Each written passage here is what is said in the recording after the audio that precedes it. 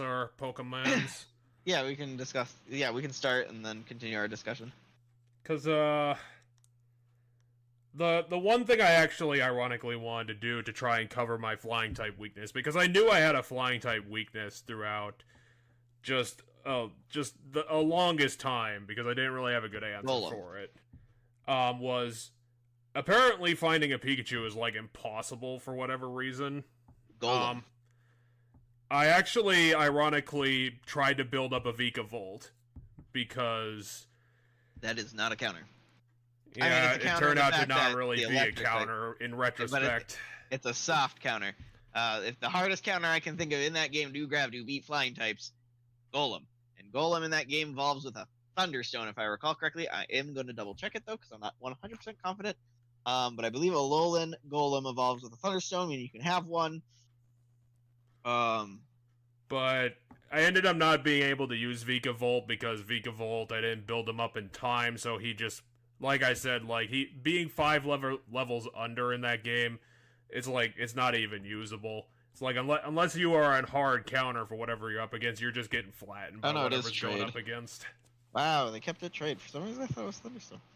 Well, you still have a Alolan Graveler, which isn't the worst. But yeah, you know, it being a rock electric type is exactly what, you know, it resists flying. It resists flying and has everything it'll have will be pretty good against flying types. So that would be one Pokemon to grab. Apparently it is still trade based. For some reason I thought it was Thunderstone. But yeah, and then what would be another good counter in that game? Well, those are... Dedenne! Dedenne would be a fantastic counter to flying types. Huh. If I only ever knew that it was in that game. No, I misspoke. I mean Togedemaru. I was thinking Togedemaru. I said Dedenne. Dedenne is the previous gen, but Dedenne is in that game. Dedenne would be fine in the fact that it's an electric fairy type, but you're gonna have to outspeed the flyers because you're frailer. But Togedemaru is a flying squirrel. No, Togedemaru is a little spiky iron ball, and it's steel electric type. Really? So Togedemaru, the flying one is a Molga. Molga's Gen 5. Dedenne's Gen 6. Togedemaru and Mimikyu. But mostly Togedemaru as far as the Pika clone, because I don't like. I kind of count Mimikyu because I get it, but also it's not like the electric mouse of that game. But Togedemaru is the electric mouse. And it's steel. It's steel electric. And then the next game it's going to be Morpeko, who is dark electric, and then it's going to be after that it is. What was the Pikachu of Gen 9? I know there is one. I just can't think of it. I was like, the problem I had throughout that entire game was that I just never goddamn saw a goddamn thing. And again, this is because of my own ignorance of what was going on, because I didn't check up until halfway through the game. I was like super desperate to find any electric type. I really wanted an electric type. I just couldn't fucking find one throughout most of the game. And then I was like, fucking Vikavolt, because Vikavolt apparently had a lot of moves that it could do. It could do fucking Energy Ball on top of everything else it was doing. And I was like, how do I get a fucking Vikavolt? And they was like, oh, Grubbin. I caught a Grubbin, like, before the second trial, and I dumped him very early on. So I was like, okay, I'll hard train that guy. It's Palmont. It's a 3-stage evolution. Palmont, Palmo, and Palmy, and they're electric fighting types. And Gen 9, that's what it is for the people. So we should probably actually get. I'm pretty sure most of the electric types in that game are going to be found by the power plant, which is like an optional place you can go to. So on one of the routes, on your way to, kind of where the on the third island, on your way to, where Acerola's trial is, There is like a mountainy route you have to go Oh yeah, on. Sophocles' trial. No, not that mountain. There's like a rocky area. The other mountain. It's not a mountain. I'm using the word mountain is not correct here. I can't remember what's on that island. area. It's a rockier area after that. Oh, I think that's where I found the other only electric type I saw in that game besides a Lowland Graveler, which was a Midectric. But by that point, I already had Vikavolt going, so I was like, okay, I don't fucking need you. Go away. Yeah, so at that point, there's electric types on that route, and then if you go on that route, there's a northern exit that is not where you need to go to progress the story, and that takes you to a power plant that you can't go inside of, but there's a power plant there, and then there's grass by the power plant, and that's where you find Togedemaru and some other electric types are there. So you can get electric types there. Well, we should probably actually start the game at... There's Pichu on the very first route of the game. You can get Pichu, which is how Hao gets his Pichu. And then you can get a Alolan Raichu, which is fucking awesome. Yeah, I kind of wish I could have gotten it, but the problem with that was, like, I read it was like, okay, it's on Route 1, it's a 5% chance. I was like, fuck that, I'm out. 5% I'm going chance in Vikavolt. Pokemon. A 5% chance in Pokemon is not as difficult to get as you might think. Well, it's really low. Yeah, but it's not, like, I guarantee you within 10 minutes you would have got it. Yeah, in retrospect, I kind of wish I would have went for more of a straight Psychic type, because I did want to go with Alolan Raichu, but when I saw that, I was like, okay, other option. I was like, yeah, I was just out. It's definitely, Pokemon encounter rates, when you look at the percentages, it's true, but you're rolling the dice so often and so quickly that it doesn't take long to find most things. If it's like 1% or like very specific things, then it can be a bit annoying, but Pichu, no, it's not that difficult. I'm pretty sure I can find a Pichu in less than 10 minutes on the first route. If I don't just accidentally bump into one, which is very likely in my opinion also. I've probably bumped into a Pichu on my way on that route, like the first time you have to go on it, which I think they did cut down in Ultra Sun, Ultra Moon, like that bit, but in the first game you have to go up and down that route like 2 or 3 times. Oh yeah, no. During various parts of the beginning. Actually, maybe I do have to go back and forth a bunch of times. Because you have to go back and forth to that town a lot at the beginning. And so there's plenty of time to, you know, I think you only have to like forcefully go through the heavily grass areas once, and then you get the way that doesn't have any grass that you need to go into. But like you're gonna be there, and you might as well run in the grass quick and see if you can find the Pichu. And it's not gonna take you too long to find the Pichu. But yeah, the annoying part would be evolving the Pichu in friendship, because Pichu feels super frail until you have the Pikachu, and then the Pikachu feels alright, and then once you get the Thunderstone to get the Raichu, you're like, cool, now I have the Psychic Surf and Raichu, that's super cool. But yeah, so you had Vikavolt, and you had Decidueye. What was your other 4 Pokemon that you went with? Oh, hold on, no, I'm gonna try to guess, because I can probably guess it.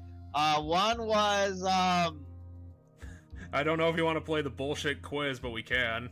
I mean, the bullshit quiz is I just have to find 6 Pokemon that are on, like, the first 4 routes. And I'm good. Yeah, but isn't there, like, 100 Pokemon there? One was Alolan Muck. No, that was not my poison type. I actually caught an Ekans that I dumped early on, too. Okay, well, I'm glad you dumped the Ekans. Arbok is terrible. I don't know, I was like, I just didn't really want a poison type. Why can't I think of its name? I'm failing. Picky Peck evolves into it. It's the beak. Something beak. Oh, Toucanon. Toucanon, yeah. I forgot the middle form. Did you have Toucanon? I think the word beak is to the middle form. I ran into the middle form a bunch, but I don't think I actually ran to an early bird throughout really? It's on the first routes. It's on the first route. Along with Grubbin and stuff. Really? So this is the first Pokemon game where you went without the early game bird. I was like, that guy, not super interested. I caught other Pokemon that I was actually interested in, and that's kind of the interesting thing about the Pokemon games I haven't played is that like a bunch of my teams are made of like the current gen stuff. I'm not like in canon nostalgia. Yeah, the first time I played through a Pokemon game, I always use the new Pokemon of that game. Assuming it's not a remake. If it's a remake, then I grab whatever the fuck I want. But the first time, I always have a team of all new things. Okay, so you didn't have the bird. I'm surprised you didn't have the bird. I'll limit this down and say I didn't actually use any of the Alolan retypes. Okay, so you didn't use any of the Alolan variants. That's interesting, because some of the early routes then... I feel bad if you use this Pokemon, but did you use Crabominable? Oh, I did have a Crabominable. That was kind of fun. Eons. That takes eons to get. Yes, but I did get Crabominable, and he was kind of solid. He just had he had some weird weaknesses, but he could pull his weight. Because he had like a really high attack stat. Yeah, but he's a really shitty type. And he's a fighting ice Pokemon type. Design. Yeah, and he has a really ugly design. I love Crabrawler, I hate Crabominable. But I feel like if anybody I know would stick with playing with the Crabrawler for an absurdly lengthy amount of time because it's gotta evolve sometime, any minute now, it'd be you. And then it doesn't evolve any minute, it evolves specifically on the mountain that the Elite Four is on. That is exactly the only place in the game it evolves. That is exactly what happened. It was like in the 30s. It's like, why is he not evolving yet? He is Crabrawler. He's still kind of squishy. He's not helping me out. You're like maybe Crabrawler doesn't evolve because you don't see a Crabominable in that game. Well, I was like, it's Crabrawler. It's like it's this small. It's small. It's a crab. Like, I'll tell you about the other Pokemon that I actually feel legitimately scammed about because I feel like the gimmick that they went with, the gimmick that they went with. Oh, this was this Pokemon that scammed me was the reason why I didn't get an early bird was because that was my early bird and I fucking loved it, but it fucking it was a scam and I fell for it early on. What was the scam bird earlier on? But I didn't think that Crabrawler was a single type evolution because I was like, he's small, he's still kind of squishy, he has to evolve. And I don't know, I was like, I like Crabrawler. I was like, even though he's a straight fighting type, I like his whole deal. I want him to evolve. And it's like, okay, he evolves there. I have a rare candy, let's fucking do this. And then I got Crabominable, and I was like, okay, I finally got a fucking ice type I can use. Even though it's an ice type. The ugliest goddamn Pokemon on the goddamn planet. I will say it's a very weird design. I don't have any feelings about it. I was like, I finally got my evolved boy. He can hit things. He can hit hard things. I was gonna say, a lot of people think Crabominable is one of, if not the ugliest Pokemon design. Not the most forgettable in some of the other issues that some people have towards other things that I think are... He has, like, face fists or something, and it looks kind of weird. Paws. He has paw fists. But they're also still pincers, so they open up. But there's a paw print on him, because he's supposed to be, like, the abominable snowman, so he's supposed to be like a beast. But he's also a coconut, because he's a coconut crab, right? So he's supposed to have that coconut shape and coconut, like, shape and stuff, and then... He's a very weird design. I did use an Alolan retype. I just didn't stick with him very long. I caught a Diglett, and I kind of wish I would have stuck with him because his evolution looked amazing, and I kind of wanted one in retrospect. But I caught something else that kind of filled his shoes. I love Fabio Dugtrio. Fabio. So you think Fabio? I think Hanson, which is a band of three brothers who had that hair in the 90s. Look them up, Hanson. Everybody listening and watching our stream. But to spoil the thing that I did get scammed on, I found an electric flying type, and I thought it was gonna pay off, and it didn't because I caught a fucking yellow Oricorio. It doesn't learn a fucking single electric move. And I was like, fuck this shit. I threw it in the trash can. It learns one. It learns Revelation Dance, which is type is determined by its form, so it's electric when you have that one. I was like, I caught it because I was like, electric flying type, that sounds fucking awesome. It's gonna learn stuff. And then it didn't. It has good moves and stuff. It's not the worst thing you could pick. It also is fun and a run because you can change its form with the nectars, so it doesn't have to stay whatever type, and you can grab the nectars as you play through the game and switch its form as needed.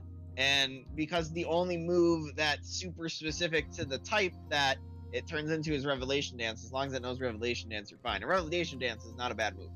However, you know, it takes a while to get to Revelation Dance. You're not going to have an electric move for a while, because I want to say, what level does Oricorio learn Revelation Dance? Because that's the thing, like, I loved Yellow Oricorio's design. I absolutely loved the look of the Pokemon. Cheerleader? I did. I absolutely loved it. And I was like, I caught it specifically because, like I said, I was jonesing for an electric type, and I thought, it's electric flying. It's probably got some variant, you know, it's probably got a variant level, like a learning pool, and it doesn't. And 40. that's why I felt scammed by it, was because I caught it specifically because it was an electric type. Yeah, you didn't know about its form-changing gimmick, and that form-changing gimmick's what keeps it from learning the other moves of specific types, because, you know, you would have Ghost, Electric, Psychic, and Fire moves all in its level up if all of its, you know, because its forms are, mutable, you can change the forms at any time.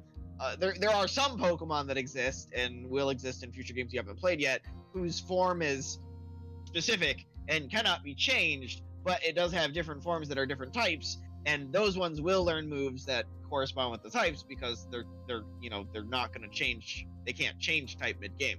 It's like Rotom. Rotom only can learn when it changes its form to be in like washing machine and stuff. It only learns the one move. It learns Hydro Pump, and then it forgets Hydro Pump if it changes form, and learns Heat Wave if it's fire. Like, it's just a one move. Oricorio is similar, but Oricorio, rather than having one move it learns for each one that it forgets when it changes form, it has one move, Revelation Dance, which type changes based on the type. However, it does not learn Revelation Dance until level 40, so you'd have been without Electric Move until level 40. I will give you a hint for the bird that I actually did get. It was the bird that I really wanted earlier that I fucking did not get a chance to find. I'm trying to think what bird Pokemon are all in Gen 7 that are presumably new. Because I did get a chance to catch it, but in this game, and I put it on my team. And he kinda sucked, to be honest. Hold on, I'm gonna have to think to myself. So you would have had Decidueye, so you would have had a flying type for a little bit at the beginning, but eventually becomes Ghost. You didn't get to Canyon, you had Vikavolt, you had Crabominable, so all early stuff.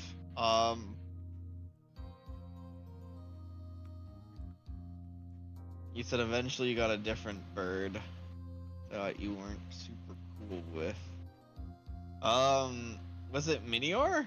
Because there isn't any other flying types that I can think of in that are exclusive that are new in that game, other than the ones we've already talked about. No, I didn't catch a Minior. I didn't ever find one.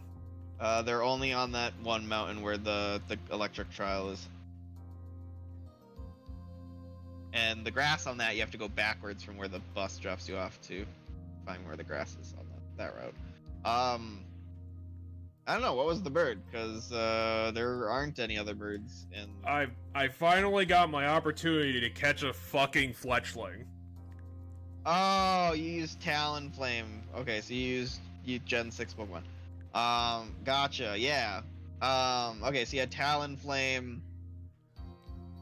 You had Talonflame, Decidueye, Abominable, Vikavolt. So there's two more I'm missing here. Right, two more. Decidueye, Vikavolt, Abominable, Talonflame. Oh, I remember the other two. I knew there was one I was forgetting, but I do remember it. Knowing you probably had a water type, so what would the water type be? Oh, this was a good one. I actually like this one. Poliwrath, maybe? Maybe you had a Poliwrath? Or maybe you had your own Araquanid. Those would be my guess of things you would go with for your water type. Because a lot of the other water types, I don't think you would have gone with, and I think they would have been out of your way to get. Like, you wouldn't have caught them because they were out of your way. Oh no, maybe you trained up a Wimpod and you had a Glycopod. Maybe. So what's your guess gonna be before I spoil it? I'm gonna go with, assuming it's a new Pokemon and not an old Pokemon, I'm gonna go with Araquanid for your water type. I got an Araquanid on my team. Yes. And Because the very first area you would have been able to catch water Pokemon on, your options are Poliwag, Araquanid, Poliwag, Dew Spider, Wishy-Washy I think can be caught there, but you might have to fish for it. I don't think you can get it by the surf that you get there. But my brain says out of all of those, upon seeing what they looked like at that time, because Wishy-Washy wouldn't have been high enough level to have the school form yet, you would have picked the Dew Spider. well, here's the crazy thing. Like, I just caught it straight up as an Araquanid. I didn't even get a Dewpider. Oh. I'm pretty sure I don't remember ever having a Dewpider. You caught it in the garden. You caught it in the garden then on the third island. Yeah. That Japanese garden place. I'm not sure why. Like, I guess like Dewpider looks kind of dumb, but like Araquanid like takes the concept and makes it kind of work.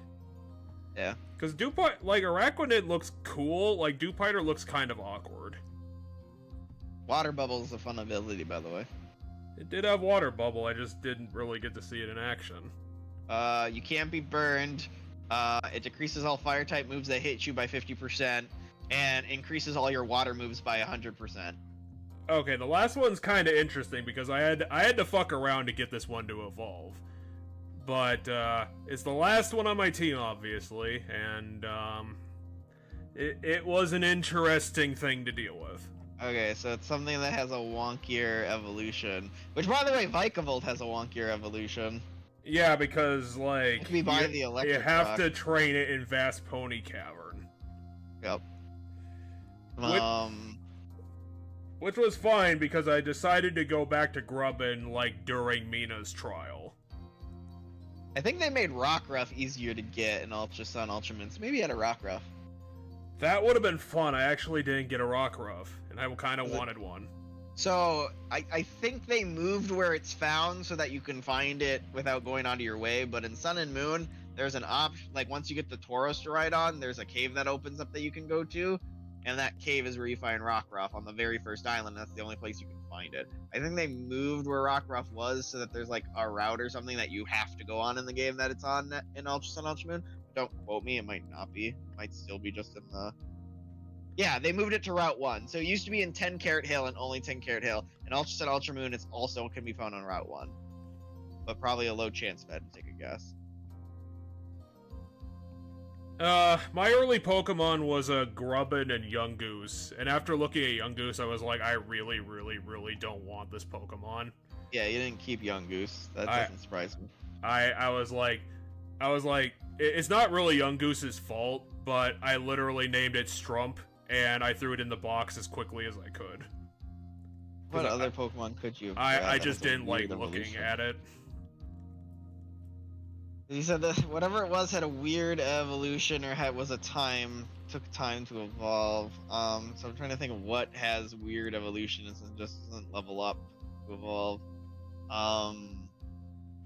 And I guess my thoughts are maybe you grinded to get the female Salandit, and it took you time to find a female one. That way you could have the Salazzle.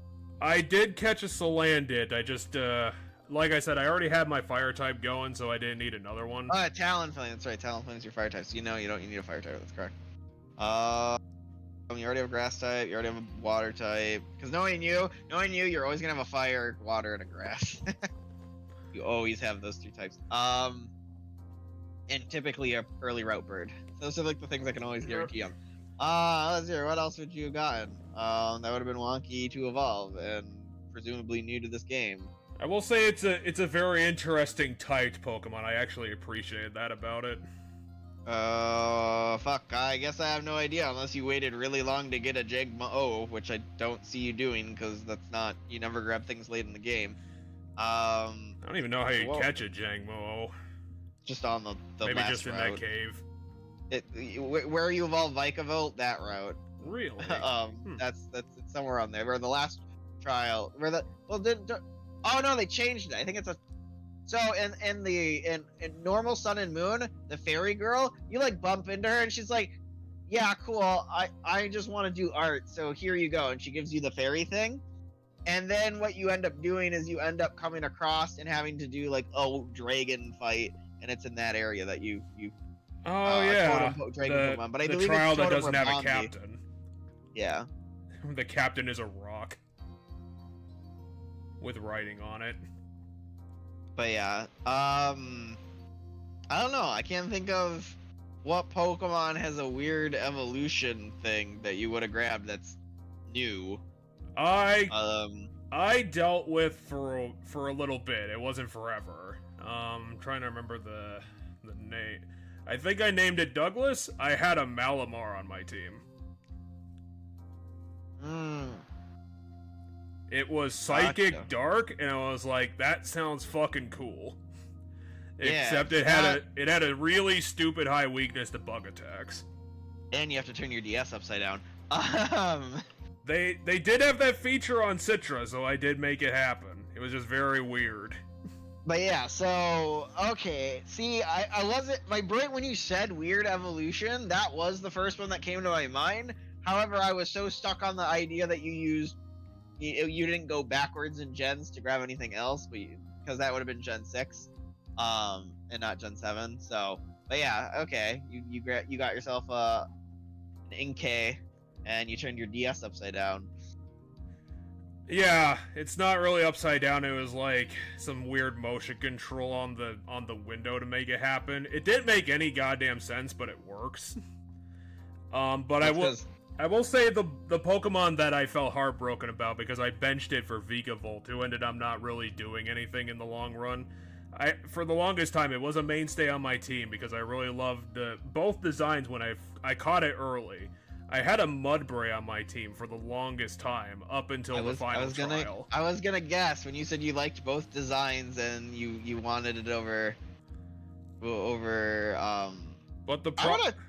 you could have kept with the Mudsdale guy. Doesn't it learn? But the problem is, maybe it doesn't learn. It's a straight ground type, and it did have a steel type, but it's just. I didn't think it had enough. I didn't think it had enough coverage to outseat Vikavolt. Yeah, I guess it would depend on whether or not you found a rock TM, because my brain was saying I thought it learned Rock Slide through level up, but I'm not seeing Rock Slide on its level up here. So it only learns ground moves, normal moves. It learns Heavy Slam, and it learns Superpower and Counter and Double Kick, but it does not learn any rock moves on its level up. But it does learn them via TM. It can learn Rock Tomb and it can learn Rock Slide, which is what I would recommend to have it be your anti-flying, especially because a lot of flying types, not all, but almost most flying types are physical attackers, and Stanima would be really good against the physical attackers. So I really did feel bad about benching Mudsdale, but... Did you have a Stamina one, or did you have an own tempo one? I think it was own tempo. It probably was. Sucks. That sucks. So own tempo means it can't be confused, which isn't bad, but Stanima's every single time it gets hit by an attack, its defense raises. Which against physical attackers means after like 2 attacks, you're taking like little to nothing, as long as you're not getting hit by super effective. So that was my Ultramoon team.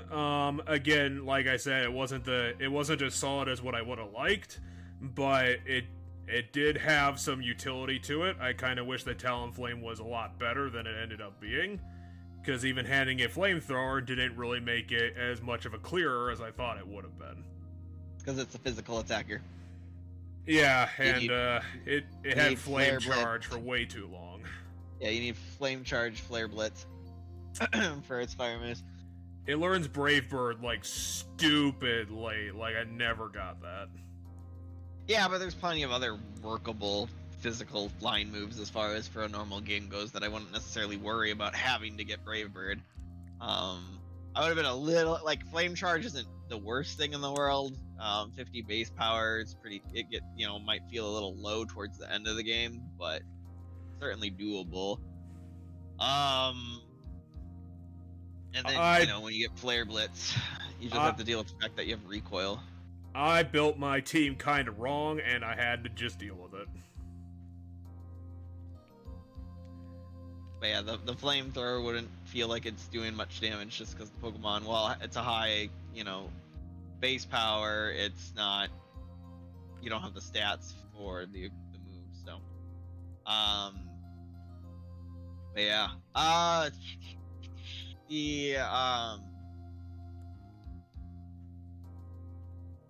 So now you're on to what game next? Sword and Shield? Yeah, I tried Pokemon Quest for an hour or two. I'm going to abandon that because it is a fucking garbage mobile game.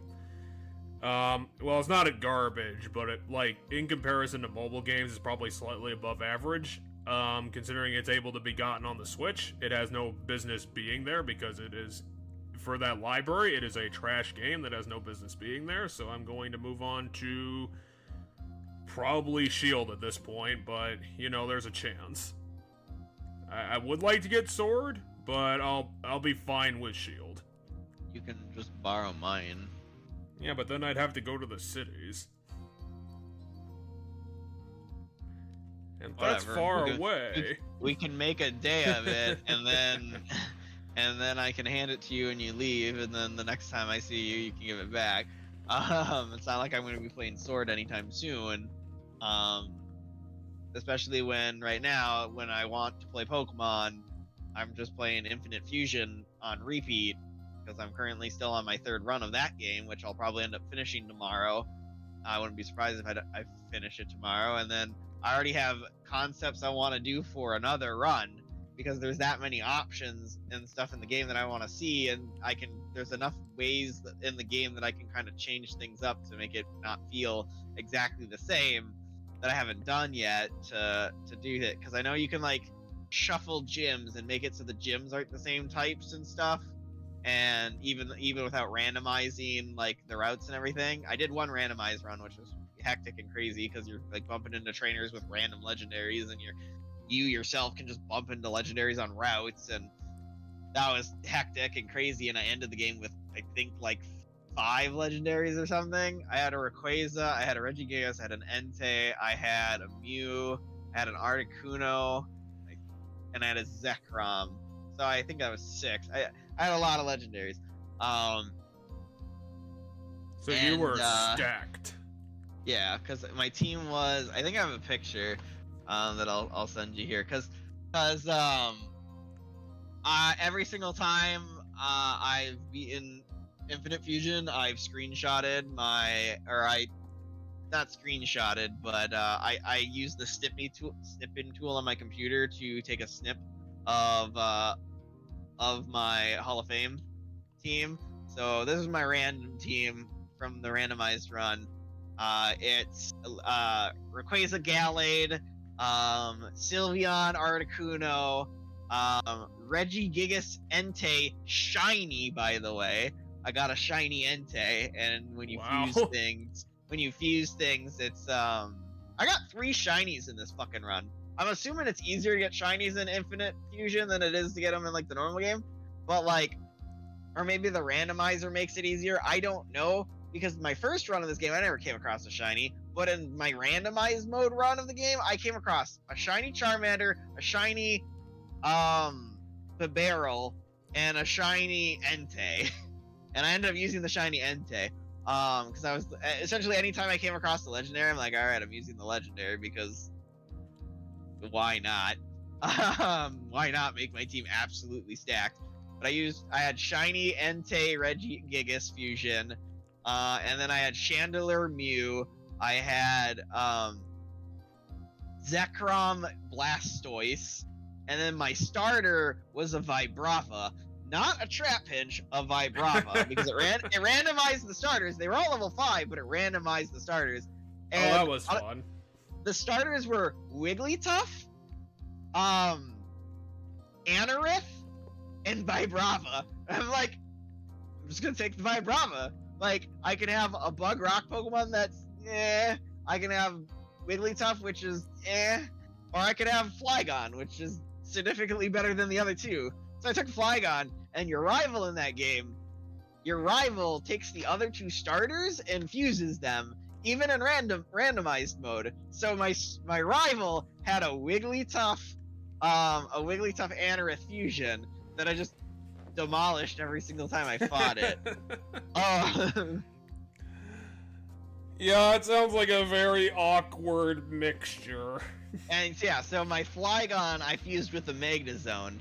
And I think it was before a certain update, because they upped, so the game decides the typings of the Pokemon by the one's the head and the other one's the body. The head Pokemon's first type is your first type, and the body's second type is your second type. Unless the body doesn't have a second type, then it's the first type. Or if the second type matches the type you got from the first Pokemon, then you get the other type. That's how that works.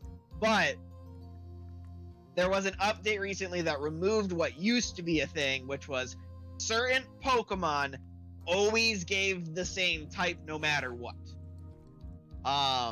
So like Charizard was always fire, and that's no longer the case. Charizard no longer always gives fire no matter where it is. And I believe Magnezone always gave electric or something. Because I think I was an electric dragon, or maybe I was a steel. No, it might have always gave steel. So I think I was a steel dragon, and now when I boot up my save, I'm not a steel dragon anymore. I think I'm an electric dragon.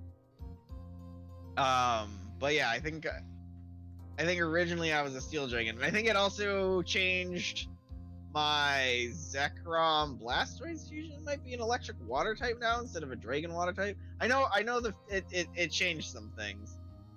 So I know this team is not the same type as it was when I beat the game. Same with my other team. My other team that beat the game isn't the same type, because my very first run of the game where I just played it normally, my team was this, and I think I've already told you about this, but my Dragonite fusion is no longer a dragon type, because I think it was an electric dragon here, but it's an electric flying type now, because the second Pokemon gives its second type, and being a dragon flying type means it gives the flying type for being the body, and so that changed. I think that might be the only one that changed out of all of these. Yeah, all the other ones on this team should probably be the same type. Let me think. Yeah, Steel Fairy. Yep, that would still be Steel Fairy. Yeah, that. A lot of the Pokemon on this team are mono-type originally anyway, so it's not difficult to figure out what types they gave. But the one that changed on my original team was I no longer have an electric dragon, I have an electric flying type, in the form of my Electivire Dragonite. And my current run, which isn't over yet, I'm using all the evolutions fused together, and then I have a Cofagrigus, Lopunny, and a Goodra Palisand. Currently not fully evolved, but it will eventually be fully evolved. It took a while to figure out what I wanted to do for the last two Pokemon, because I think I was talking to you the other week about, like, I want to maybe do Golurk Bunnery, or You did show me Cofagrigus Lopunny, and I thought it looked kind of good. Yeah, I sent you all the ones I was contemplating, as well as what my Eevees looked like. I sent you all my Eevees, but I was thinking Clink Clank Lopunny, Clink Clank Goodra, but I decided I wanted a team of because I had all the evolutions. I was like, I want everything on my team to look cute. Like, I want someone to see the design of it and be like, "Aw, that looks kind of cute." And so I decided to go with Palisand Goodra, which is one of the ones I was thinking about doing, because it's like it is made out of sand, and then it's got like a beach umbrella in its back, and it looks like it's having fun on the beach. Oh yeah, you did show me that one. Yeah, I sent you basically everything I was contemplating, and then I sent you all my evolutions. And then I decided to go. Well, it took me a while. I did try the Lopunny Golurk fusions, but they didn't feel strong. Like, and I decided that if my attack stats don't feel strong on the Lopunny, maybe I should build the Lopunny into something that's more of a defensive, trickster shenanigans Pokemon with like Toxic and stuff like that. And so, Cofagrigus is that kind of Pokemon. Cofagrigus' best stats are its defenses. So by mixing it with Cofagrigus, I got a really good typing in Ghost Normal.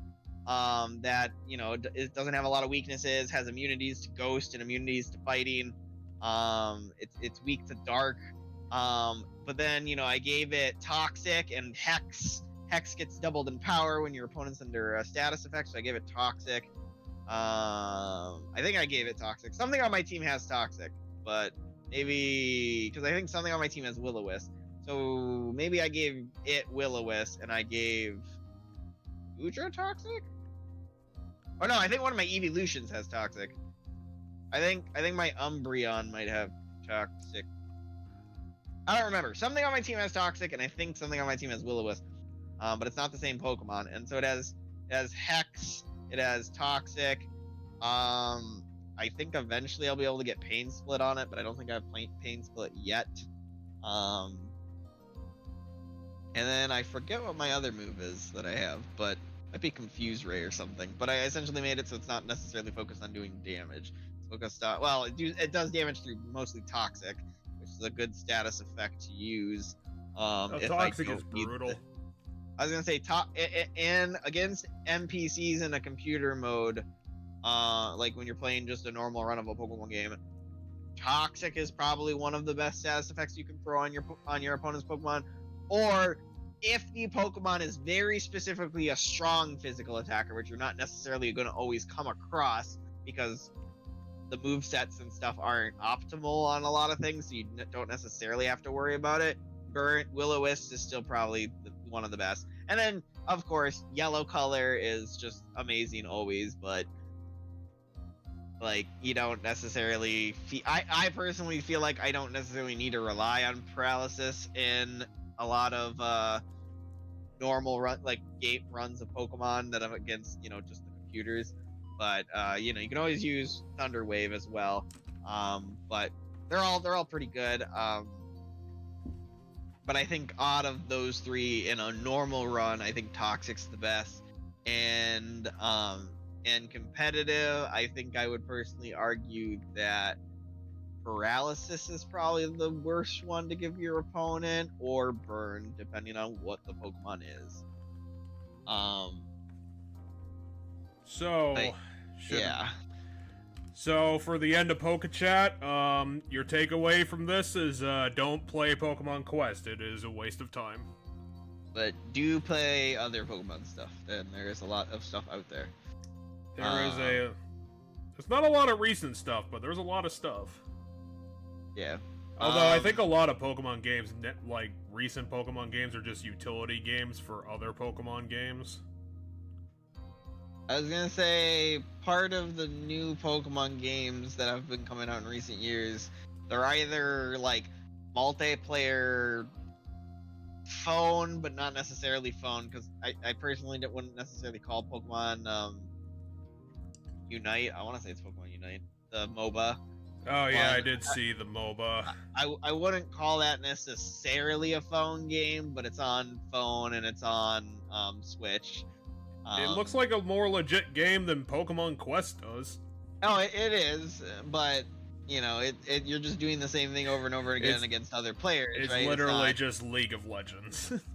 Kind of. It's not the same as League of Legends. Like the gameplay concept and what you're doing to win is different from like most other MOBAs, but it's also just an easier game than most other MOBAs because of it, and partially because the player base is also probably mostly young, so then as an older player, because I know I had a friend who downloaded it, and I was sitting with him while he was playing it, and he was decimating every game he played, and he was up against like people who were ranked like decent ranks and stuff, and I was like, my guess is that the people you're playing against are just really young, and that this game probably doesn't have that my guess is the diehard MOBA people who really want to be good at MOBAs aren't playing this game, and so you're getting a lot of casual players or a lot of younger players in this game. But yeah, the newer Pokemon games are still pretty good. The main issue with Scarlet and Violet, which I did touch on earlier, frame rate. There's a lot of performance and frame rate issues that I know annoyed my roommate so much that he can't play the game. He looks at it and he vomits. Kind of, yeah. I admit it gets bad at times. Like, in certain areas of the game, I've had difficulty, or just randomly at certain times I've had it get bad, but... And that's really unfair for you, because you put it right in the living room. Right. But it doesn't persist with me as much as I think it persists for other people. I did find what a lot of people online were saying, and agree with it. Violet runs better than Scarlet. Well, I will adjust my list then. But with that in mind, we probably should actually start the game that we sat down to do. I will quickly touch on why that is. Most of the game, because of how large and open it is, you will 100%, without a doubt, be riding on the legendary, which like serves as your bike. The animation for the one in Scarlet, it runs on all four legs, so its legs are moving.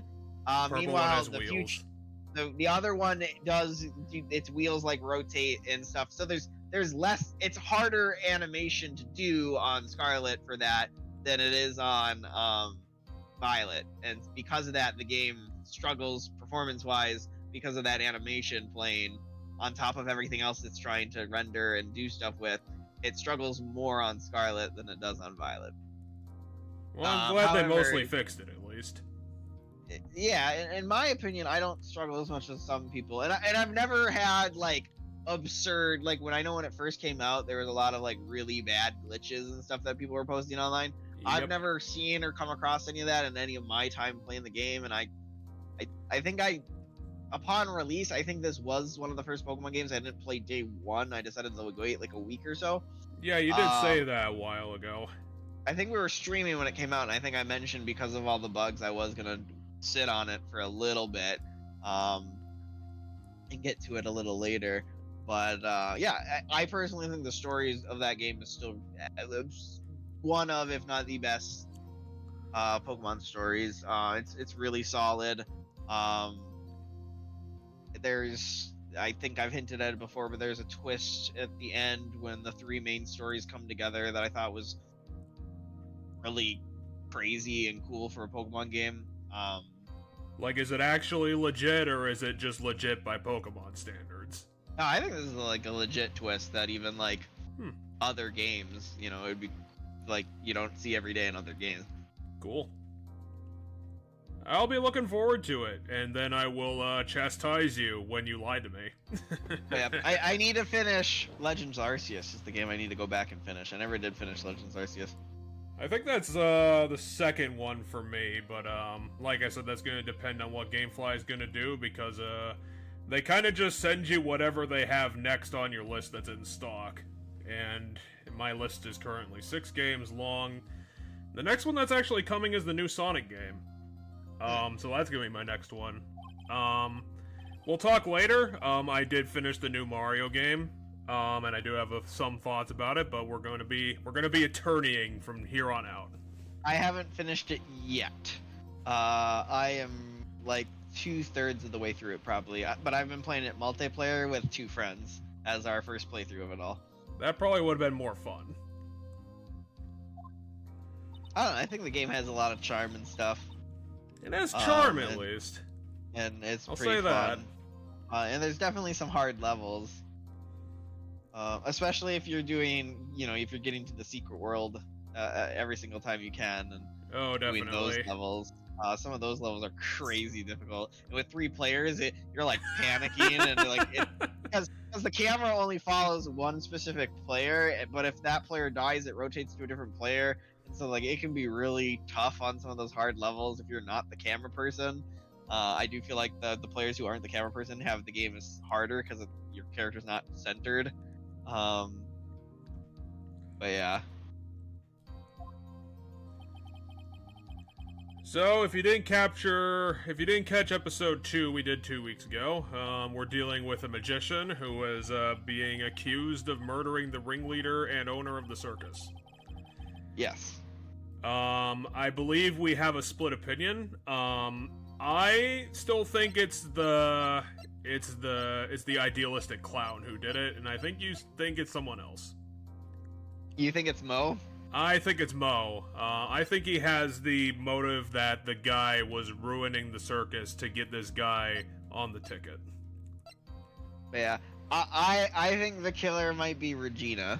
I think that would be the person I'm thinking. But yeah, so Russell Berry, of the very, very big circus was murdered.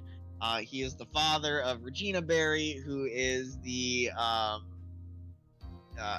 lion tamer or animal tamer.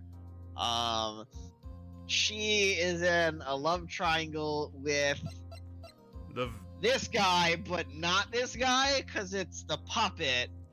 So there's the ventriloquist, and he's like a super nervous guy who can't really talk much and doesn't say much. But the puppet is really outgoing and kind of mean and very, you know. The puppet is an asshole. Yeah, and an asshole. And the puppet supposedly is in love with Regina and like proposed to her or something.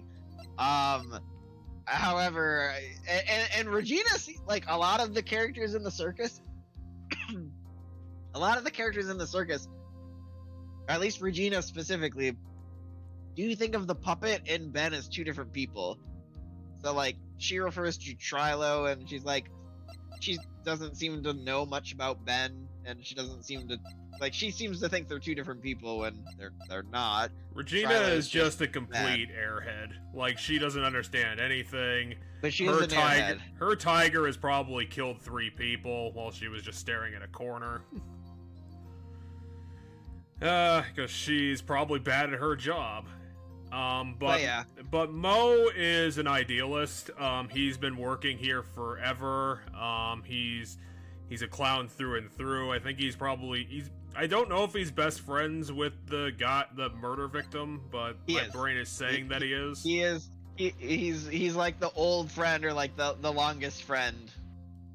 So I don't know if they use the word best friend at all, but he's like, you know, he's the age-old friend, the friend that's always been there, right? He's that friend too. He's been at the circus forever. Yeah, he's been at the circus forever, ever since the beginning, I believe. You know, he's always, through thick and thin, he's always been alongside Russell Berry's side.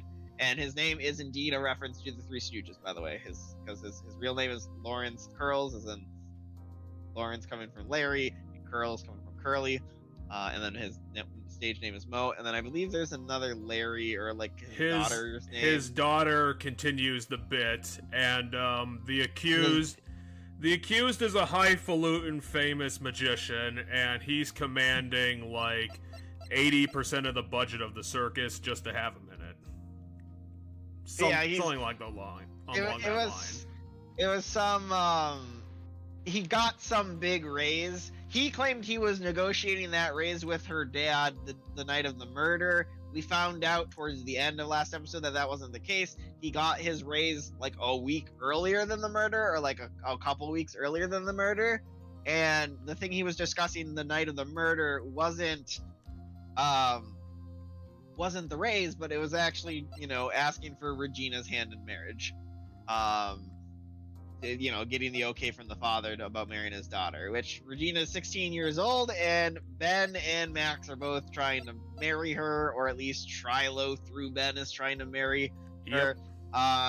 In my opinion, it's weird and uncomfortable with Ben because he's 31 and she's 16. I think it's, still probably not the best and still problematic, and, you know, maybe wait a few years before you start dating and seeing each other and thinking about marriage. Max is 21 and Regina is 16, and that age gap is a lot more better. I mean, it's a good age gap. It's just, it's a respectable age gap. I mean, plenty of people marry people 5 years younger than them. However, the issue here is she's still 16. Yes. So like, if she's 18 and he's 24, that's like, I'm not gonna blink an eye. Like, if someone told me they're 24-year-old dating an 18-year-old, I'd be like, Yeah, okay, I guess. It's a bit early. Depending on how they met and stuff, maybe I'd have issue because I did have a friend, and I'm trying to remember their age difference. It might be 4 years, it might be 5 years. But when they met, she was in high school, and I remember all of us being like, eh. But like that's when they met, and I think they started dating. She was 18 when they started dating, but I think she still was in high school being 18 when they started dating, and we were in college. And it was weird, but eventually, we all got older, and now it doesn't feel weird that they're together because now she's like 24 and we're 28, or she's 23 and we're 28, so like it doesn't feel as weird. The thing is that Regina, being a complete airhead, none of this is gonna stick to her brain. She might just do it just because. Well, and even though everyone around here might be like, "What the hell are you doing?" She's just not gonna get it. Right, and I think she thinks the Trilo proposal was a joke, and like Trilo being funny, even though he was being serious. And I don't think she knows about the Max one. But yeah, and so there's this rivalry between Max and well, they had an out-and-out fight. I think that Max punched him, and that was kind of it, or threw something at him. It was a bottle. I think the bottle he hit him with the bottle. Because someone actually did get assaulted in this case. Yeah, I think it was the bottle here. It was used to. We also got this ridiculous hat that Phoenix is wearing at all times. Yeah, this was the hat found on the crime scene, which is apparently a Max hat. One of his signature. What was his signature things? He has 3 signature things. It's the hat, the roses, and the what's the third one? Is it just the cape? It might be the cape. But I do remember the actual last thing we did before we went to trial is we met Money the Monkey, whose thing is that he steals, no matter what, as long as it's shiny, he steals it and he puts it in his apartment, which is on the 2nd floor of the dormitory. Yeah, and Phoenix is so dumb and bad at investigating that he still hasn't checked the roof, which is clearly where the killer killed that guy from. We still haven't done that yet. Well, and we also presumably have an acrobat we might meet, because the room that the monkey lives in is the acrobat's room. They didn't give the monkey his own room, no. Yeah, so the monkey's room that had all that is the acrobat's room, and we haven't met an acrobat. T2R. Yeah, which is presumably Tylo or Trilo or whatever, to Regina. We have the autopsy report, the box that the victim was on top of. Yep, and then the small seasoning bottle that was found inside the wooden box, and we don't fully know what that's about. But these last 3 pieces of evidence came from the first part of the trial that we did, and then there was a recess, and we saved it at the recess. Yep. So I hope all you out there are caught up. We're gonna get started. In an hour into the stream, we're gonna get started. But yeah, now you have all the players that we have, at least for now. Whether or not we meet a new player on day 2, that's the acrobat, I don't know. What you need to know is that some guy got murdered. Some poor fucker who didn't see it coming and peed himself while he was dying. We're gonna find the evidence. Yeah, and now we're currently talking with our client Max. Max the asshole is our client because Phoenix is kind of dumb. And there's certain other tidbits that are. No, Phoenix took this case because the 2 psychics love Max. Yes. Mia and her niece Pearls. Her name is Pearl. Phoenix calls her Pearls with an S, and I believe Mia calls her Pearly with a Y. Oh, and if you didn't see episode 1, Mia totally... Well, not totally. Mia totally killed a guy. Yeah, totally, and it wasn't some, crazy plastic surgery shenanigan with some other woman. But anyway, one of the big things with this that it's, crazy. There's only one set of footprints in the snow, so like, how did the killer kill the victim? Well, we have figured that out because it's really obvious. Yeah, some sort of rope thing. Or that. Why, I don't know. Maybe rope was involved. I mean, depending on how he was murdered, I guess. If he was shot, then he was just shot. But well, we didn't find him. There's no. What was the autopsy report? Yeah, force trauma to the back of the head. So the problem is that we didn't find the thing that killed him either. So like that's a hole in the case. Is that like if he was killed from the roof, there has to be a rope involved. Yeah, you're probably right. Because acrobats and which is why if we do meet an acrobat, the second we meet them, I'm saying the acrobat did it. Because who else knows how to rope? Because like doing ropes and like swinging from above to like hit the guy and kill him without touching the ground is like 100% the acrobat. But yeah, we the only thing we have that would be a murder weapon for blunt force trauma is the broken bottle, but that's from, to clear up viewers who might not know, that's from the kitchen area, not from the murder scene, and that was what Max assaulted Ben with.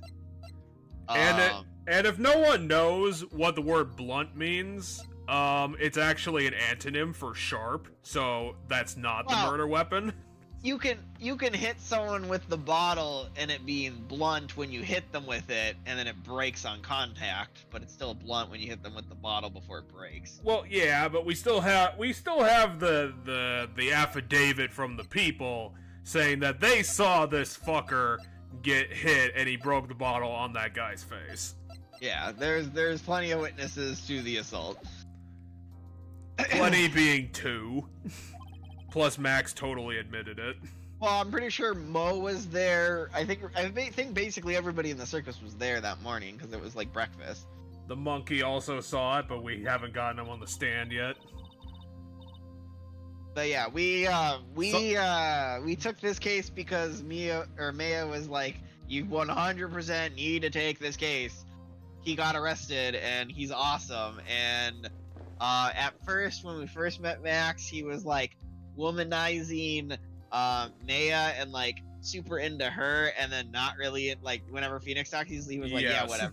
yeah whatever. But now his tone has changed, and he's like super into us both because I don't know, he's bi maybe, I don't know, but well, considering this guy, like I could believe anything, right? But I don't think we're gonna get into his pants. No, we're not. But he's being flamboyant with everybody now. He has dropped 30,000 playing cards during the 1-hour podcast we did before we started. Oh yeah, he throws playing cards a lot. So yeah, Ben totally saw the guy, well, he's claiming he saw the guy who did it wearing Max's clothes. Yeah, and that he walked past him. But we showed that his testimony is baloney. Shaky and stuff, and that he likely didn't see anybody because he was busy looking for the ring because the ring went missing, and the ring went missing because the monkey took it.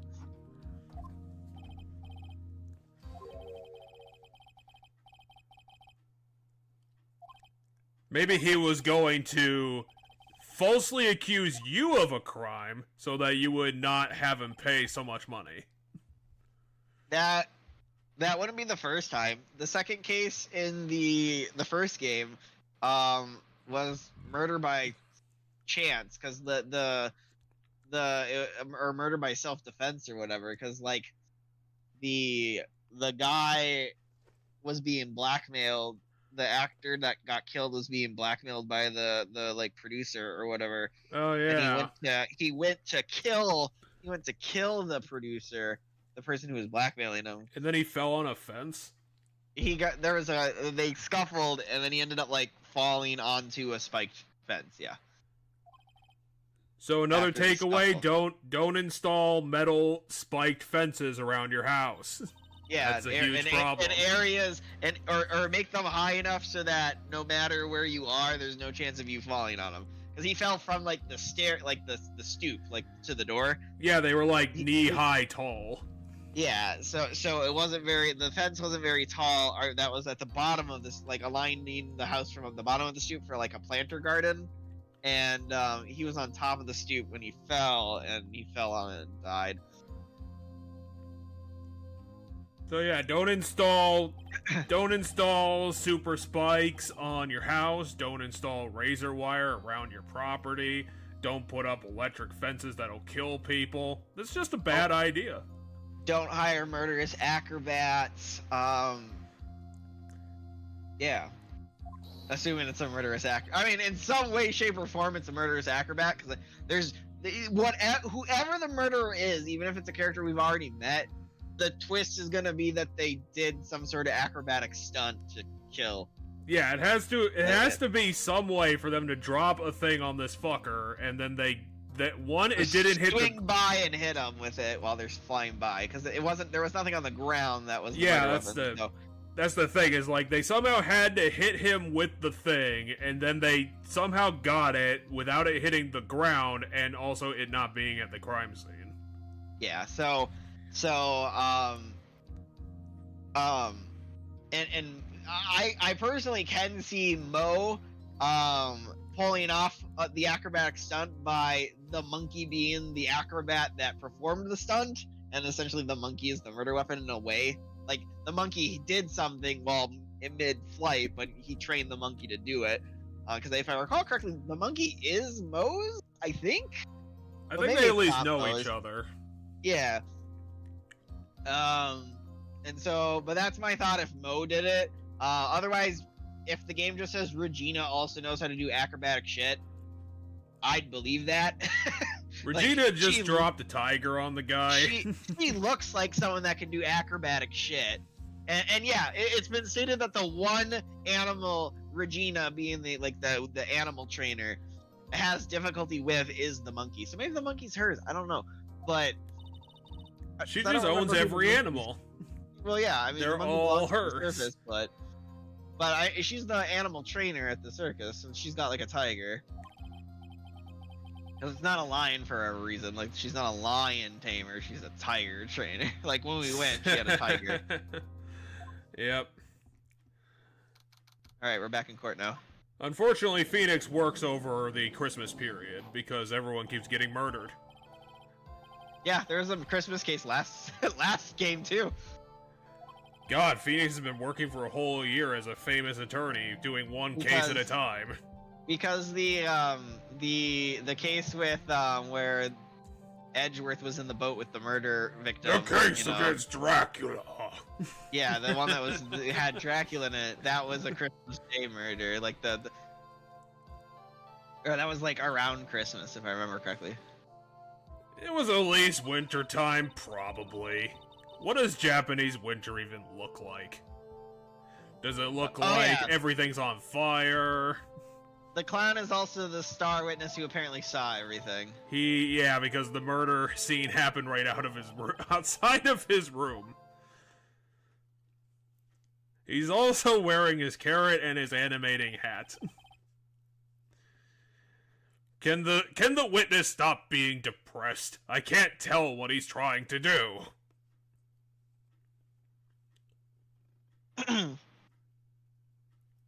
Did everything die? No, I'm sorry. This game can be wonky sometimes, so I have a guide, so I was making sure the guide's pulled up if we need it. Yeah, because this is one of those annoying adventure games where you have to flag everything to flag the things that actually make sense.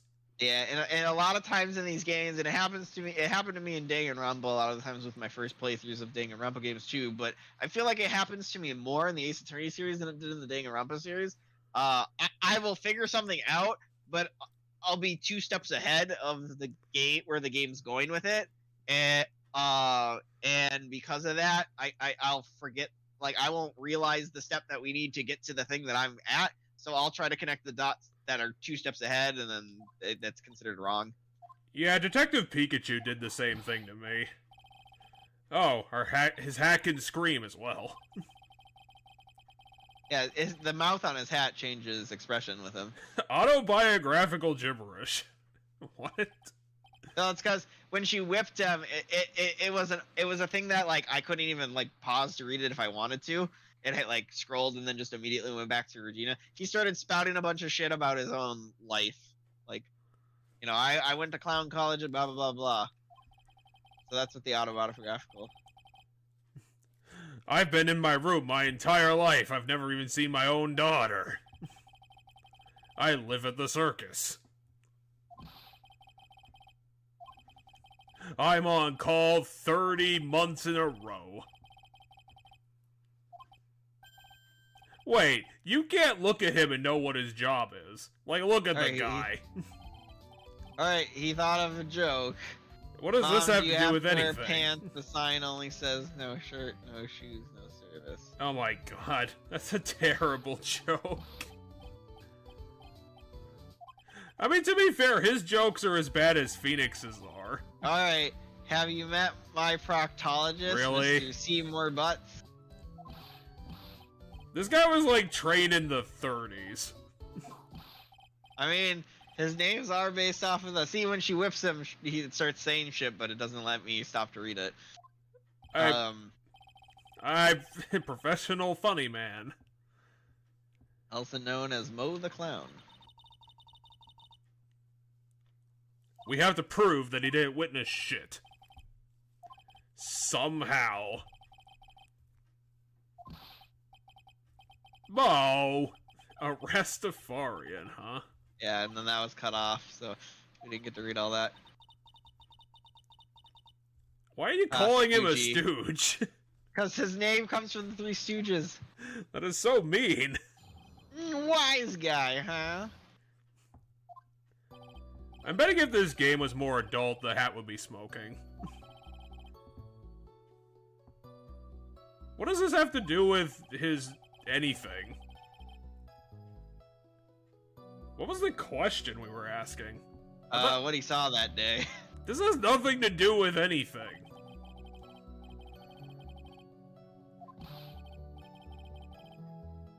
I mean, you're trying. I'll give you the credit for that. Maybe you should do more stuff with your animated hat, because that's interesting. I have no idea how you do that. Can the judge yell at this guy for wasting our time? Throw the gavel at him. Judge, stop blinking and do something.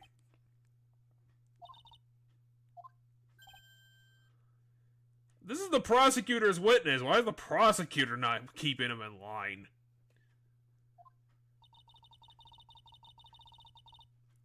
We're not gonna do that at all. Well, yeah, that's why you're here, stupid.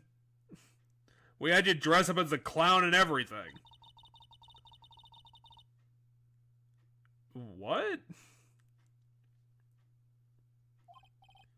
I forget what a straight man is, but it's the character against the person telling the joke to give it perspective and make it funnier. Oh, gotcha. It's the Squidward.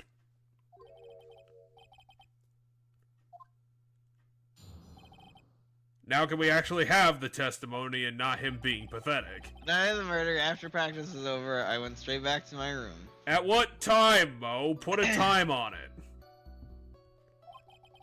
You have no idea how tired I was that. Well, they already said 10:15. Well, why is it so funny, Mo? It's just your schedule. I have no idea how tired I was that night. I was pooped. Okay, call him out on that. What was he tired of? I thought I'd go straight. Well, they performed that day. I thought I'd go straight. Or they were rehearsing. I think they were. Maybe it was rehearsal. I thought I'd go straight to sleep. Before I did, I glanced out the window. You can't do that. Your bed's That's too when short. I saw two silhouettes. They were a bit far away, though. But you didn't witness anything then. It was. How do you know? It was the ringmaster. He was with Max, who was wearing his cloak. I kept watching them, and all of a sudden, Max clunked her against the bed. I saw a box fall on his head. because I did it. I mean, not really. What are you talking about, Judge? That's bullshit. You can't just judge someone, give him punishment based on one guy. However, the witness is a bit, how do you say, off kilter, almost like he has some sort of atmosphere of guilt surrounding him. Not yet. That must be because of my insincere smile. And my smoking hat. He's right. Please begin the defense comment. Yes, Your Honor. Why is he stressed out now? Okay, now I'm fine. If you push this witness too far, it would bring disaster upon the court. Thus, I sincerely hope you are not going to engage in pointless saber rattling. What? I have to be careful what I press. I have to be careful what I press, is what the game's telling me here. If you cause the clown to stray from the facts, I'll hold you responsible. So if I press the wrong things, I think I take damage. Which is annoying, because my habit of this game is press everything, because I never know what I need to press and what I don't. That's one of the things then just press on the facts parts. Yeah. I mean, it's not our fault. We're not in control of the witness. That's the judge's job. Why is the judge being a lazy asshole? Yeah, then I went straight back there. I don't think there's much to press on that, so we won't press on that. Nah. Skip it. You have no idea how tired Skip I was. it. Poop. I don't think we need to press on that. Thought I'd go straight to my room, but before I did, I glanced press out on my that. window. Get him. Yeah, that might be press worthy.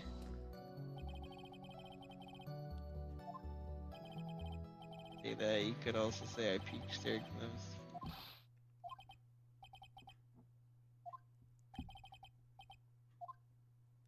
I'd say let it rest. He's not going anywhere.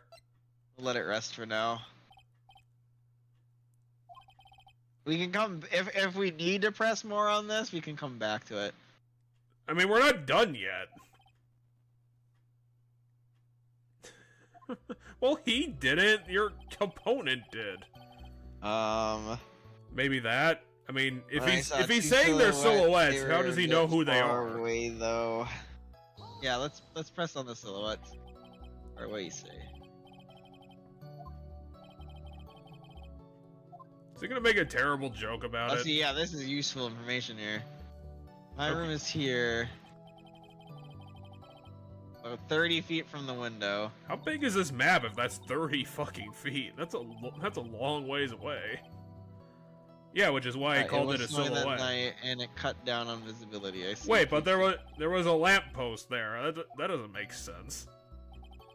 Unless it was like really snowing. If the snow's coming down enough, it can still obscure what he's seen. I mean, I guess at 30 feet, if he's right, he's probably... Yeah, that's probably true. That's a really long way away. Master, I would say press on this just to establish. How does he know? He was wearing his cloaky cloak. Because clearly Max wasn't in the same place as his cloak that night.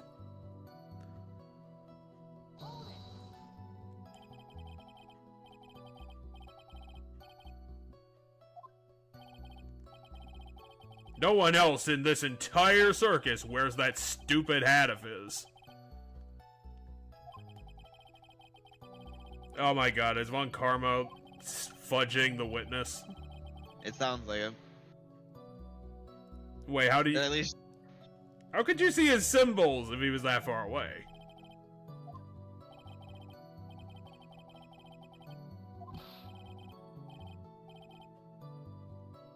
Oh, he's gonna say the three things. Well, why is he depressed now? This is a courtroom, Mo. A courtroom. It's not a fucking auditorium.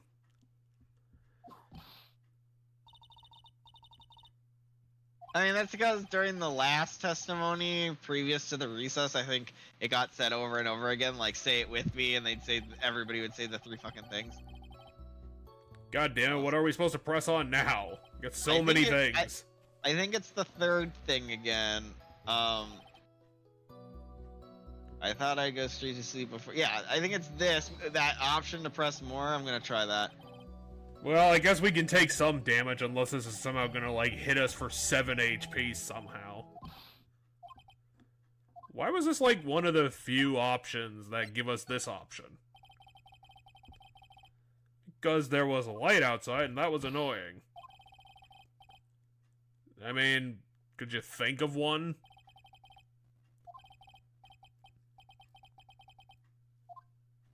Is this the contradiction? I don't think it's a contradiction, but he'll probably get him to revise his statement, and then the new thing we'll have. And then we have to press him on that, and then he's gonna go all over the place. He's gonna spin a yarn 50 miles long. Well, yeah, that was in his testimony. He said there was a clonk. So, but here's an important detail.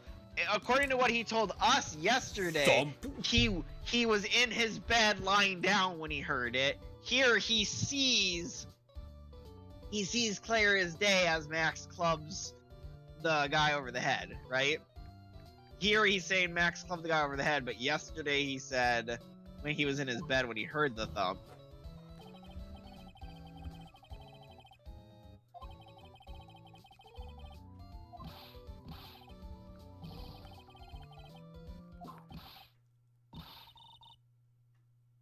Well, yeah, it absolutely is. Because you prepped your witness wrong, you bitch.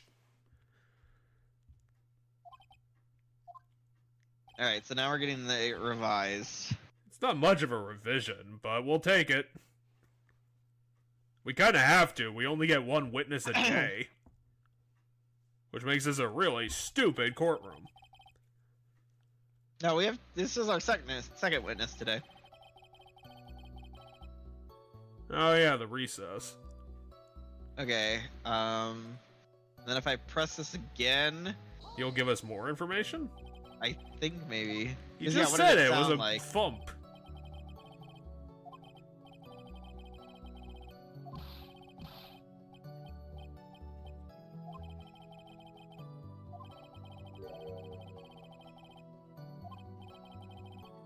Well, could you be more details?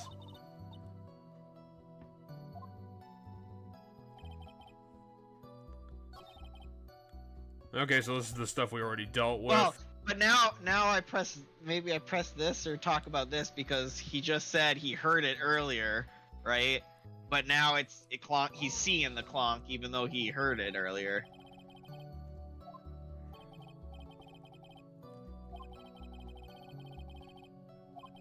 It's kind of his job, though. That's what humor is. Well, it's some humor, at least. Which means it's the box that he was sitting under. The ringmaster was killed because someone dropped him off of the roof on top of a box. That's not a joke.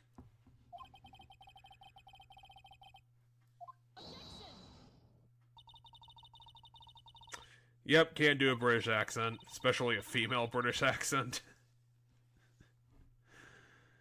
Why are you getting sympathy for your witness? You already whipped him like 5 times. Wait, 5 HP? Are you serious? Wait. So what will it be then? I have to make a decision here. Well, we kind of have to say that we do. Yeah, I think this is I think 5 is ridiculous, and I don't think you'd actually take 5 damage here. So I think what it is it's scaring you into not proceeding by saying, of course I do. Phoenix always has some sort of reason he makes up on the spot. Oh, you know what? I bet it is? I bet if I pressed on that statement before I got the thing about him hearing the clunk revealed, then you would get hurt real bad. Then I would get hurt real bad. So I think there's an order I have to do it in. You can't defeat me when I'm in my spiky hair pose. Well, his testimony has a contradiction within itself, so this is really, like, it's easy to prove. Because it's already really flimsy. He said he heard a thump of someone getting hit, and that's what caused him to get up and look out the window. I have the stenographer's transcript right here. I just stole it 2 minutes ago. Also, we're apparently filming this. we're gonna televise this on the animes later today. I don't think it was filmed. I think it was just flashing back as he reads the photographer's notes. That's a really, like, good animation just for Phoenix hitting a piece of paper. It's like 5 frames. You said something about a crack clown? So when he gets caught off guard, he randomly rattles off clown facts, I guess. Like historical clown stuff. There is a history of clowns. He did that twice when he was whipped. I think he did it when the judge did something, and then he's done it now that we, like, caught him.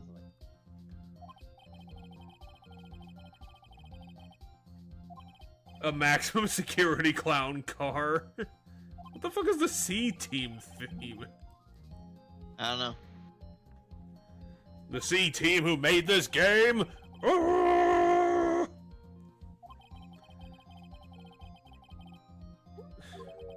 Why is Maya rolling her eyes at us? God, it's like every character in this game is melodramatic for no reason. When I look out my window that night, the Ringmancer was already face down in the snow. The Ringmancer, the guy who throws rings through magic. Prosecution helped me fill in the gaps of my statement. I mean, that's kind of the prosecutor's job, to be honest. Which is why I think she was mad when we revealed that he forgot to mention this thing, and she's like, what do you mean you forgot? Because he probably forgot to tell her that same thing when they were talking. Yeah, she was going over it earlier. She was bad at prepping the witness, which is a thing that she's allowed to do. Yeah. But she took it too far and completely made up the whole crime. Right, she made up the fact that he witnessed the attack when he didn't witness the attack. I think this is honestly Mo's fault. I don't even know if he remembers what happened. He made a joke about the guy being dead. We are gonna put you into contempt of court. You, Mo.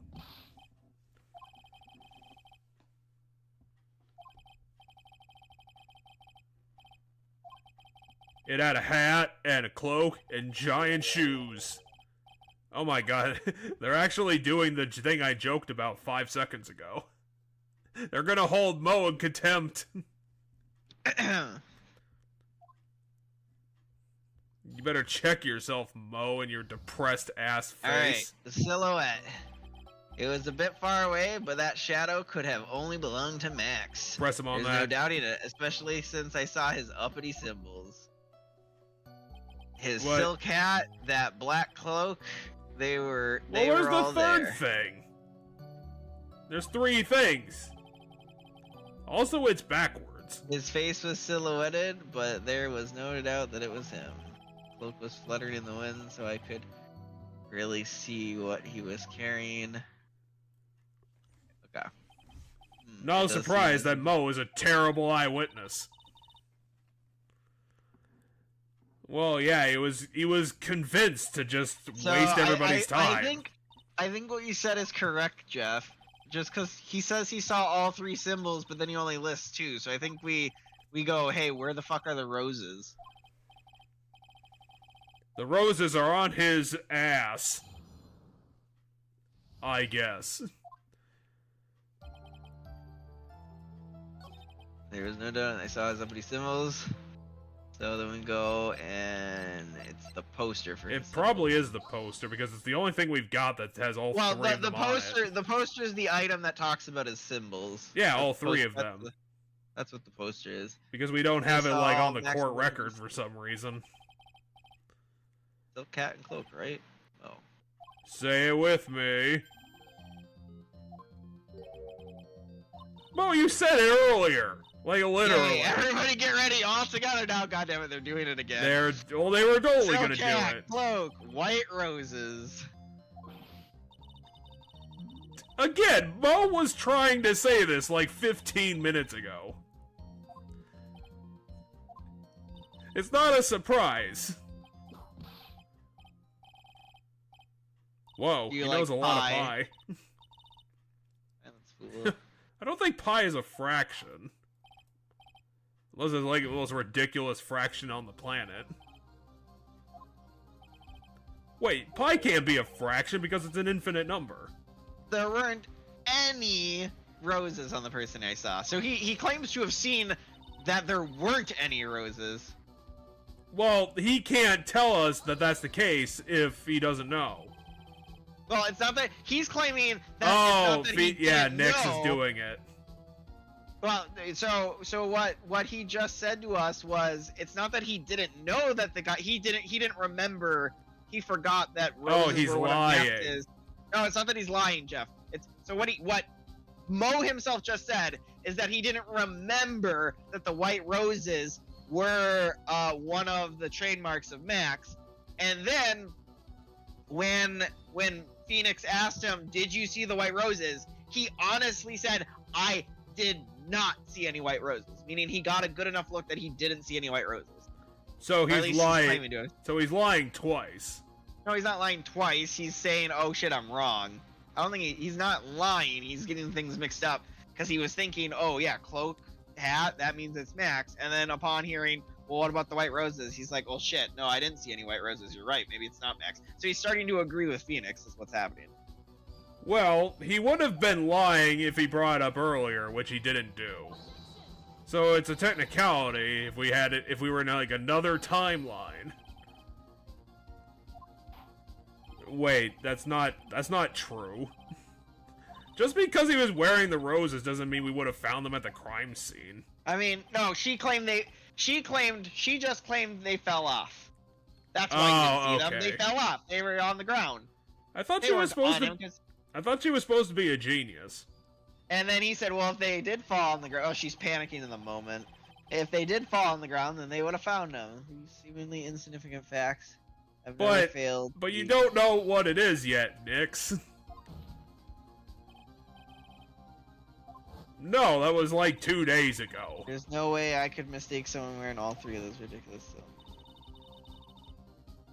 Says Ben Woodman. This was earlier today. No, this was 14 days ago. It's just we're in a time vortex where nothing makes sense anymore.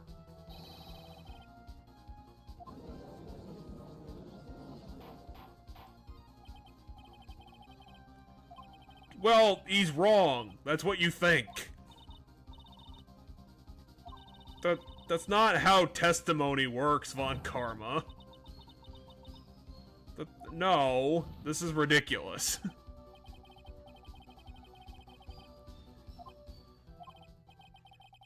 Do you think Neo Tokyo actually doesn't do reasonable doubt? Like, what do they operate by? Is it just whatever the judge thinks? It's the 3-day thing. Yeah, there's no jury, so it's whatever the judge thinks at the end of the day.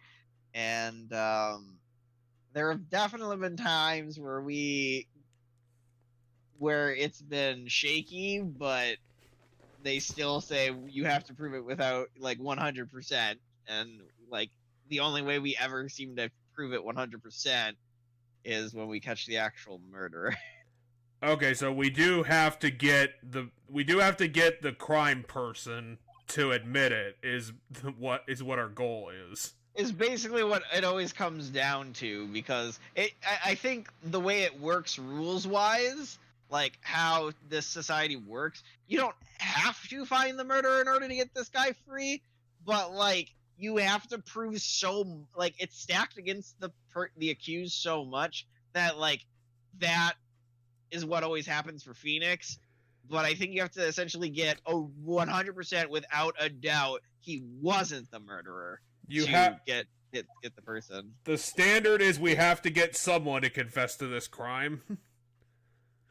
Yeah, I think instead of innocent until proven guilty, this court system seems to work on guilty until proven innocent. So you always have to prove the person 100% is innocent, and the way Phoenix always happens to do that is while getting closer and closer to, hey, this guy 100% didn't do it, he ends up finding the real killer.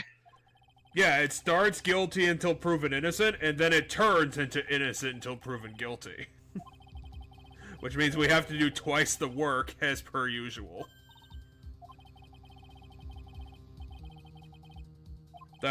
What? You can't do that. You can't just be like, if he says new things that are all correct, then I'm just gonna say he's fine. Well, he's like, I want to hear more detail. If it checks out after more detail, then we're good. Oh, so he's just revising the thing he said. Yeah, I think so. Or he's giving more detail. I don't. It's a part 2. Okay, what is it gonna be, Mo? Since we're just making up the rules.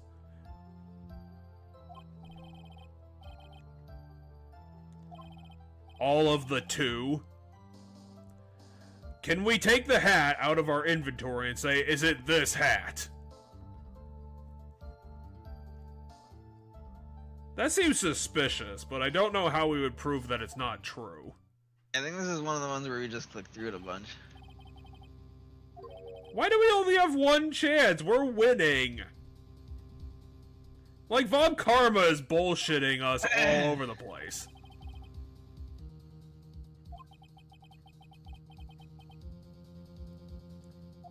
Why are they acting like we have the shaky evidence when Von Karma is literally just pulling things out of her ass? So I did decide to look at the guide for this one, because after hearing what he said, I was like, I don't know 100% what to do. Apparently, if we press any of these statements, we lose half our bar. Like, half the total bar, not half of what we have, half our total bar. Wait, then what are we supposed to do? Do we have to, find the thing? Something. Yeah, there's a evidence we have to present, but we can't press anything here. Okay, no white roses. However, all the other symbols are there. I'm equally sure of that. That's true. Especially the silk hat. There's no way I'd forget seeing the decorations on it. He was wearing it the entire time he was on the scene. Okay, and what do we? According to the guide, what do we got to work with? According to the guide, because I was still unsure about this, we present the hat here because he wasn't wearing it the whole time because it fell off because it was on the ground. Oh, it was found at the. Wait. The hat was the one thing found at the crime scene. The hat was the one thing found at the crime scene. But that doesn't prove that he wasn't wearing it the whole time. Well, if it's on the ground, he wasn't wearing it the whole time. That's not the whole time. The whole time would be that he left with it, because if he was, the whole time he was there, if it was on his head, he would have left with it. Not necessarily. Well, yeah, but by the meaning of the word whole, yes. So. Well, whole can mean other things. Maybe Nyx will somehow have this make sense.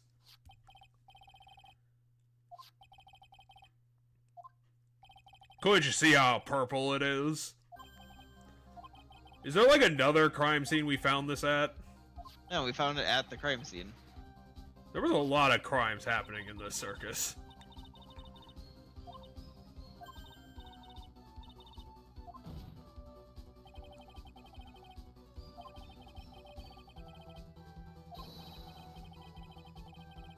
I mean, we're just assuming this, since we don't have an exact timestamp for where this hat came from.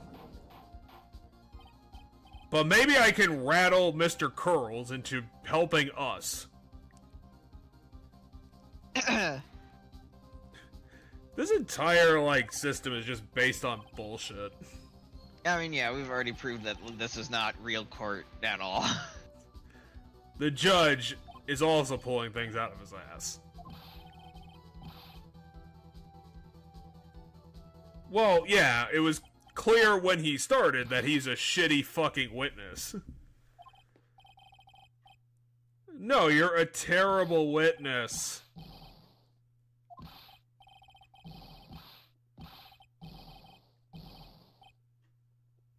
He's getting mad at the judge. But he's not even the criminal. Why is he freaking out? Well, oh, because he hates Max. The judge really, the judge is really sick of the clown's antics. Well, so is Von Karma, but he's not yelling at her. Right, but the judge is making it very clear that, your antics are causing all these fucking problems, and that I'm fucking sick of it. He's being very loud about it. Again, Mo is not wrong. At least for what we know. I'm telling the truth. He turned into a bratty little kid. So is Maya. Well, that's the lie. Also, he didn't see that, probably.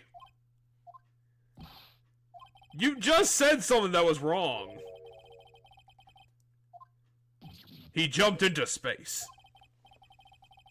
He said my home planet needs me, and he levitated. Well, not when he's wrong. Provably wrong. That's why I can throw this objection at you.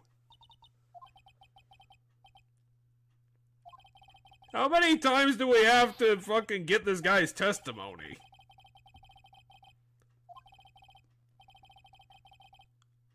And there we have it. That's the smoking gun. We have the photo of the no footprints. Oh yeah, and that too. So we have a photo that shows the only one set of footprints in the snow. So we have two contradictions to his story. Yeah, and this is the big one. Now he's walked himself into a corner. He said no, he left with the hat, he walked away, and we're like, well, he didn't walk away because he didn't take the hat with him. It's in my pants. And he didn't walk away because there's only one set of footprints. So clearly he was murdered by a ghost. In this photo, you can clearly see the footprints of the victim. However, where are the criminal's footprints? They aren't there. Well, clearly the criminal is walking in the same footprint path as that guy, and he's being real mysterious about it. And somehow it's not fucking up the foot. He had to walk backwards in the same size shoes. Exactly. We're gonna fight this with anime logic and our terrible neon tie. Seriously, why is this tie pink? Cause it looks nice? I don't know. It's also kinda short.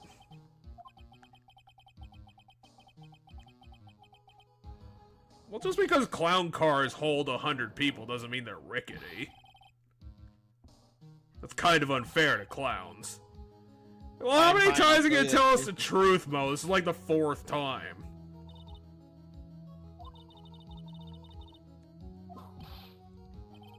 I don't think that the prosecutor can call the witness. Or maybe they can. Has Phoenix ever called a witness? Or is he just always cross-examining other people's witnesses?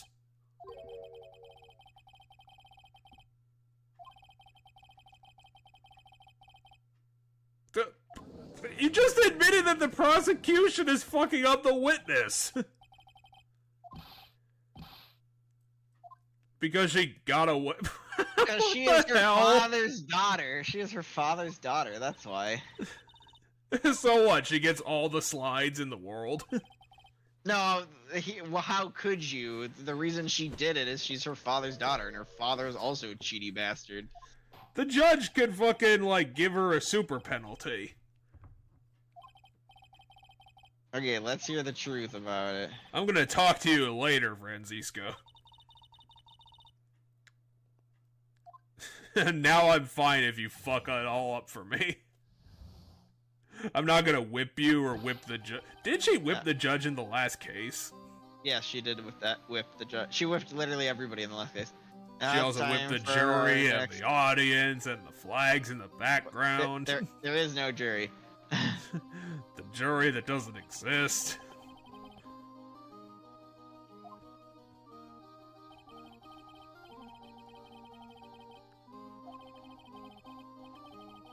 But you don't know that either.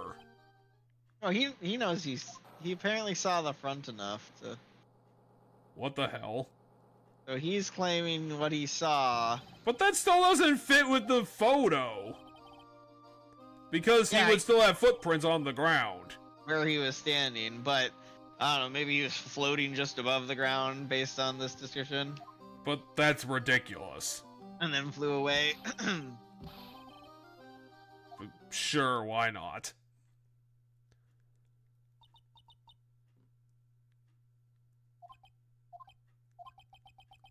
You really want us to believe that a ghost did it?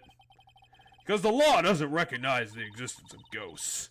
Except in the last case, where it sort of, for a part of the case, was trying to come up with the reasons about ghosts. We will have parents as witnesses, but we're not fucking blaming it on a ghost. That's bullshit.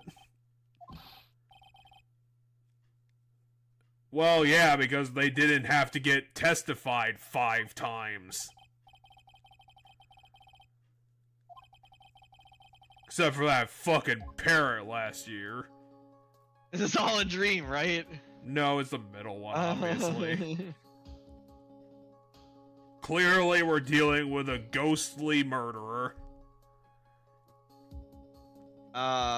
His... No, it's the middle one. Are you sure? I'm definitely sure. I think it's... Well, it's definitely not the third one. I was gonna say, I think his eyes were playing tricks, right? Because he didn't fly, there was ropes involved or something. That's what my mind thinks is right. It's not the third one. It's definitely not the third one. I'm gonna stick with the second one. Alright, we'll go with the second one.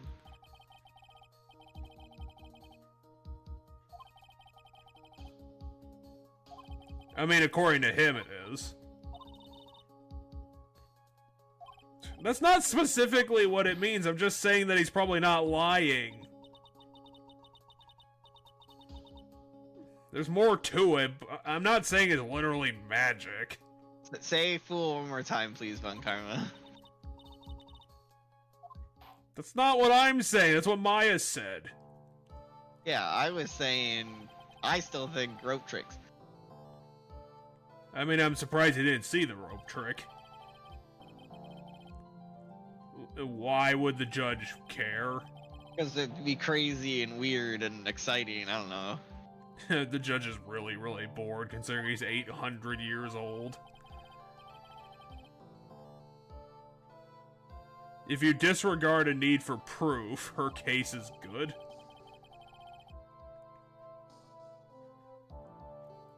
And as the judge, I can order a third day if I want. I'm tired today and I don't want to hear any more witnesses. I'm going to bed. It's 3 days of court, so it'd be court day number 2. It seems like it's just a colossal waste of the government's money. I mean, no, because it only goes into 3 days, which is substantially faster than real life trials, which go multiple days a lot of the times, if not months. Clearly the government's wasting all this time on these pointless cases and all the criminals go free and it just fucks up society. There's so much crime everywhere that we can't figure out anything. Well, weren't you there? Or were you in jail? Yeah, you would have been there. Why are you, like... Oh wait, Phoenix said that. Was it Phoenix? I thought it was Maya. I swear it said Phoenix on that title, on that dialogue box. I don't know, I'd have to scroll back, which I don't think I can do. But, again, why is Nyx doubting his own client?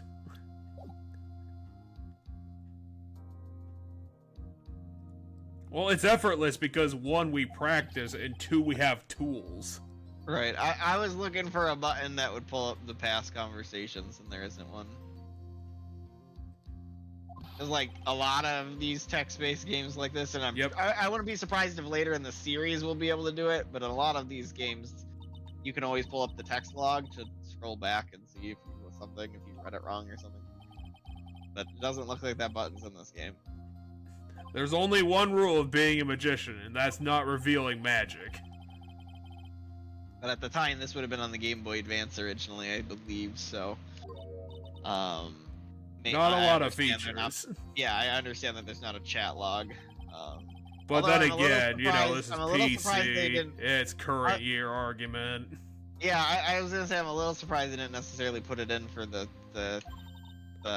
collection. Capcom, you lazy bastards. Look at what you've done. Now we don't have any way to hear the jokes.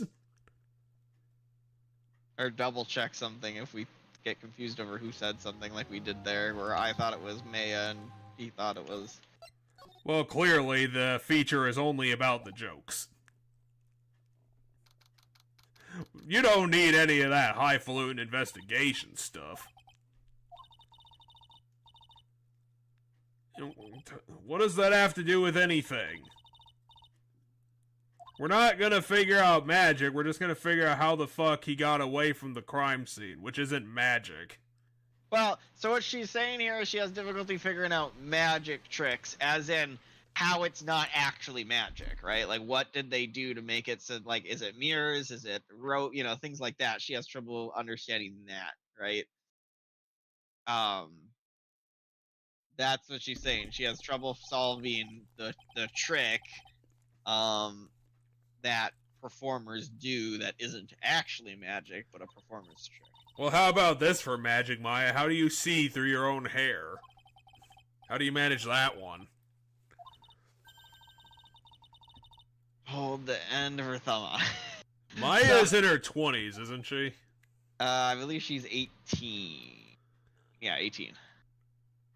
But still, then. Like, So- seriously. So she wasn't good enough to figure out the thumb thing that I don't remember how people do, but I know it's not difficult. I don't remember how you hold your hand to do it, but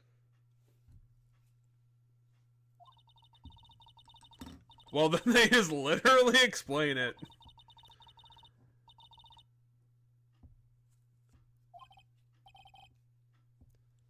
And then Nyx just does it. and so she's so bad at figuring out magic tricks that she can't figure out the thumb illusion Can we thing. Can we put her onto a different case then and not have her be with us on this one? Where's that forensic scientist lady from the end of the last game? We're gonna need to hire another assistant. We're gonna need to hire Pearls. Do you remember the name? I don't remember the name of that girl. Do you remember the name of the forensic scientist from the last? Absolutely not. She's gonna come back. She doesn't exist. She was a hologram. I want to say it's Emma Sky, but I don't know if that's correct. But my brain, does that sound right to you, Emma Sky? Eh. Why are we asking her what to do? She's terrible.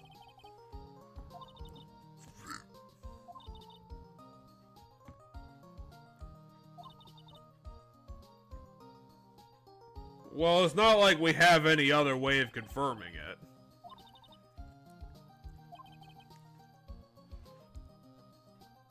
Well, it clearly wasn't Nyx. You were there. So according to Phoenix now, or what Phoenix is thinking is that Mo's not trying to frame Max. Like, he genuinely believed he saw Max fly away. No, it's not. Let's go find that other person we didn't find. Yeah, the acrobat that if they exist, 100% did it. Yeah, that's because Max is a dick. Also, Ben and Trilo are the same person. I was gonna say, I personally don't think Max is a dick except to Ben and Trilo, but I think they're also a dick. So I don't personally think Mo. I think Mo's reason for hating Max isn't because I don't think it's ever been stated the actual amount that I think one person said, but it wasn't a reliable person, said it was like an absurd, highly high raise. But I don't think that was a reliable person that said that. So it was a raise, and he definitely makes a significant amount of money as he's the big star act. But and so I think, and that's why Mo hates Max is the money. And the reason Trilo / Ben hates Max is because they're after the same girl. It's the classic way of making people into dicks. But I'll definitely say that he did hit Ben over the head with a bottle, and that's not a cool move. It's almost like it's a crime.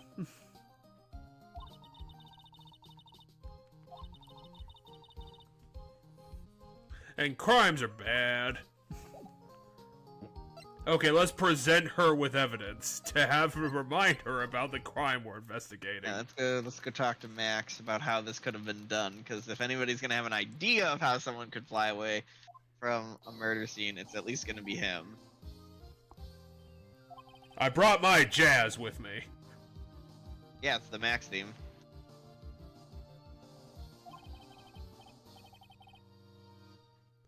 I can't hang in here.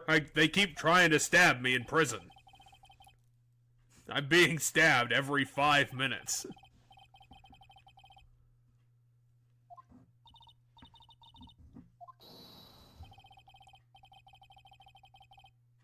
What? a TV producer approached him about filming him escaping prison. I think that's also a crime, which isn't gonna help your case.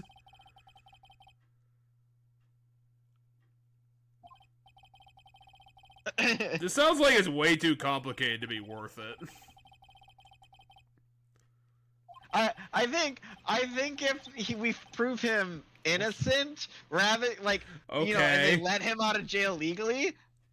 If they let him out of jail legally because they find him innocent, then I think they could do it. I think then they should film it. I'm gonna solve my crime by doing more crimes.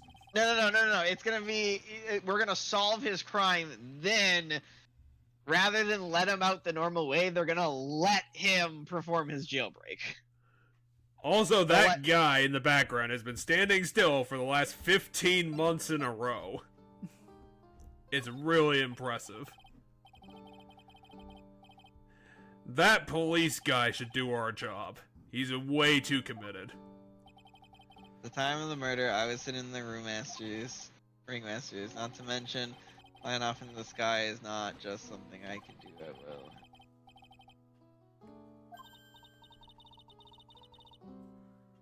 No, because it's dangerous.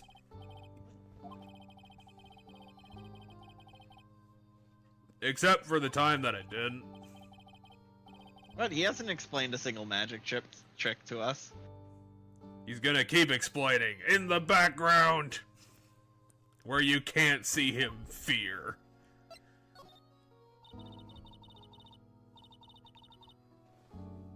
Can you do the flying trick in court?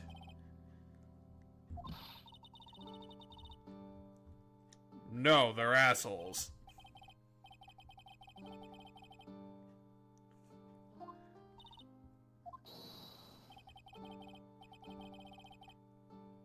I won it a whole 1 times.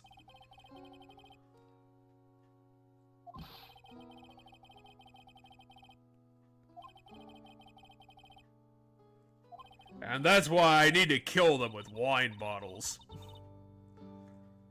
Yeah, you assaulted him because they're fighting over the girl.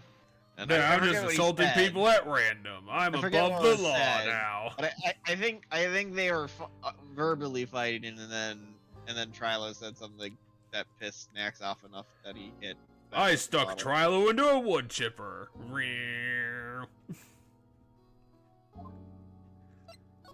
Why are we asking about his fucking award? It turns out that my Grand Prix win was a lie.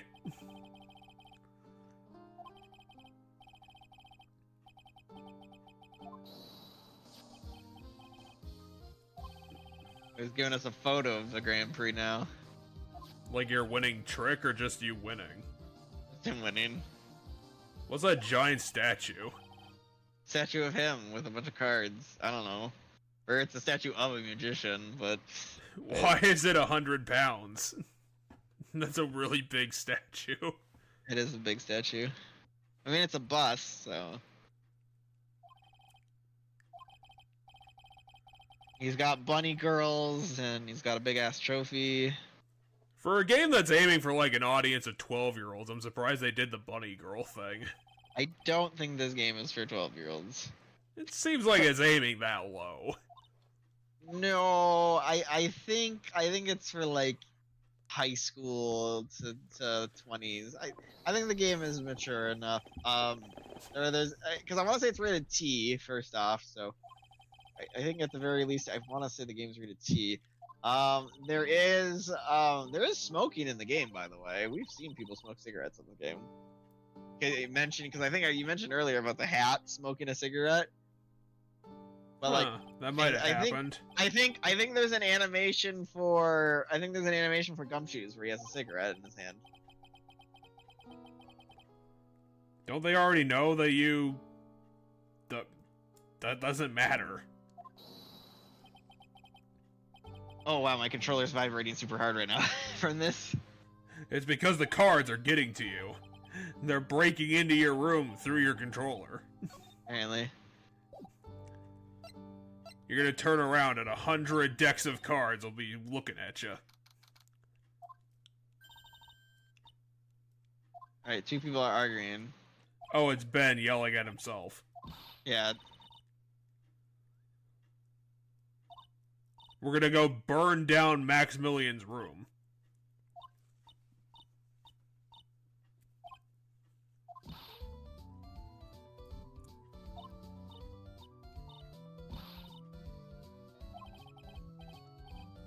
You forgot the words to row your boat?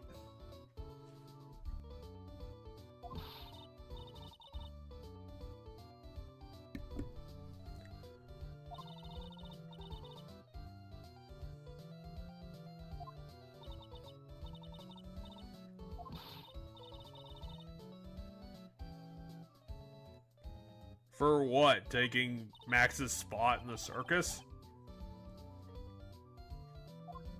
It's a secret, we just do it right here in the entrance.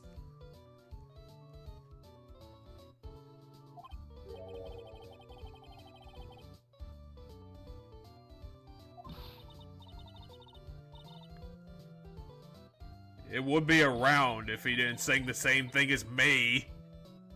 No, you do sing the same thing in a round. A round is when one person starts, and then a few beats later, the other person starts. That's the round. I think Ben just completely fucked it up. So a ventriloquist singing a round with himself would be fucking amazing, and also impossible, because the puppet would have to be singing at the same time as a couple words ahead. The puppet would, one of the two would be a couple words ahead of the other one, but they'd both be singing at the same time, two voices in unison, which definitely can't happen.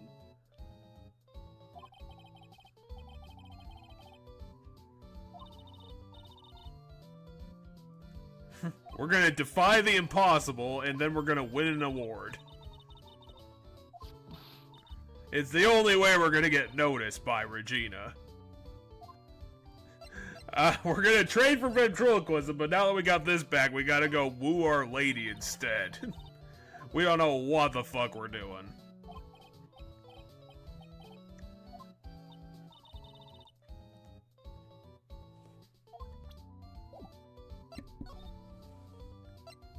The marriage?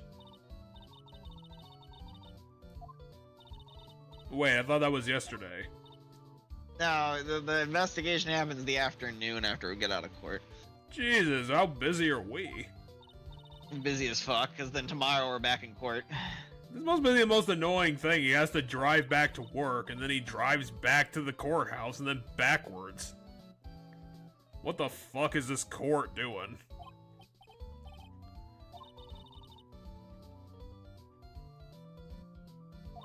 I wouldn't want to talk to Trilo either, to be honest.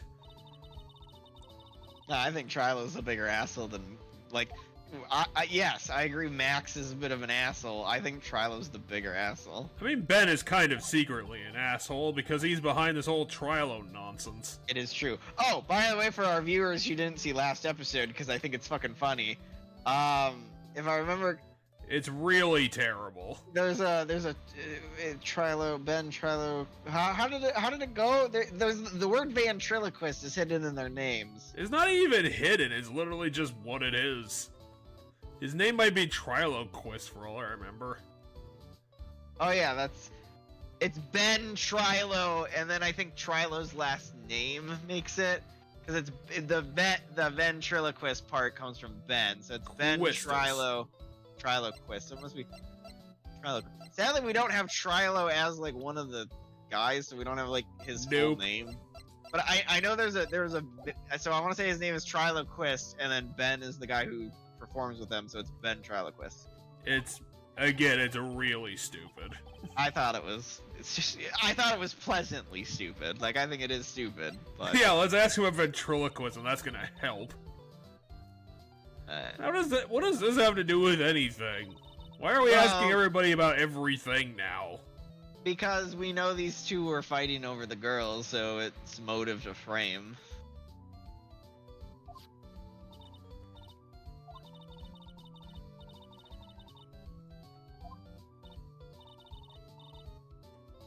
You have to wait for ladies to come to you, and then you have to ambush them with your love. You're actually not wrong, according to Trilo. He's saying waiting is part of the how it works. It's a torture that I do to myself. Your body aches for your partner's love. That's one of the best parts. I mean, okay. I guess I can see the wistful. That's nature not true of, at all. I guess you couldn't afford to just like fill in her face red for the bit. Well, that would have been on the Game Boy originally, but yeah. And I feel like I mean, it would have looked terrible, but you could have done it. But I guess I kind of see what Trilo is saying there. There is a pleasure to be found in the wistful nature of waiting to come across the person you're loving or crushing on. Well, considering that's literally impossible, it's not going very well.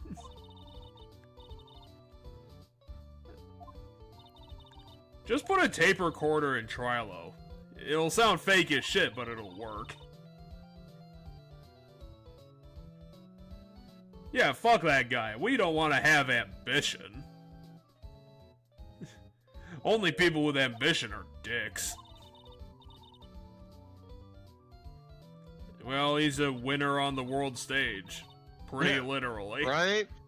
Right? What's so wrong with saying you should try to be the best you can? Well, then you turn into a Pokemon trainer, and then you turn into the most boring dickhead in the planet. You lose your ability to speak. Trilo Quest. His last name is Quest. Trilo Quest. So Ben Trilo Quest. You lose your ability to speak. You lose your ability to move your face. It's terrible. All you are is a title. Hold on. Is the Grand Prix any kind of performer contest? Because Trilo just vowed that he will win the Grand Prix. I thought it was a magician competition. Maybe it's for circus people. Yeah, maybe it's a circus competition. Maybe it's America's Next Top. Yeah, probably.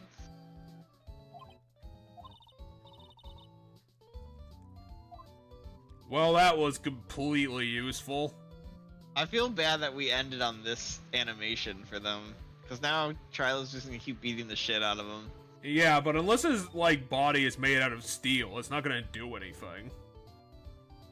And even if it was, it would barely be a damn thing. It'd be like... I don't know, it'd be like somebody throw a ball bearing at your face. Alright, where are we going? Where are we going? The big top or the lodging house? We should go to the lodging house, because we still need to get on that fucking roof.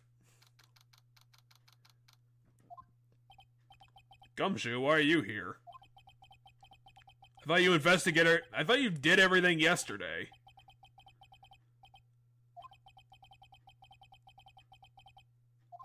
Why would you bother hearing Moe's entire life story?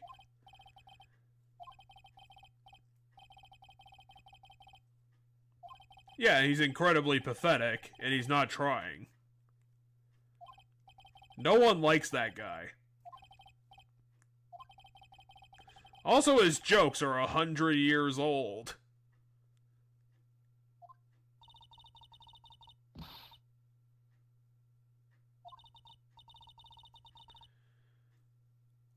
I was actually going to recommend people go look up the old Costello bits, because I've seen a few of them, and they're actually really good. Abbott Costello? That's it. Yeah, Abbott and Costello stuff, there's some funny bits they did. I mean, there's obviously the famous Who's On First. I would recommend the Employment Office. I liked how they destroyed that guy's office. I think I have heard that one, but it's been a long time. When I was traveling through the Dakotas once for Boy Scouts, I think most of the drive we listened to Abbott Costello. It's got a really good twist ending.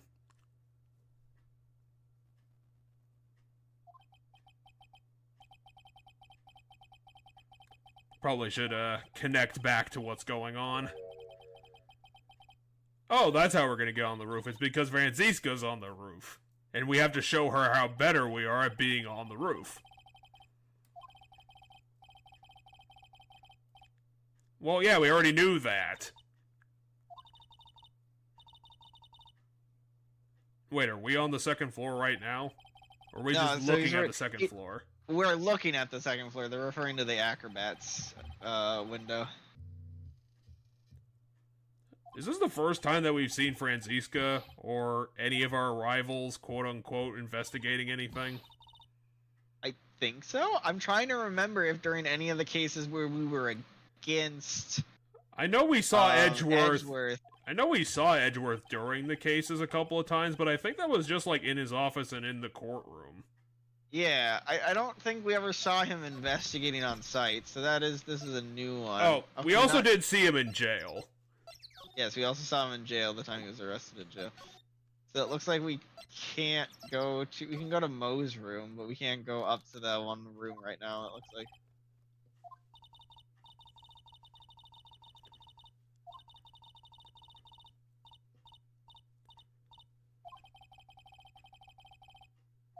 His own jokes. I mean, that's how you work him up. Now let's just stare at everything he owns. Broken shit.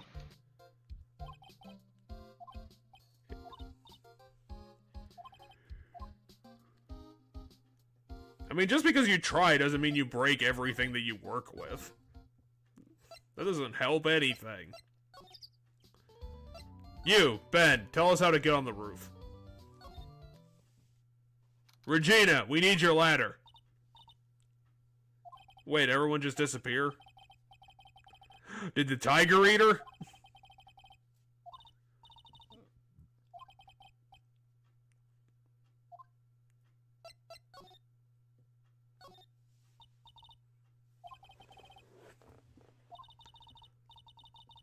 I mean, I really wouldn't call that a step ladder, but whatever. So, there's an achievement in this collection game to get all of the stepladder conversations. Ladders. Which in this game is, I guess it's just that short one. But in the first game, during the murder of the movie studio murder, there was like a very lengthy discussion they had about step ladders versus normal ladders. And they still haven't figured it out because why why? Alright, cafeteria or the ringmaster's room? Which one do you want to go Let's to? try cafeteria. I have a feeling that someone will be there. They haven't fucking cleaned a damn thing. Oh, found Mo. Well, why haven't you cleaned up any of this shit? All this food is 2 days old. Why does everybody cry when they eat Mexican pizza? Jalapenos. Yeah, I guess. That joke was awful. Come on, you can answer. It's easy. Cafeteria, Mexican pizza, What? good job, Phoenix. That's not what I would say, but okay. What do you think, Early? It's gonna be a really dumb piece of wordplay. Because they are in the What? cafeteria. The reason they cry when they eat Mexican pizzas because they're in the cafeteria. Like, where you eat food is in the cafeteria. Which is cafeteria, Okay. I guess. It's a really bad joke again. Almost bad as It didn't have a damn thing to do with being Mexican. Yeah, it was a red herring, I guess. Could you explain why you're a terrible witness?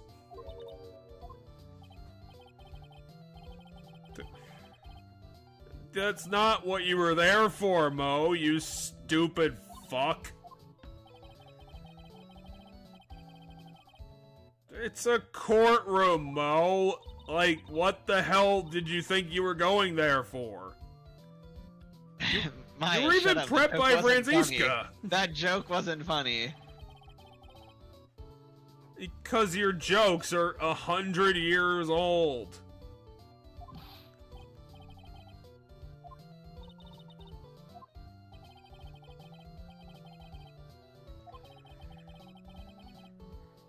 Again, you didn't see his face. He was turning around. What a psych lock. I don't. Hold on. Do we have picture of the? We have 3 pictures. No, we don't. I was the picture they used in the courtroom to illustrate the point.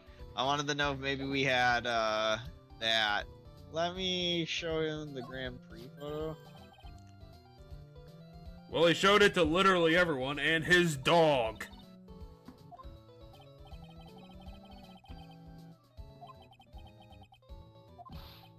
Huh? You're saying he whores himself, but I don't. He also showed me his dick. Showed me his bust too. Oh, that's such a dumb joke, Mo. He gets around because his bust is enormous, and he showed me his bust. But bust meaning statue, not bust meaning tits. Well, he just shows his tits to everybody, though.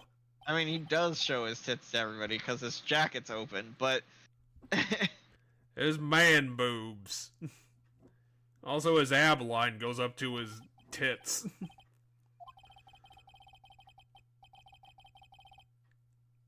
Phoenix, shut the fuck up.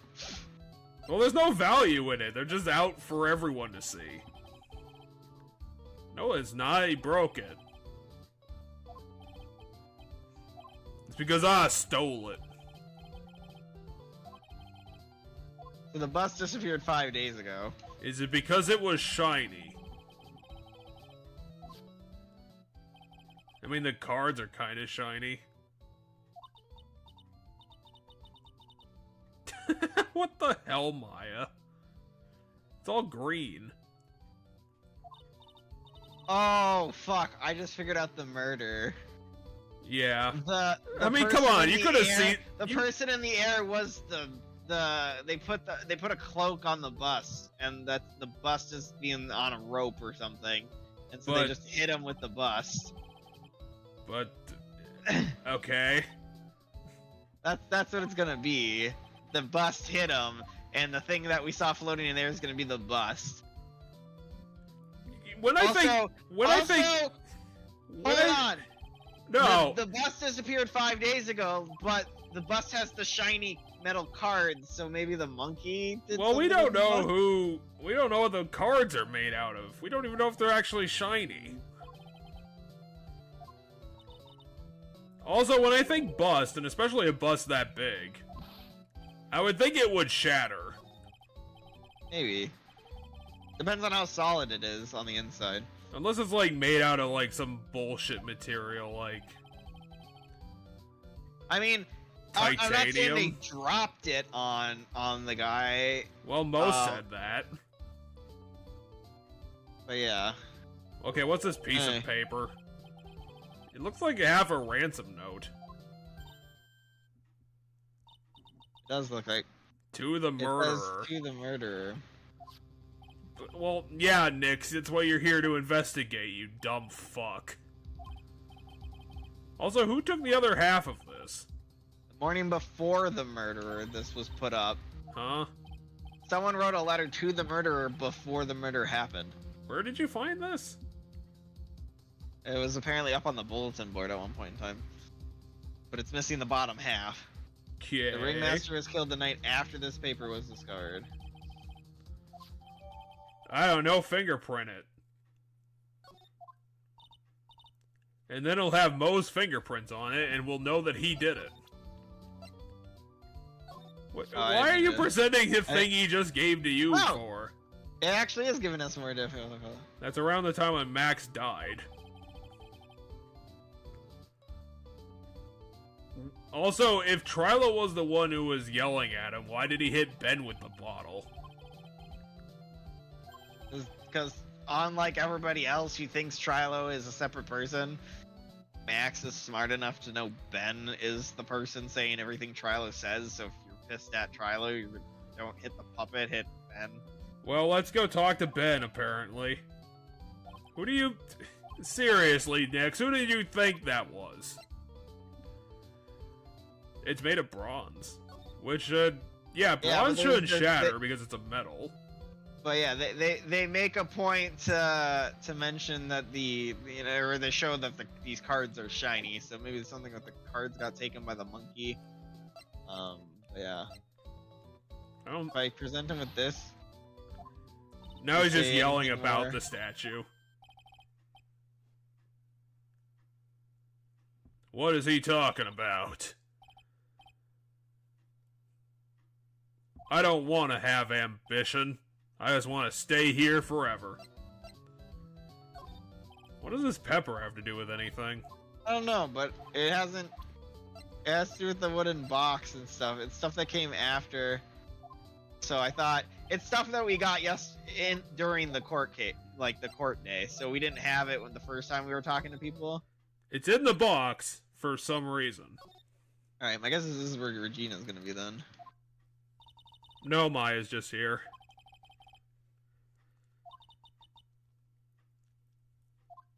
Maybe it's in the ceiling. Well, yeah, let's go talk to Ben again. Well, we can present him with the stuff we were given Ben, by. you've seen this before. You murdered that guy.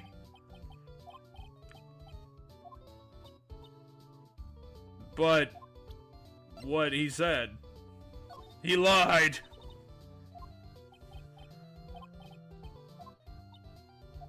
Do we just have to talk to him? Oh, Well, then why the fuck did Mo lie to us? How Maybe do we we have to get talk on the to- roof? maybe we have to talk to Max first about it. Yeah, I guess he's the only one left. Go back and talk to Max. Fuck. Max, you know where the roof is, right?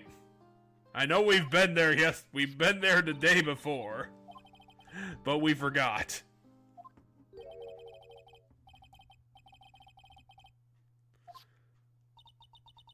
Well, yeah, someone was planning a murder. And then a Danganronpa mystery happened.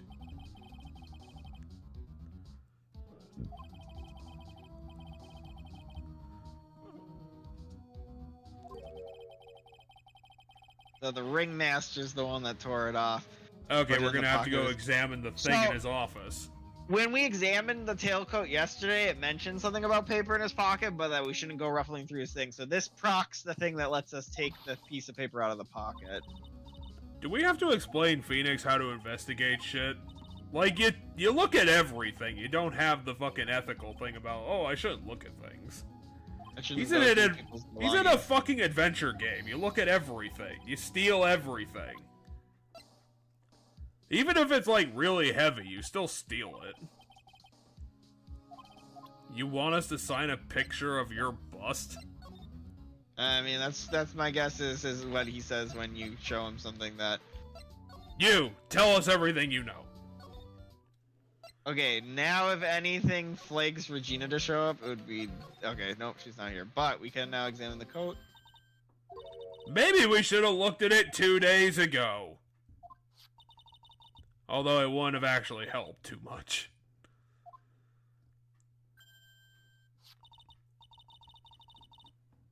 Okay. Ah, fuck, it's written in Japanese. We can't read it. Due to the murder, I have conclusive evidence of what took place. Oh, there was another murder. Meet me at 10 p.m. tonight at the Lodging House Plaza, which is where. And the person who read it and got frustrated and got pissed off when they read it was the ringmaster, who's the one who got murdered. So I guess the ringmaster must have killed someone once upon a time. Which means the acrobat did it. Yeah, so whoever. The acrobat, the only other character so who doesn't let's- exist. Move around and maybe let's. Oh, people are moving around now. Someone else is here. Oh no, Mo's gone. Oh no, there's There's- another murder gonna happen. I'm hungry, so I'm off to get some hamburgers. Love, Mo.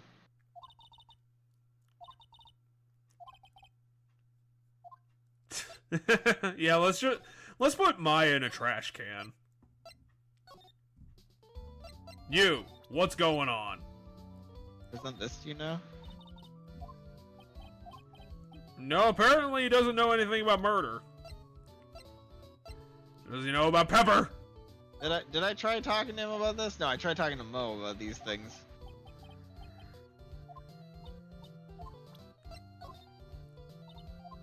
Stop looking at the floor and give us some information. Oh, okay, so Do you know what a box is? It has 4 sides and a lid. Yeah, because now we can talk to Gumshoes about stuff. What's Gumshoe gonna know? He might know of another murder that might be tied, like police detail of a murder from years ago or something. Oh, was it because he was investigating that we couldn't go on the roof? Yeah, I think. That's a really weird pager sound.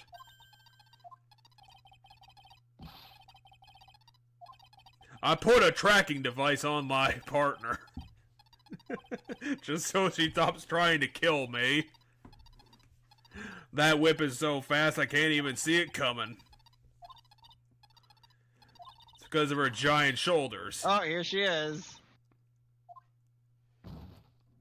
And she jumped off of the roof for some reason. No, I think that thud was Maya collapsing from getting whipped. Yeah, because you were wrong, and you fucked up the evidence, and you were still very wrong.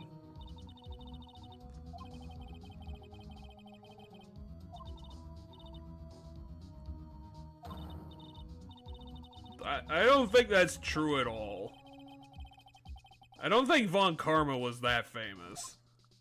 I mean, I think Von Karma's takedown got that famous, but I extremely doubt that. well, because she is like originally from like France or something. They said is where she was at during the events of the first game. France, Germania. Yeah. Which makes sense. I mean, it's within her family.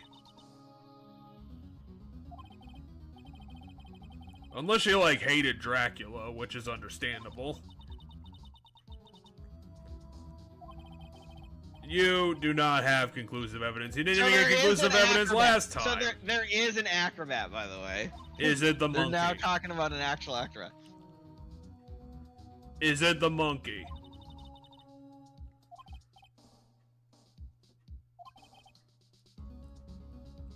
I have to get on the roof. Because I hate him, clearly. Wait, did Dracula actually die? No, he didn't die, but he's thrown in prison. Well, yeah, he did crime. Also, he was 300 years old, so he's probably dead. I mean, what are you getting revenge for, Edgeworth? Me fucking around too much? Well, what does that have to do with me? So, him must not be... So... Huh? Her revenge has to do with Edgeworth. But Edgeworth resigned.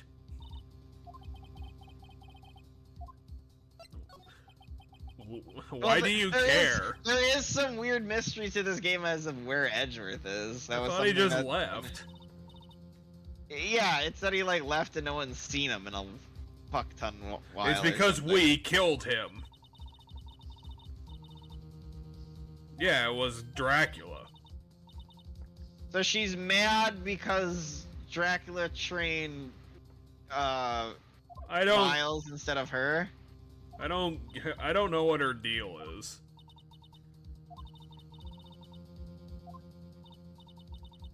Okay.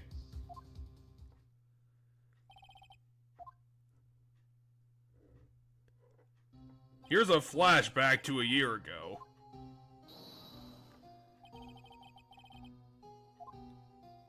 You were a defense attorney? This is our flashback. Yeah. Hello, I'm back for more.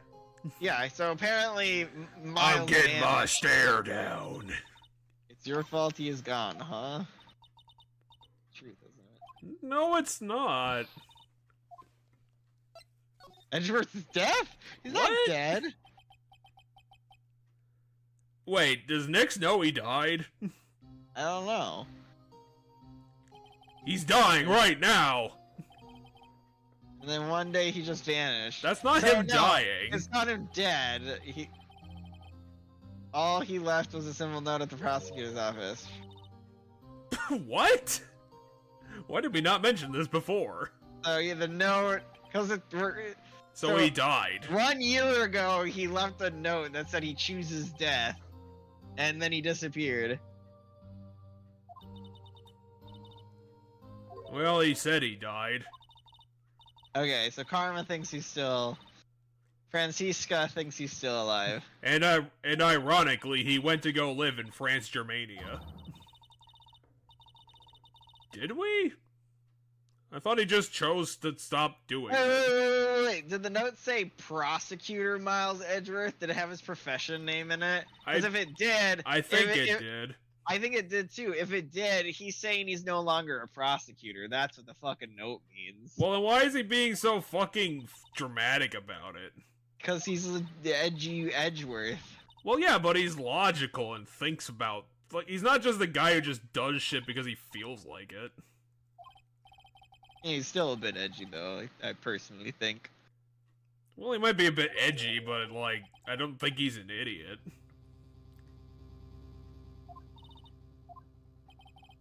I don't want to hear about him. He left me for France, Germania, and I don't like it. I'm never gonna see his ass again. The person I always loved more than any other. I loved him and he didn't even leave any of his red suits behind. No, it won't. I was gonna say, the fucking one that we had with Dracula is still probably the greatest court battle It was also the one time we got tased and or shot by Manfred. We got tased. It was a taser. But, yeah, so, that was the greatest one we ever saw, because in that case, we didn't solve just one murder, we solved 2 murders.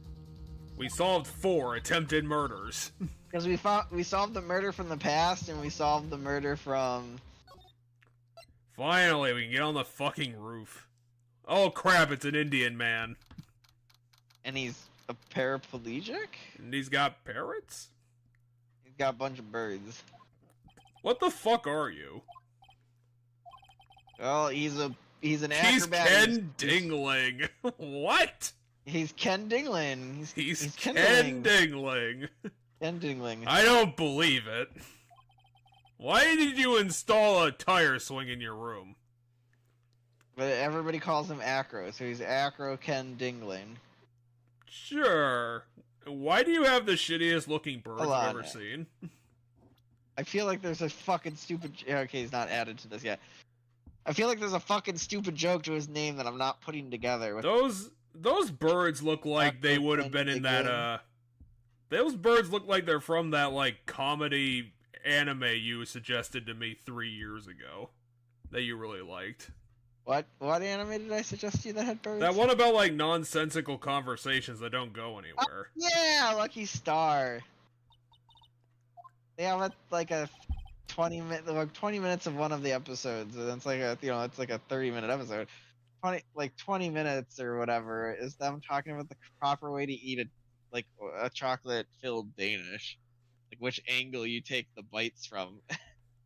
It's 20 minutes of the episode. It's just them discussing that and their weird discussion about how to properly eat a chocolate Danish, and I love it.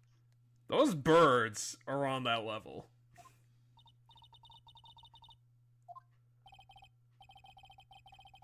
I somehow do the trapeze when I can't walk. No, my guess is he used to perform. Well, then why are you still here? Yeah, what do you do? But nowadays...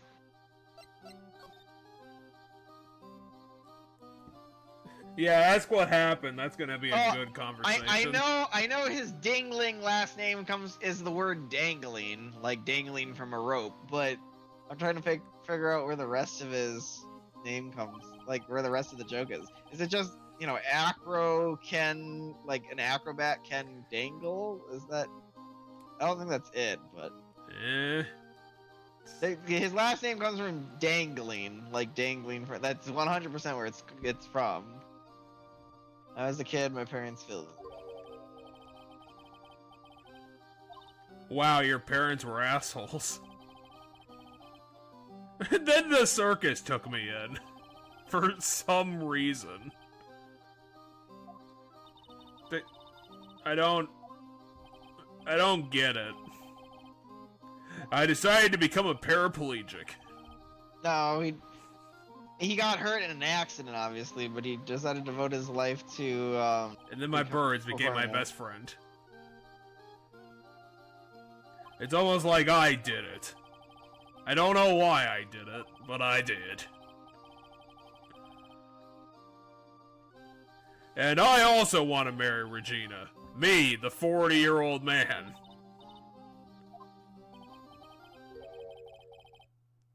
It's probably not.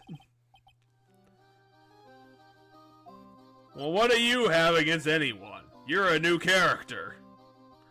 We need to wrap him up in the characters of other people right now.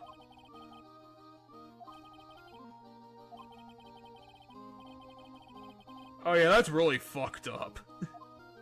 They didn't install an elevator. Or they didn't move you to one of the lower places and swap rooms with someone else. They didn't push you down the stairs. The clown could move up here and you could move into the clown's room. Like, I don't see the problem with that. Well, clearly, him being in a wheelchair is going to be important to the case. Wait, we have to unlock his bullshit? He doesn't want to tell us about the trauma. That makes sense, though. Well, it's because Max did it.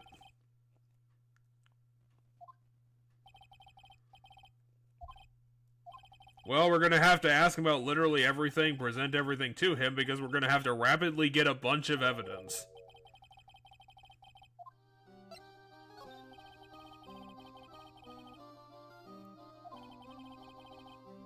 Wait, how can you get down, though?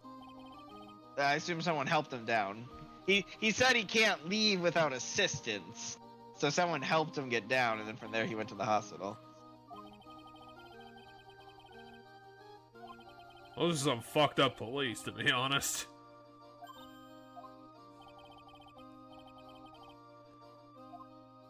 If you have a GSW and you want to go to the hospital, you have to talk to the police first while you're bleeding out. It's the law, goddammit.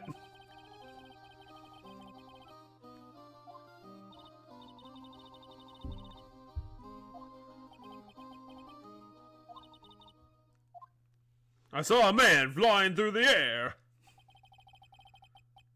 Wait, why was he going above the 3rd floor? Is there a 4th floor? I read the roof. The roof doesn't exist. It's a lie told by the roofing industry. Alright, let's start presenting him shit. Have you seen this hat? Well, first I want to present him Regina. Hey, do you know Regina exists? Well, because of the grudge line where he's like, so I think this will give us more details about that grudge. Now he's getting serious.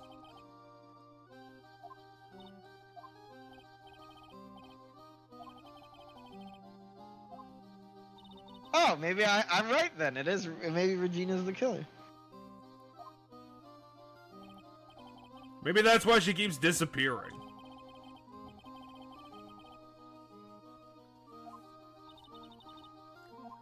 You know, sheltered enough to become a lion tamer.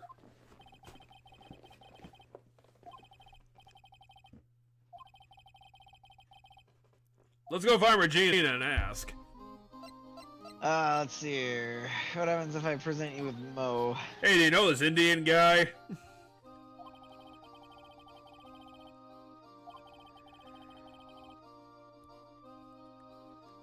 Indian?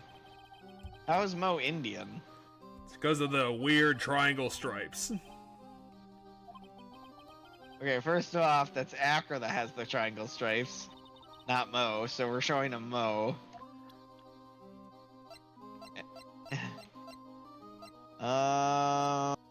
What do you say about Max?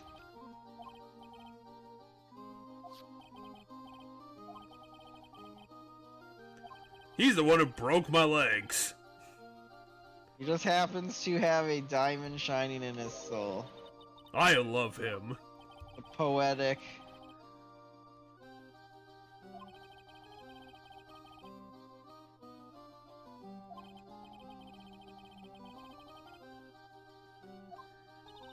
He seems to be the one guy kind of in Max's corner. He has a lot of time to reflect, considering he can't work. Yeah, I mean, that's true. And if everybody's busy doing stuff, he can't even leave the room, so...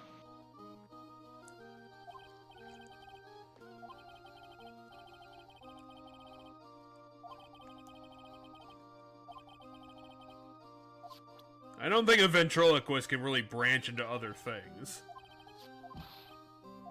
How do we remind you of Franziska?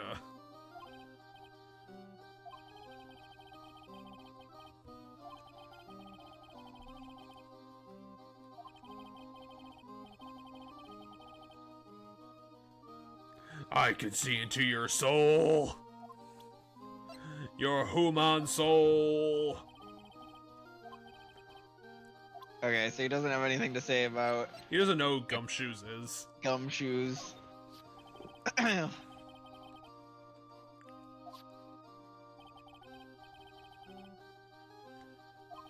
They can only afford to give me bananas.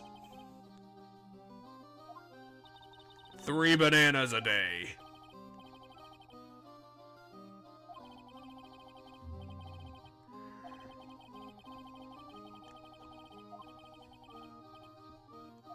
You could have helped in a way that isn't dangerous. For the memes, what happens if I present him with himself? He just starts telling us stuff.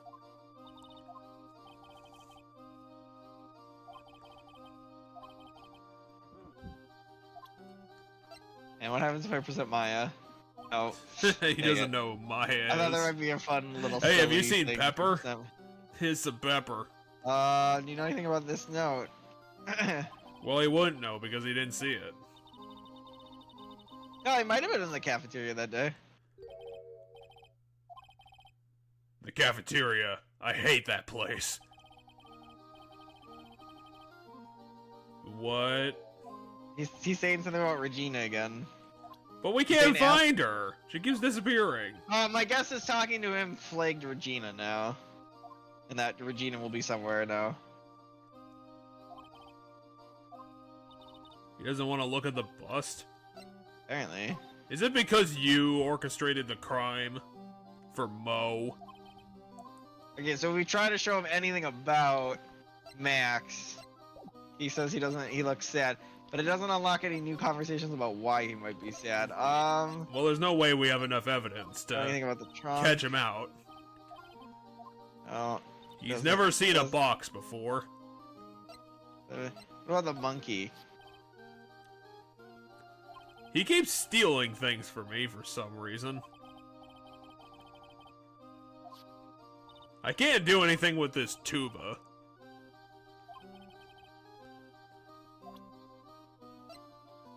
Hey, have you seen the entire circus before? How about this hat? Look, the criminal can fly.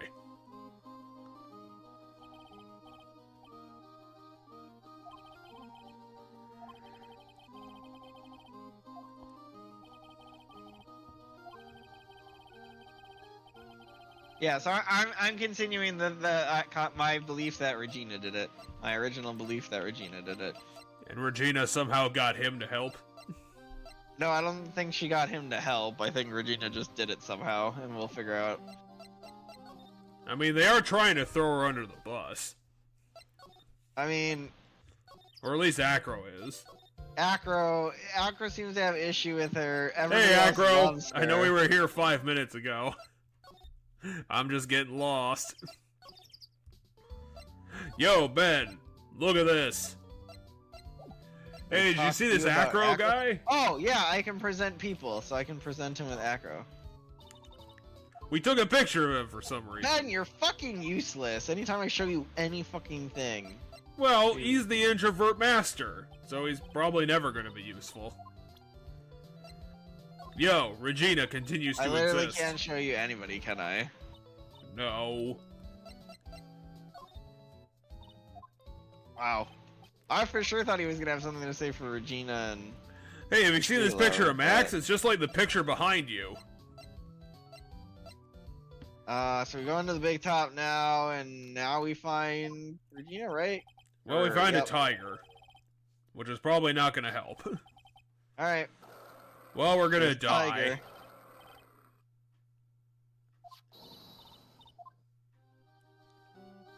Oh, here you are, Chinese magical girl.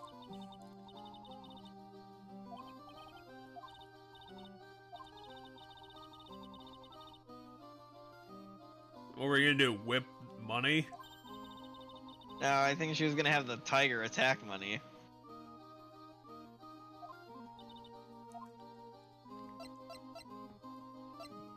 Hey, look at all this evidence we found.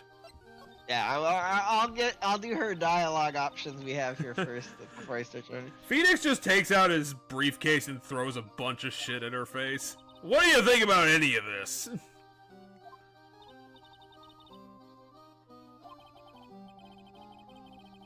God, she is such a fucking airhead. That was a line that was stated yesterday too, how she didn't seem as affected by the murder as she should be. Huh? Even for a while. What do you mean for a while?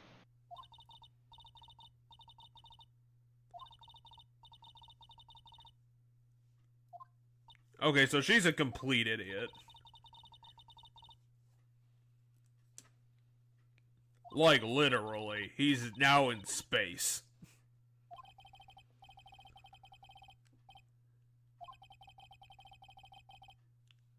So, here's the thought. If she believes that so much... Wait, she can read our thoughts. Well, I was gonna say... If she believes that, if Regina believes that, it makes murder less bad in her mind. If she's... Right? If she thinks people dying is not that big of a deal or not as big of a deal because they're the star in the sky and they're still there or something, it probably helps her justify murder. Which means we're never going to be able to prosecute her. She's going to get away with it. I mean, no, it justifies her motive or why she thought it was okay to do. She still murdered someone, so no. We're gonna have to go back and somehow pin this on Mo.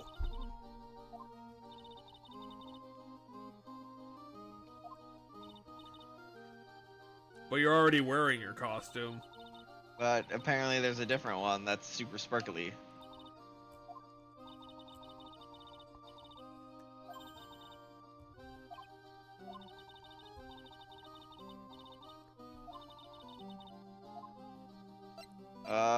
Well, all the answers are yes, so... Gladly. Literally. Apparently, the only thing Phoenix was thinking in that moment was yes.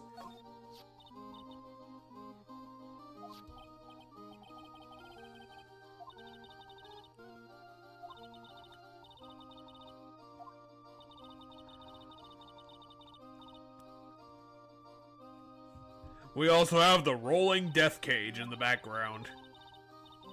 Oh, they do! We're gonna have to go do a Thunderdome later. Quick, someone get the motorcycle so we can do circles in it.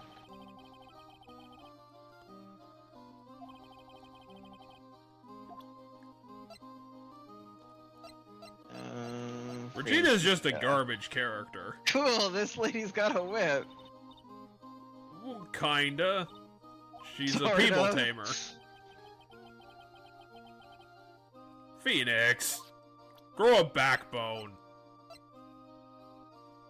Alright, let's present her with some objects. Here's a hat.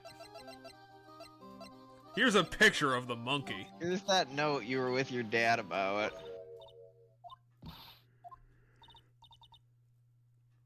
What?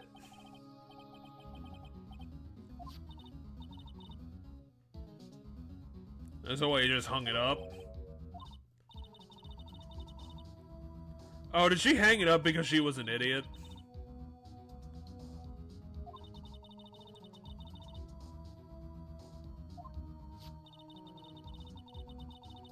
So, Acra slipped it into her pocket when he was there.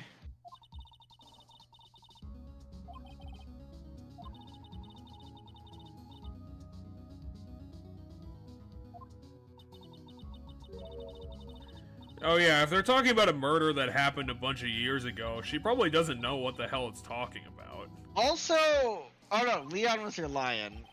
Yeah, Leon the 'Cause lion. I was like, she mentioned the death of another person, but no, it was the lion she was talking about. She got really mad that one of her tigers died.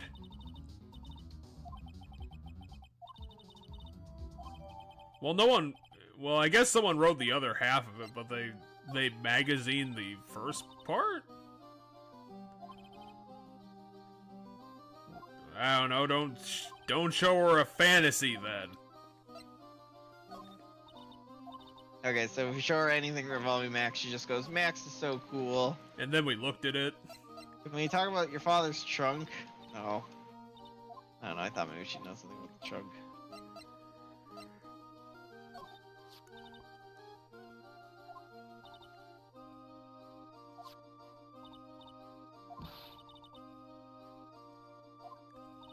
I mean, it's dangerous to everyone else, but not me.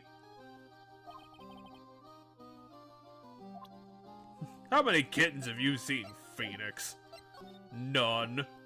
Alright, I guess we gotta go find a sparkly spandex thingamabob. Well, we said we would, so let's go back to Acro's room.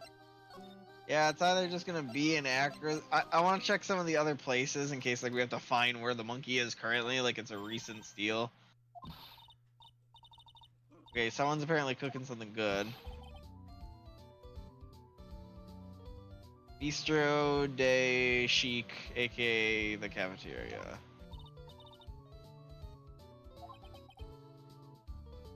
She's not doing that, there are no burgers, so this entire scene is a lie.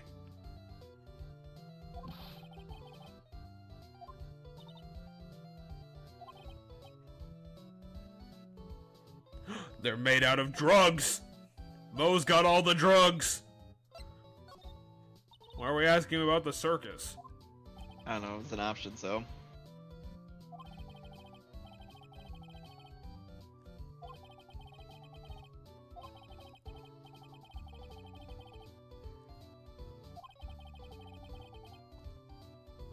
Acro tried to kill himself, but he couldn't get out the window. Okay, first of all, it's very easy for a paraplegic to go out a window. All you have to do is move the wheelchair with enough momentum that when you hit the wall, you fling out the open window. I guess you're gonna have to explain that to the window then. Ha! I knew this was what Mo was gonna do. I also thought that this was a possibility that if Mo wasn't the murderer, then what's gonna happen is Mo's gonna take up the reins as the new ringmat leader. I'm gonna have to kill Max too.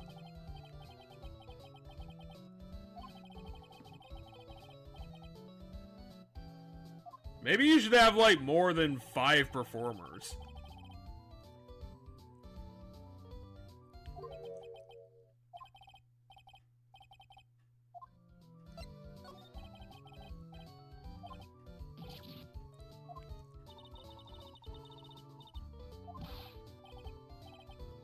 So he knows about the other murder. Yeah, whatever. Why don't you just present him with the other murder thing?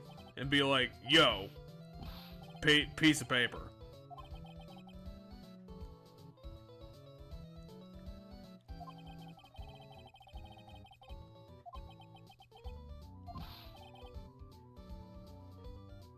Or maybe Mo will just break down and tell us. God damn it, Mo also has a stupid thing. Well, at least this one's He only has 2 2 locks. Also, we have 1 piece of paper already. Maybe we can use the testimony that we've gotten from someone else, plus the piece of paper. Yeah, he said it was 6 months ago, so it's whatever happened that also crippled Acro. So Acro's face is very likely one of the things.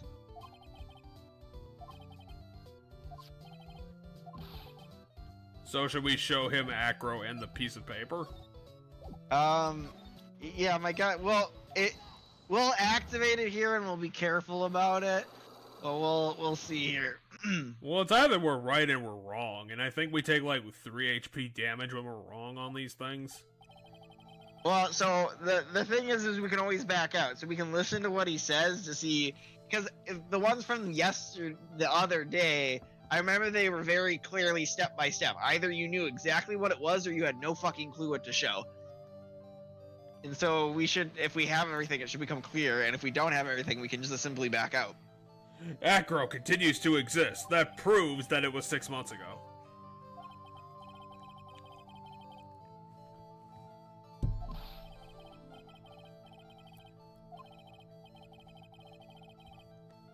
Grilled chicken sandwiches are super good. Nyx is a dork. I don't know. I think a good chicken sandwich is better than a burger. But I feel like it's easier to have a bad chicken sandwich that's worse than a burger. Like, I feel like burgers are always, like, for the most part, are always good, but I feel like a chicken sandwich can go either way.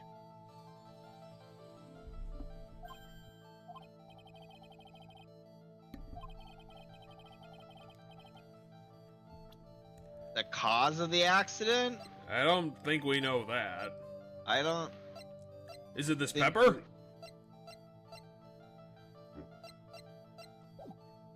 Yeah, I don't think we have. Maybe if we go back into the big top, we'll find the answer. No, I think if we continue the thought process of, hey, let's talk about Acro, or let's get more details about Acro. Let's go back to our office and have a nap. Okay, there's a new conversation stuff at the. No, he's trying to escape right now. Okay, so it's that the new thing here is that he's not here. So let's go here. We could have at least talked to the cop and see what his great life of standing still has been. Let's go to Acro's room. Let's quickly examine this to see if there's anything we can find.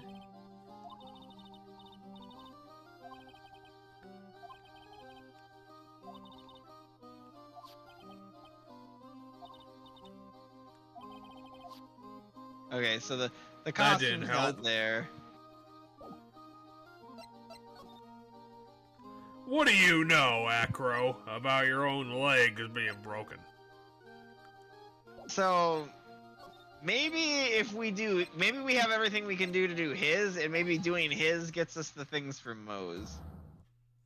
Which to me is crazy, because he's got 3 locks, but he is also first up before Mo. But about the wheelchair, we have to solve about the wheelchair in order to have the incident from 6 months ago. The answer is the wheelchair.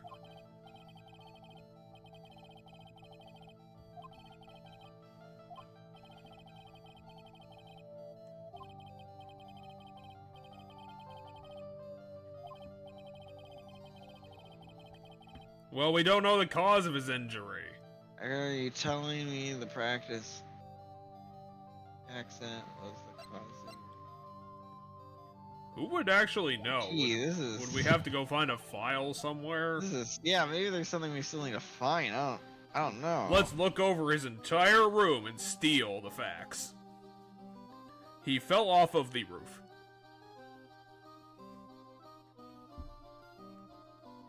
Well, come on, you gotta examine something. Hold on, I will. I'm just currently... He was killed by the air conditioner. I pulled up the guide to find what we need to do. Money hit him in the face. And broke his legs because he wouldn't pay the mob.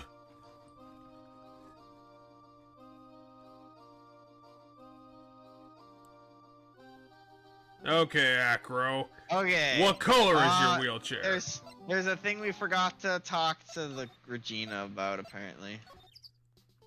Was Regina even there? Apparently, if we present this, Regina has something to say.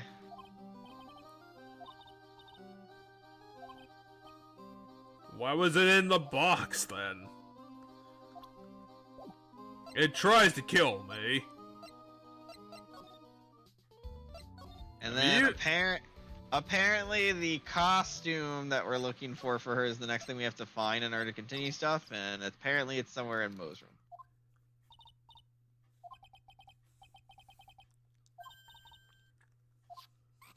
Yeah, the monkey's here. Oh no, it's the profile pic of the monkey.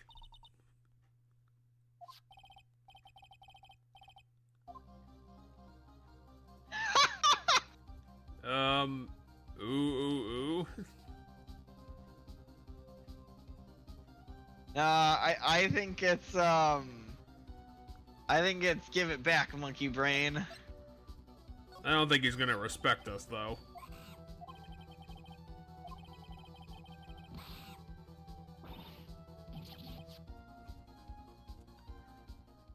Did we get mauled by a monkey?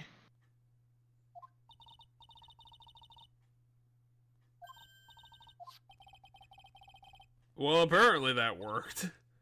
I think any of the answers would have worked. I think it just changes how Phoenix manages to get it. Wait, how can you wear Regina's costume? You're a lot bigger than her. Is my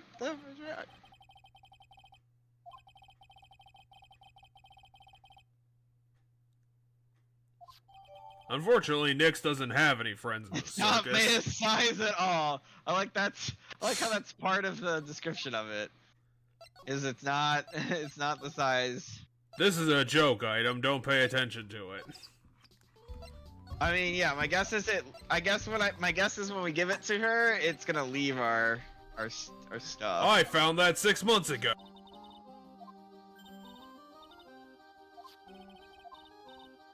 I love you.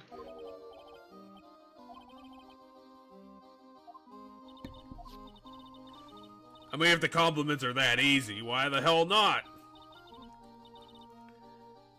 What? It's for a lion. It was also cat-sized. The lion that tried to eat me? So we can talk about Leon? Yeah, we can talk about Leon. Huh? My dad shot him with 7 shotguns. Okay, yeah, this is part of the problem, what happened.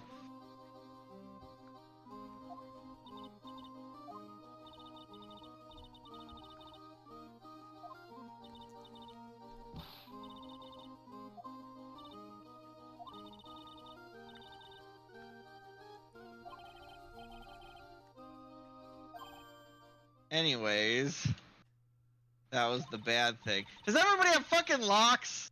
Is she gonna have locks about this incident too? But it's only one lock, and we'll be able to answer the question.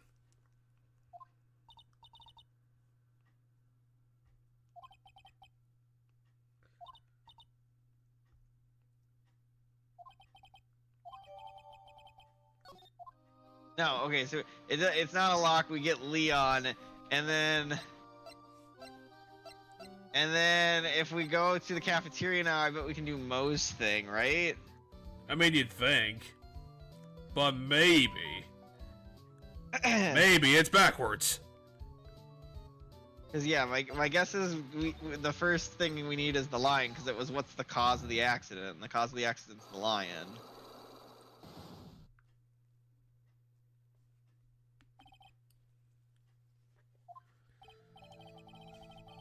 They needed to get over the fact that a lion died in the circus.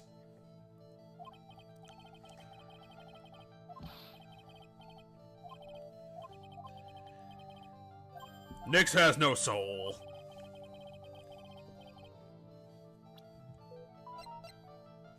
Alright, present the lion. I heard a little bit about it from Regina. Leon made a mistake during a practice, right?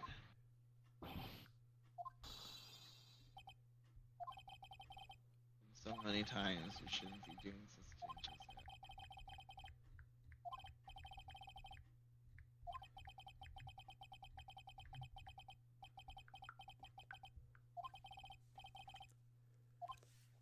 It was Regina! So did, like, Leon sever Acro's spine? Yeah, that's my guess.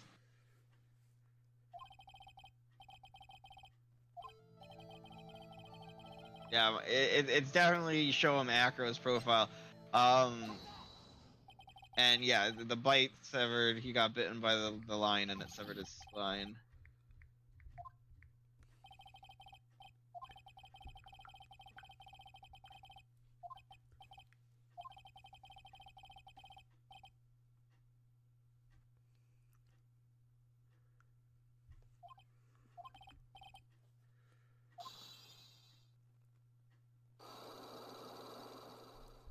So, did we shake him down for his lunch money? Oh, let's find out.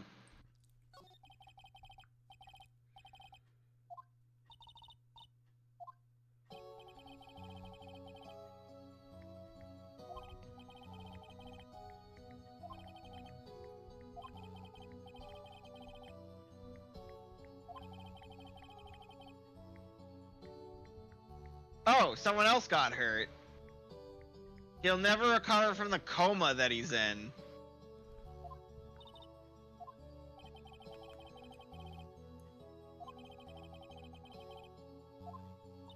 So someone's in a coma. Also, you might have muted yourself, Jeff, because you haven't talked in a while. Oh no, I was doing something else. Oh, gotcha. I got a bunch Acro had a brother who got bit, and he's in a coma. I got a bunch of jackasses asking about the car for sale. Oh, you're selling your car? Yeah, I finally got it replaced. Hey, you, watching this video right now, you buy it from me. Acrobat.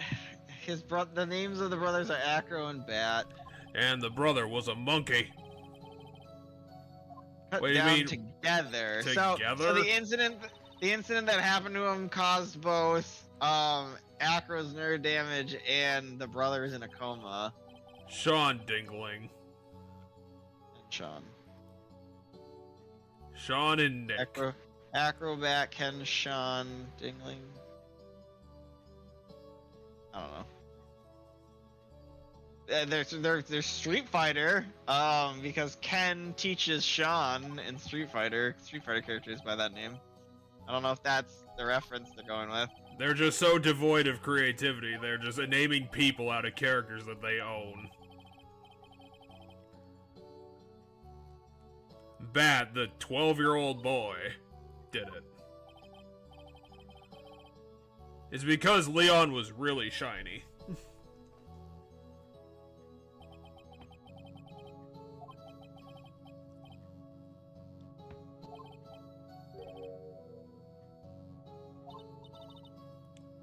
And it's because of pepper poisoning that Leon killed a man, and that's why Regina's the bad guy. Oh, you're right. The pepper. They made the lion sneeze, and then when it sneezed, it bite down. That's really stupid, but sure. But that's what. Why would it be making that smiling face that they're claiming? I'm just wondering why the fucking pepper is involved in this at all. That's what it is. I'm almost positive. This is so stupid. Because the smiling face of the lion sounds like, you know, flying murder. You, like the face you make when. You see, Max uncovered the crime that happened, and he was going to go rough down. He was going to rough down the ringmaster, which is why Regina had to kill him, her own father, to protect it from Max. And because the lion would have revealed that she was the bad guy about the other thing, and apparently Mo didn't know anything about this.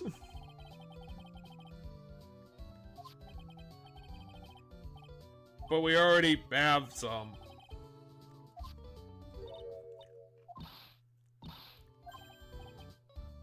See, and now they're introducing the concept right after talking about the lion is looking like it's smiling. They introduced the concept of sneezing.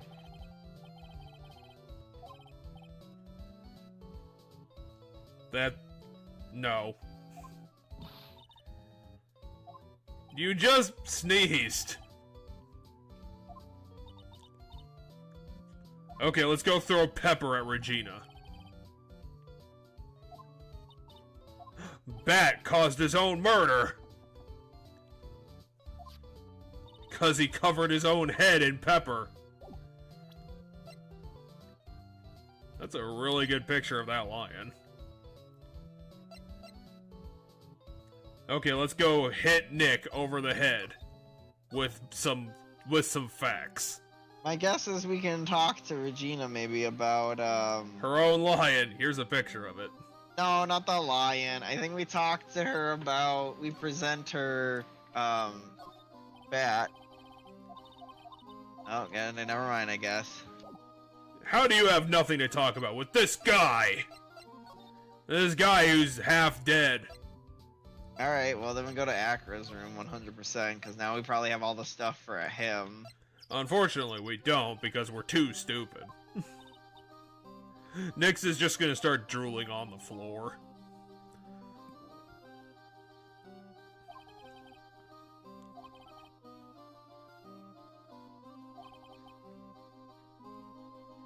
Well, apparently Acro thinks that we can get this.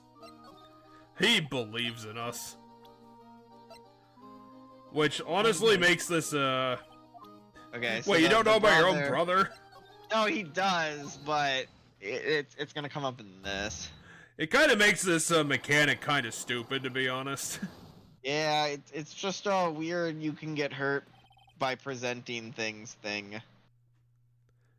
It's like he wants to tell us, but we have to prove that we know enough, or else he's not gonna tell us.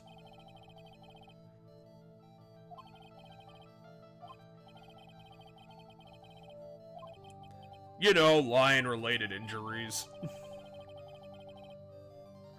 Acrobats deal with this all the time.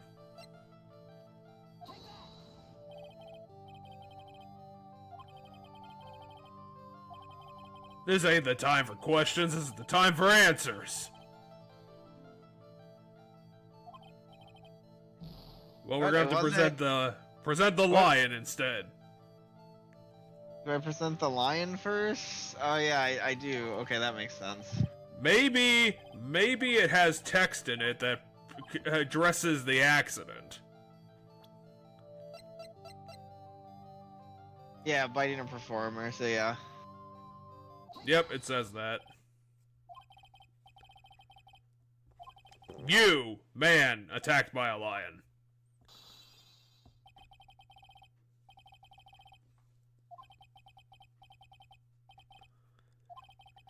Okay, now throw the other picture in his face.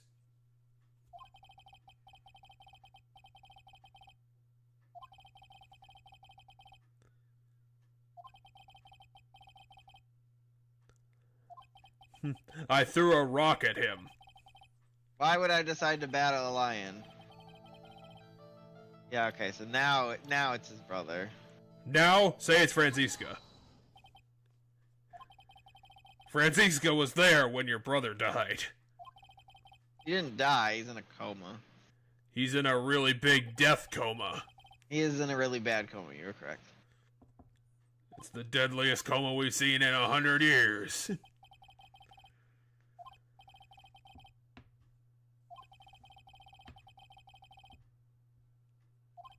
This entire case has been going in circles that just constantly keep getting bigger over the 500 questions we have to keep asking.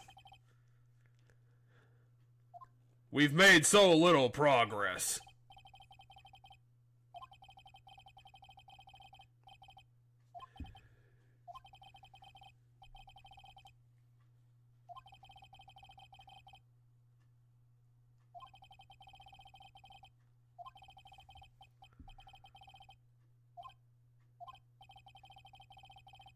Okay, throw the pepper at him. Someone you don't seem to like much, so that would be Regina, right? Yeah, probably. I don't think he doesn't like anyone else, considering we barely talked to him.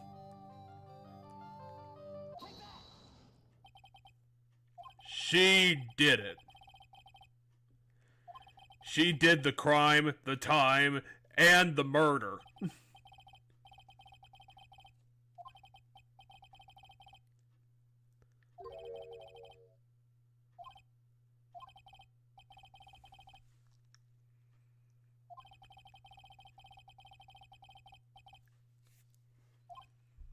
Well, why would she attack Bat? Why?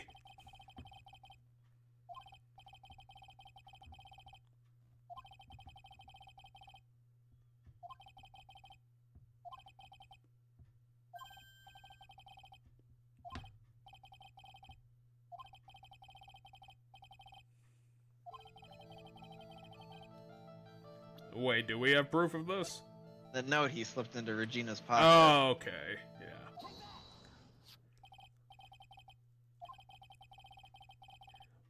We found it in the pants of a murdered victim.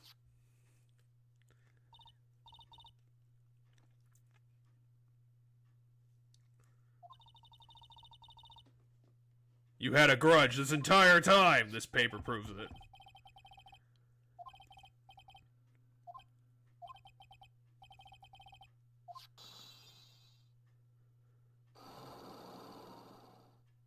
So he didn't want to admit it because his actions caused the death of that guy.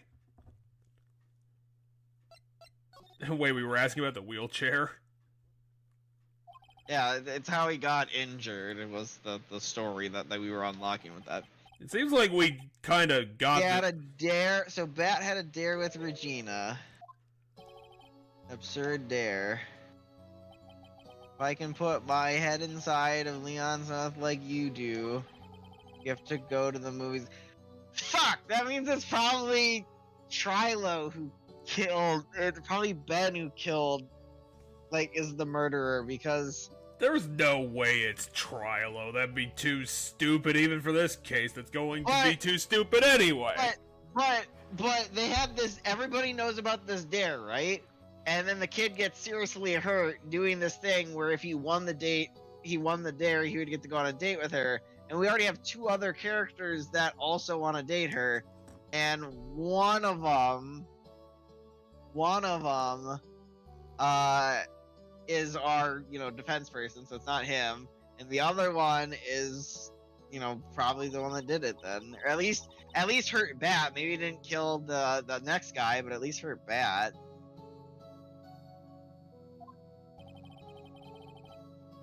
That, or my other thought is the ringmaster is likely the one that hurt Bat, but then I don't know who. I guess Acro would be the one that killed. If the case of the ringmaster is the one that hurt Bat, not sure why he would hurt Bat yet. But we do know he's the one that had the chest and the pepper. Yeah. Well, we don't know where that box came from. We just had the box. That's true. The box was just under the body. But in the event it was the ringmaster, then Acro's the one that killed him. Whoever's doing this is trying to blame Max for it.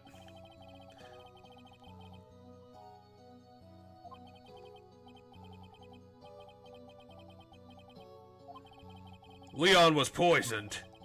By you, Acro.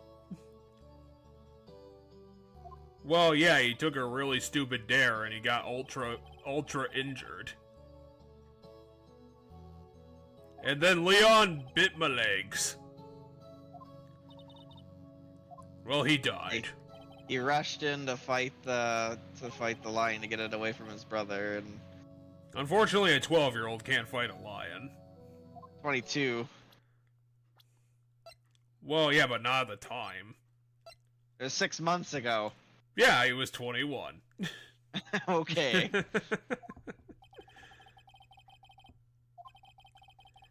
He was 21 and he wrote it backwards, so he was 12. And what the fuck is this? Well, what is this gonna prove?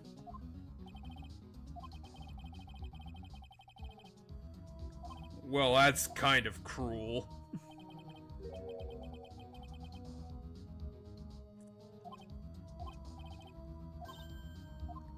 So the pepper was on the scarf. Huh.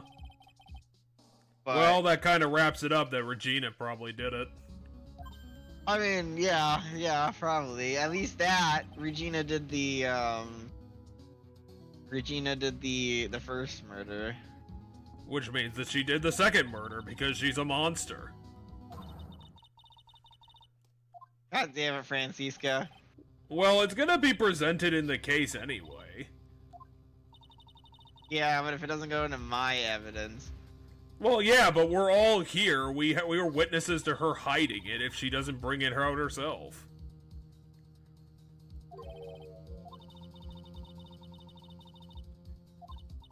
This isn't a dramatic thing. If she didn't do that, we would have fucking brought him in ourselves.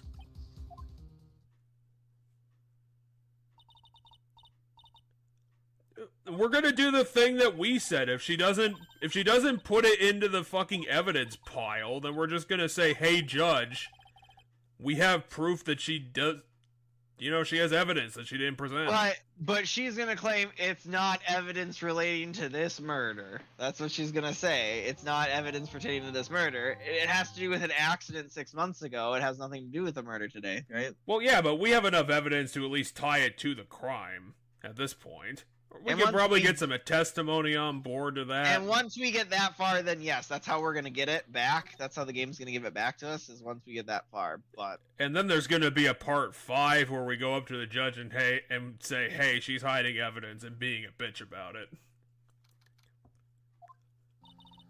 Because I saw it, she saw it, Acro saw it, Bat saw it, and he's going to recover from his coma to testify for us.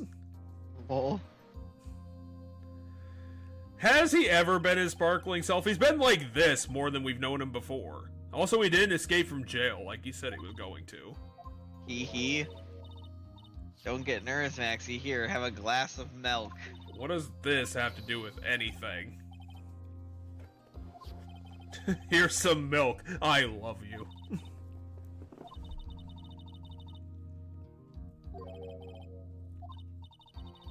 But why would you care? Oh, is he finally gonna get on the stand? Maybe. My guess is the people today are gonna be Acro first. Oh, is this? Acro's probably gonna lead us into talking about the accident, and then because we're talking about the accident, we're gonna recess, and then after the recess, it's gonna be Regina. Is Regina gonna do that thing like that other witness did where she was just pretending to be the world's biggest idiot and under it she's a monster? Ah, it might be. We'll have to see. She's more of a monster than Fun Karma and she tries to kill her. See, I think the concept of her monstrosity comes from what Acro is saying. She literally doesn't realize that harming people's harms people. Like, she's that detached. Oh, so she's that the sheltered. ultimate monster. Yeah, she's so like, to her putting the powder onto the thing and having the lion bite the whatever the fuck his name was funny and, you know, silly because she doesn't realize how bad it was or how dangerous it was. Right? Oh crap, Mo's become British. That's my guess.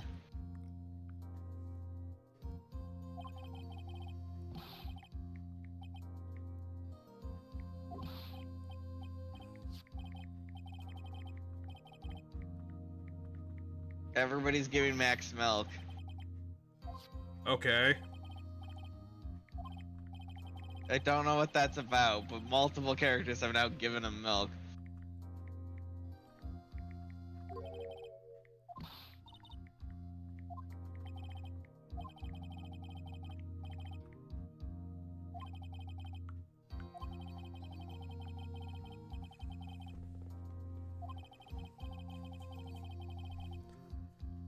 Oh, are we still doing the Mo thing?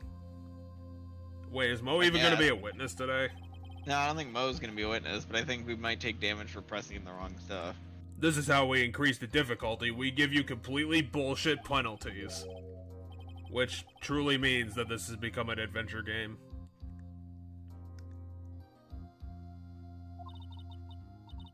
I guess they're just saying don't press at all today, it sounds like.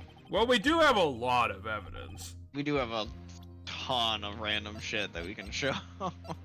It is really random. Like, we have a picture of a and lion, we can show we have half a people. So bottle. we have a very large cast of characters in this murder. We can show the 70 copies of Francisca's picture that we have, and just present that all the time. Hey, but what about the other lawyer? Hey, about that, but what about the other lawyer and how terrible she is? So, according to Mo, the reason he wanted Regina to come today is he wants Regina to face reality of what happened to her father. She don't understand that he's dead. Somehow.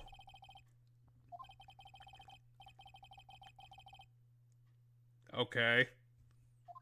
That's a sentence. He's not just an old-fashioned clown, he's like an ancient clown. Is this the first time that we've had Max get on the stand? No, I don't. They didn't say Max is getting on the stand. They said We're starting the trial today of Max again. What is the prosecution's theory in all of this? We have discovered a new witness, or shall I say a new eyewitness. So yeah, it's gonna be Acro first.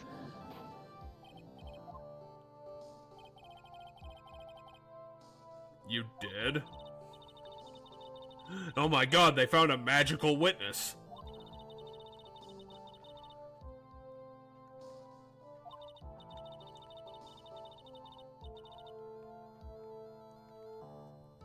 Gumshoe? Yeah, apparently Gumshoe had to make the thing. Alright. It's made out of cans and boxes. How tall is that wheelchair? Also, there's another bird now.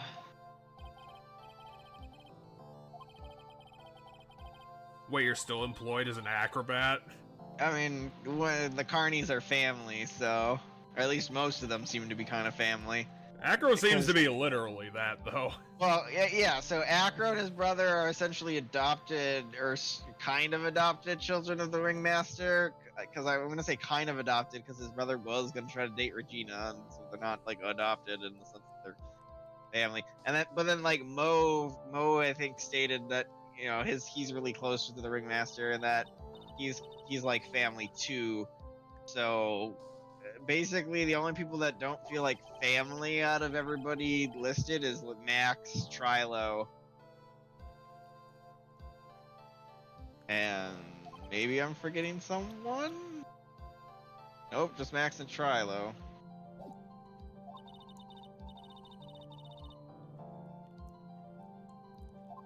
I saw a man floating through the air. He was an alien. What I witnessed.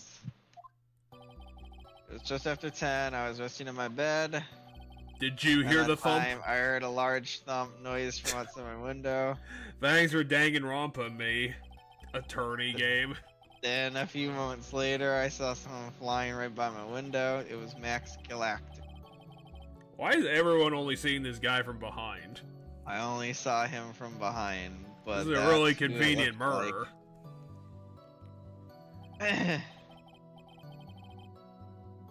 I was half delirious for some reason. I thought I was dreaming. I watched too much Lucky Star and I collapsed. This witness testimony matches up exactly with that of the clown. If that's the case, there is little the prosecution need to add. I watched 20 episodes in a row. Explain how the defendant disappeared in the sky. Well, yeah, Again, I have the right to cross-examine. That's how lawsuits work. Did she seriously hit us with "that's why Edgeworth died"? No, she was like, "That's what Edgeworth would do." Oh. Edgeworth, who would be over there, in where you're standing. No, something about knowing when to resign. I don't remember what it was, but... Okay, so that's not a contradiction. That might be one. I'm gonna press. Well, yeah, but if the light in his room was turned off and there was a lamppost outside, that means he probably could still see what was outside. I don't know, it might be very shadowy, though. Yeah, but that's kind of like, you know, the reason why you don't have lights in your car during the night. It's probably the same thing. Oh, the safety lights. Okay. Because we need safety lights on the 3rd floor.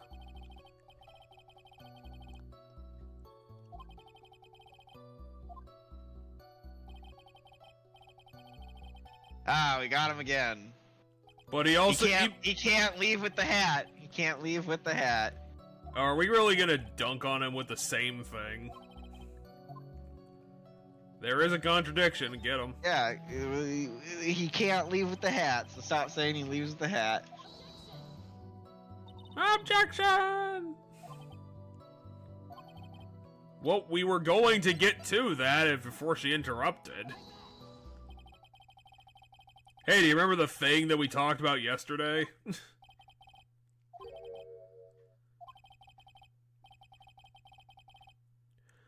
Oh, everyone's claiming the silk hat because the bust has the hat on it. Yeah, that is 100% why I think the murder weapon's the bust. And it's made of bronze, which means it wouldn't shatter. Yeah, so they it's hit also it. apparently really heavy. Someone's up on the roof and drops someone up top drops the, because it could be Acro still, getting revenge for his brother. So it wasn't the roses missing; it was the hat that proved it the whole time. Which is why Nyx never picked up a rose in this whole case. Right, and I guess I still don't know how the hat would, if the murder weapon's the bust, I don't quite know. Also, where is it? Because I'm trying to figure out how the hat still ends up at the murder scene. If it was never supposed to be there. Yeah, if it was never supposed to be there in the first place, and like the bust is the murder weapon, and that's what everybody saw was the bust, and that's why they all. That's because Max used his own bust to kill him, which means he dropped his hat at the scene.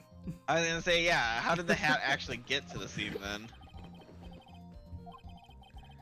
Or it could be just something stupid, like it's just like they're gonna say, well, the guy just left it behind because fart noises. Because.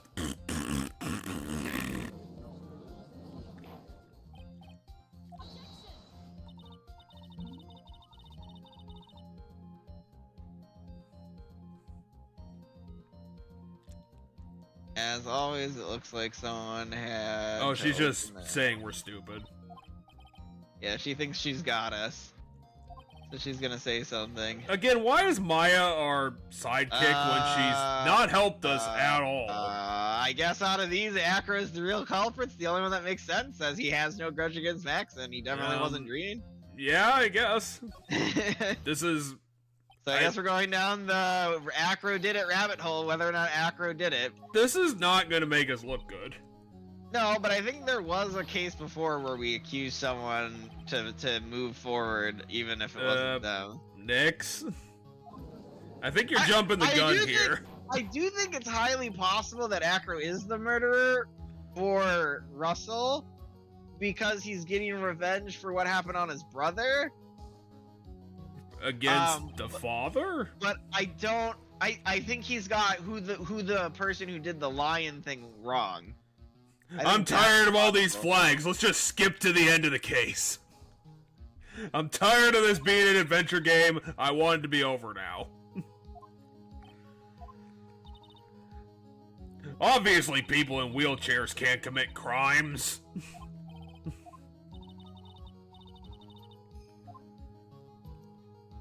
Have you seen all these birds he has?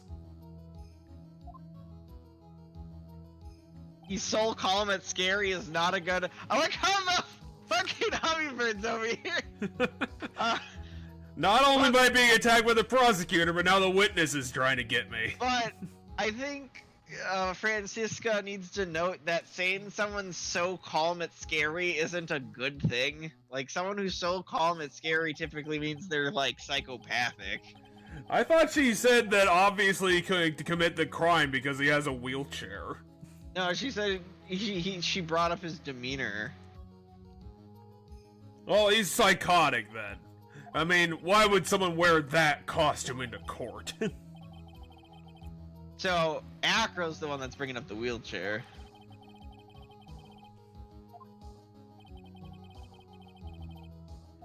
Well, it was the only option I had. The only option that made sense there.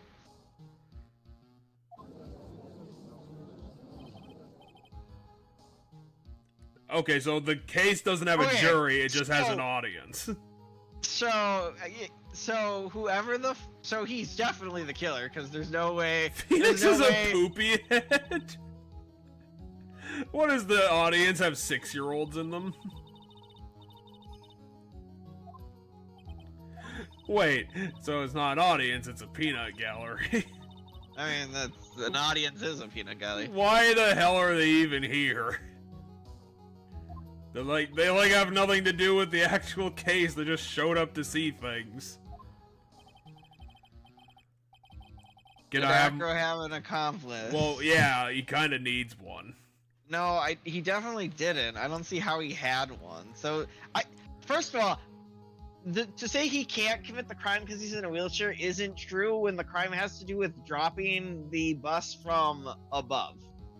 So, he has upper arm strength. He can do something with the bus from above. Nope, wheelchair. It's 100% get out of jail free card. No crime has ever been committed in a wheelchair.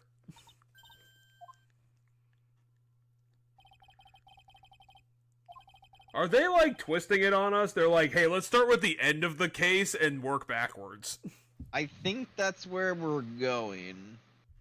We have no other way of writing this. We wrote ourselves into a corner, and this is the best idea we came up with. Well, I think they're putting together what I was already thinking, that the bust is the murder weapon and that you have to use the murder weapon from above.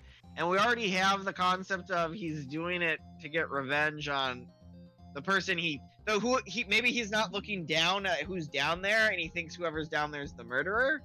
Because, the note says, hey, murderer, meet me at this place at this time. So whoever shows up there at this time. Because he assumes that, Regina's gonna show up. He didn't plan that Regina was gonna just leave the note behind in random places. Yeah, so he's not looking down at who's down there maybe, and he just drops the bus. Or does whatever he does with the bus, because he has to lower the bus and then bring it back up, but...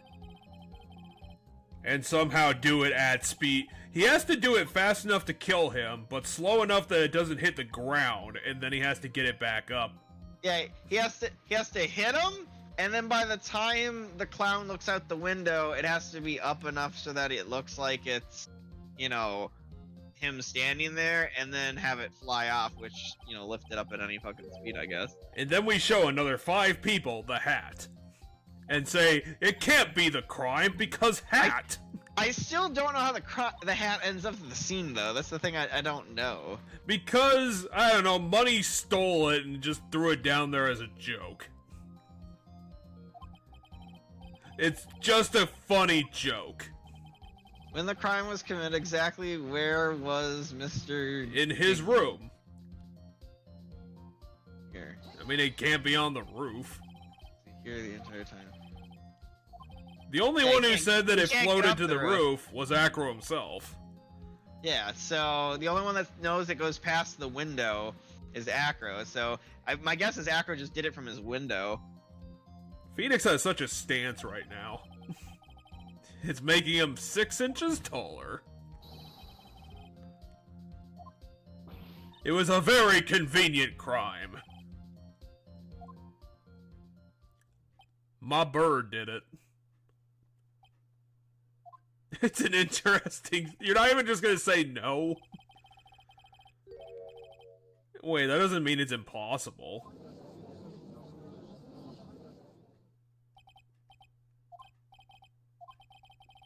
Yeah, so what we're gonna do is establish how the murder happened with the bust, and then from there we're going to have to go and investigate, have to deal with what happened with the incident. Maybe we have to go actually find the murder weapon finally. No, the murder weapon for the incident's the scarf, and the murder weapon for the killing of the ringmaster is the bus, which we have not in our file, not here, and haven't found. We have the bus. Well, we have a picture of it. Yeah. Oh yeah, you're right. We're gonna have to find the actual bus, aren't we?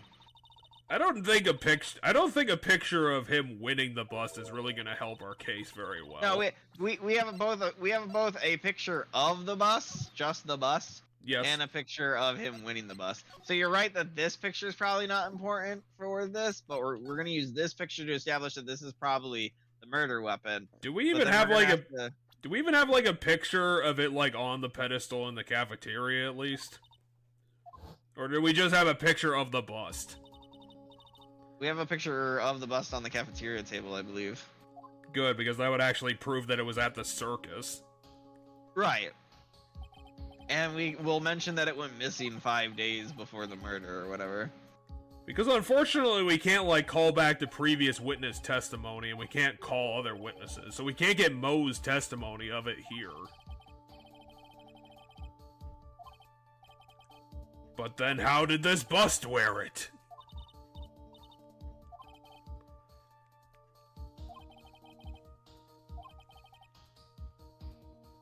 Rope.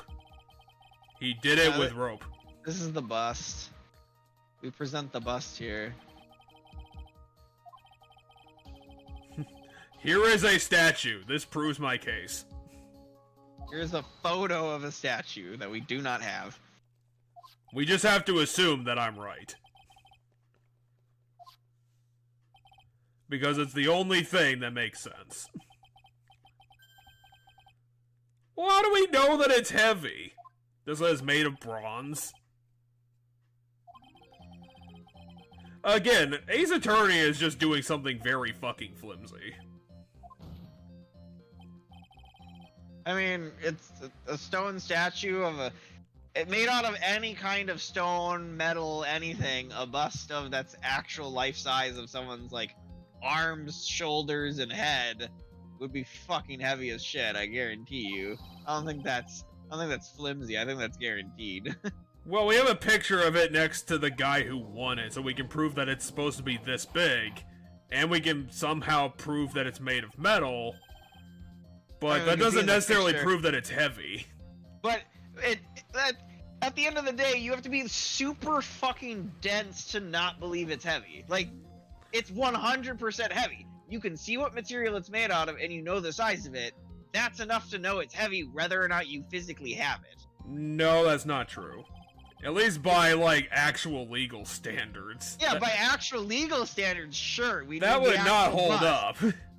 Well, so in actual legal standards, it doesn't even matter the weight or the size of the bust, because we have to prove that the bust was even there at the crime scene. Yes, which we also can't...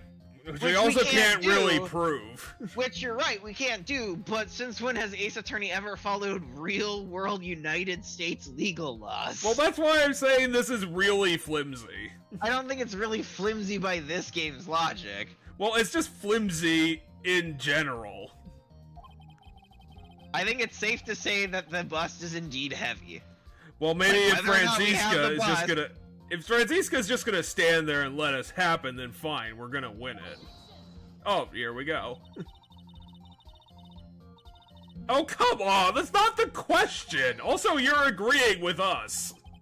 Because you just agreed that it's heavy. Or, I don't know, he put it on the floor, and then he picked it up over the... Like, what the fuck does... That doesn't even make sense as an objection.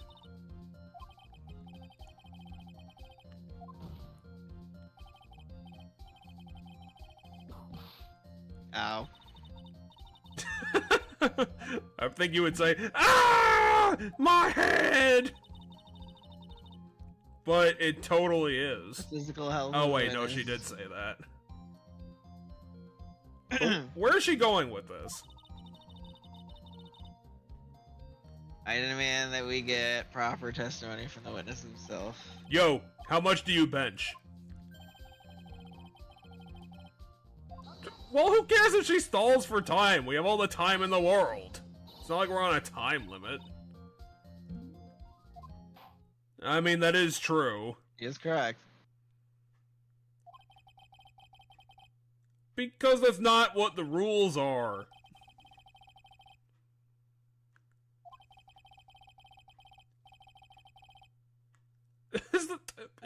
Since when have you ever done expert testimony before?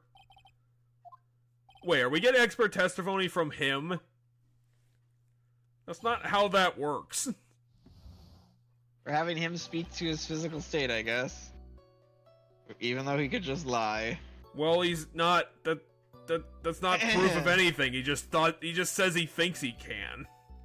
Anyway, I suppose I could have lifted something the size of that bus. I have a strong upper body from working as an acrobat. Only my legs were injured. However, lifting the bus and looking out the window would have been impossible. There's no way I could have exerted that kind of force on my lower body. So he's saying he couldn't lean out the window with the bus. Okay. That makes it impossible for me to have known the location of the ringmaster's head. Nope, I figured that out. So was it the light? No, it's the box. So what happens is, how would the box? Murderer, here's what went down. He puts the note in Regina's pocket so that she comes and meets whoever at the scene at whatever time, right? When to keep her there, she finds a box sitting there, pre-set up. Oh, so the murderer left the box there. She opens the box and finds the pepper, saying, "This is how you hurt my brother." Right? The pepper's inside the box because this is how you hurt my brother. While confused or surprised or shocked looking at the box, he drops the bust on top of whoever is down there, and that's how he knows where to drop it, because the box is the mark. They're going to be standing at the box looking at what's inside of it. The ringleader didn't bring the box with him. Yeah, the ringleader didn't bring the box with it. Acro set it up as the smoking gun that I know what you did. Right? It's the thing that the murderer is supposed to look at. The problem is the murderer didn't show up because the murderer is Regina, from what we understand, or the murderer and not murderer, because technically the second murderer. Technically, the kid's in the coma, but and then Acro drops it without looking and murders the ringmaster instead. And it's probably because the ringmaster knows what Regina did and is trying to cover it up. Or, considering the whole thing's on fucking wires, he could have just wired it up right. Yeah, there is some sort of wiring that's going on here. But whatever, that makes total sense. Well, what we need to do is use the box to point out the fact that he does know where... Well, we should also point out that the box is you're not, the way you open it's weird. Is it? I don't remember that. Is it weird? I thought it was. I thought this box was kind of fucked up. Let's take a look at what it says for the box. Anyway, let's solve this question first. Never leaving the box. Okay, the box. Exerted that kind of force on the lower body. That makes it impossible for you to have known the location. Okay, hit him with the box. Yeah, or maybe a picture of the crime scene. It's 20 pounds. It boasts a small. Oh no, it's a strong. Okay, so you can't just break it open because it's locked. Or, I don't know, maybe it wasn't locked at the time? Yeah, I don't know. Or whoever the murderer is would have the key. And gave it to the ringmaster, so he was in on his own murder. Yeah, you don't need to lean out the window to look down to find out where you need to drop it when you have a pre-set up drop location. I know that there's not much of a difference, especially considering how big this statue is assumedly, that we know it is. But, Regina's not as tall as her father. Well, see, what I think happened is he drops it without looking at who's down there. I think he uses the box and, maybe the sound of the box opening or something to be his trigger. Or maybe. But I don't think he looks at who's down there. Or the safety lights. Because as he stated, he can't lean out the window. He's stating right now that he can't lean out the window to look where to drop it. And so if he can't lean out the window, he can't even look at where he's dropping it. So he has to have a pre-set up spot that he knows he can just throw it or drop it out the window, and it's right below the window. Lamps. Well, what do you want me to explain? There's 4 things going on here. Take a look at this. Okay, and then we're showing the photo. Box. Here's the wooden box. This isn't exactly a good picture to prove that this box is this other box. Because the guy's, on top of half of it. When Ben and company saw the ringmaster, they didn't see him holding the box. Oh yeah, and that too.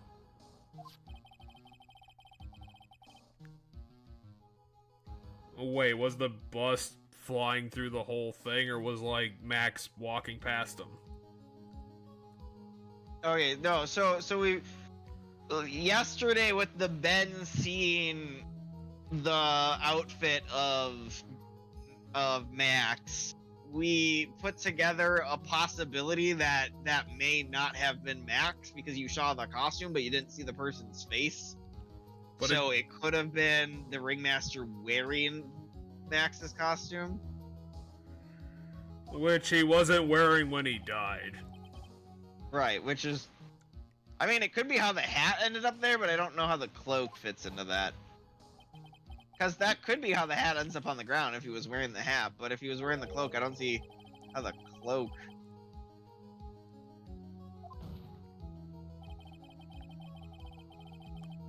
Because my only thought is the cloak gets caught on the statue somehow, and that's how the cloak ends up on the statue to make it look like it's flying away. Like, perhaps Acro wasn't intending to get away with his crime, and he wasn't intending to frame Max, right? The Max clothing was already just on. I think if he was not trying to do that, he probably wouldn't have used this as the murder weapon. True. Maybe just like a big cinder block. True. Or the tuba. Yeah, that would have been a lot more useful. There's the shiny tuba in there. You see, the tuba fell on the ringmaster's head. He started sputtering around, and then he fell over and hit his head on a rock. Who placed that wooden box at the scene? Yeah, Mr. Dingling, of course. That makes sense. Oh, come on. This is a bit of a stretch. I don't think he had to lower it down. I don't think he had to lower it down. I think he could have just set it out there during the day, or like, everybody's at practice, right? Well, no, because he can't get in and out of his apartment by himself. Fuck! Yeah, he does have to lower everything down from the window, because he can't get in, he can't get to and from his apartment by himself. So unless he has a person helping him, then he has to lower everything down from his window. And we know he doesn't have a person helping him because we already said he didn't. We're not going to backpedal on that.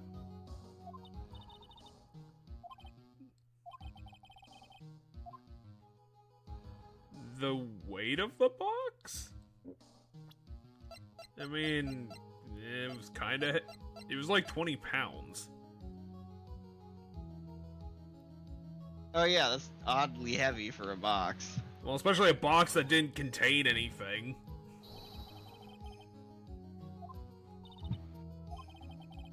So are we just assuming that he, like, picked up the box?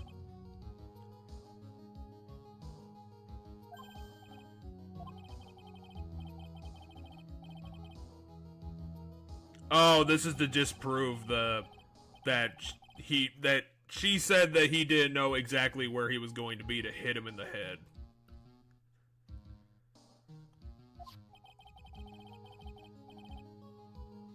I mean, at least we have the box, so we can actually prove these things. Right. Yeah, so when you crouch down to pick up the box, that's when your head's in the right position, okay. So they're answering the Regina question. Yeah. Stop being so lackadaisical.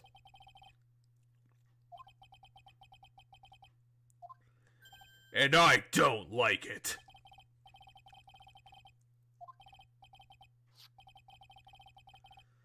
I mean, I struggle to believe that he could. I mean, right. It's kind of a stretch if he was able to do it from his room, so he would have to move. I do think it's difficult unless we can find some weird thing. Is the box shiny? I remember. You recall the original location of Max's bus? Yeah, I remember. It was in the kitchen. We learned about it 2 hours ago.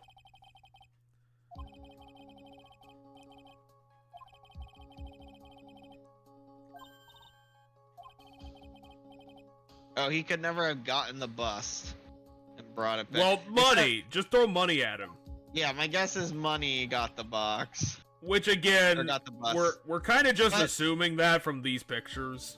But yeah, the difficulty with the money getting the bus, in my opinion, is the bus is, as we stated, heavy. Well, I yeah, don't know but if a monkey could pick up the bus. yeah, but tuba.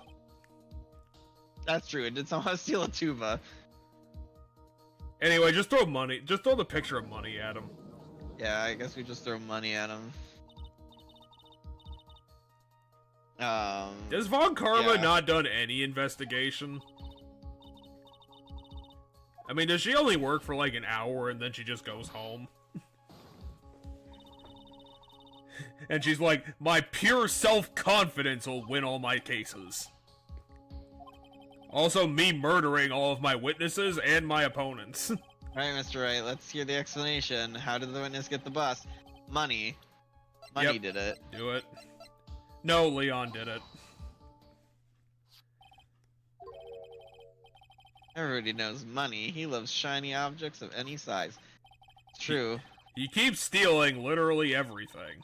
And the witness had a monkey steal the bus? Of course, he didn't order the monkey to steal it. So it was just a matter of time before the monkey stole Oh, it. come on!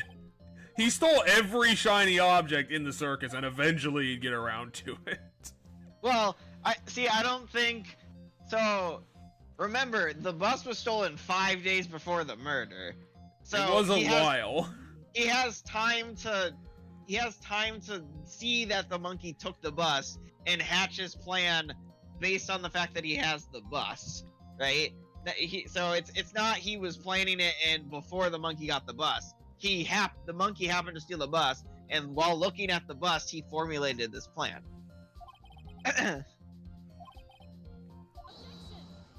Which, if that fact is true... Bronze isn't all that shiny. However, the cards in his hands are shiny. She doesn't look at any evidence, she just yells at Phoenix. Why, those are some very nice cards he's holding. Use the other picture, at least you can prove that they're... You don't know that! I mean, maybe it was stated they were made of platinum. Anyway, use the other picture because there are lights in that picture. You can actually prove that they're shiny. You are correct in the fact that money is a strong monkey. He has stolen a tuba. Okay. So even Acro is stating that monkey is strong enough to lift it.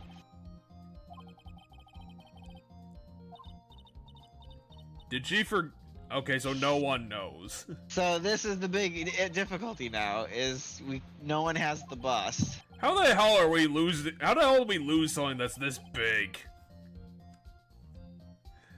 It's like losing, I don't know, Regina.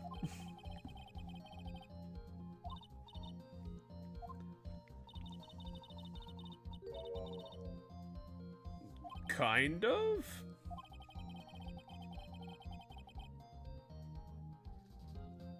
Acro was planning this for a very, very long time. Yeah, it is possible he could have used the tuba.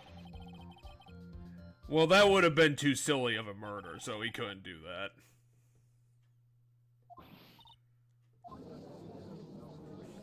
That's your best defense, is just calling us names. Well, you're the people who keep asking me all these questions. I don't think I've ever heard of Flamboozled before.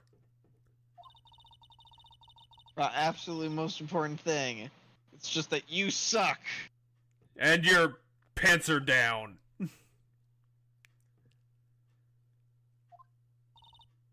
Well, you're the one asking the question. You forgot that your fraud of a magician plan was spotted. But- Yes! What? Now we have to get to the fact that the magician was spotted at the scene of the crime, which, yes, we know is the bus. I mean, do we even have to answer this question? Yeah, we have to start with the fact that... There were two people at the scene. One was the victim, and the other was the murderer. Which I think we've kind of answered the question. The murderer the clown saw was the Yes. bus. Because it was always backwards. Huh? What? What other person? Oh, contraire, mon frere. Really? You're bringing her nationality into this? Bo said that he saw Max's silhouette, but he did not actually see a man himself. It wasn't a human being. And I can prove it with this hat! Actually, I can't prove how it got there, though.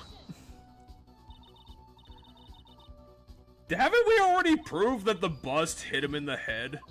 Yeah, I'm still trying to figure out how the cloak is there. Yeah, there's no reason you couldn't attach the cloak to the bust.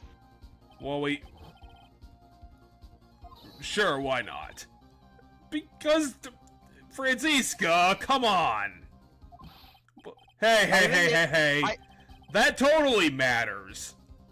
Who put the cloak on the bus? Yeah, exactly. See, this is the question I have difficulty with. Like, how do we prove this? Well, so earlier we came to the conclusion that because it is true that Trial and Ben saw someone dressed as Max walk past them. So you're saying that the cloak on that guy is the cloak on the bust. Right. We established that the only two people that it could have been that walked past them is either Max or the ringleader. Sure. So I don't quite know how, but somehow the cloak has to go from the ringleader onto the bus, and I don't know quite how that happens. Other than, like, the bus just happens to hook it as it, like, hits him, or, like, after it hits him. And then that's how the hat gets at the murder scene, is because the ringmaster was wearing the hat as well. But that seems kind of ridiculous. Yeah, exactly. Okay, so the answer is the victim. Yeah, the answer is indeed the victim. Because who else could have done it? Because who else could have done it? I just still don't fully know how. Well, considering the last thing we did, we're just going to assume that we're right. Right? We're going to use the power of self-confidence to defeat Franziska. This is an anime-ish detective game where we have to solve murders. The murders are always going to be needlessly, crazily, weirdly complex. So yes, the victim, for whatever reason, was wearing this cloak and somehow it ended up on the bust. Potatoes. Because that's the crazy bullshit. Well, the crazier thing is how the fuck did he get it on perfectly? Yeah, that's what I'm still trying to figure out. Because it wasn't, like, slopped over. Because magnets. He put magnets on the bust.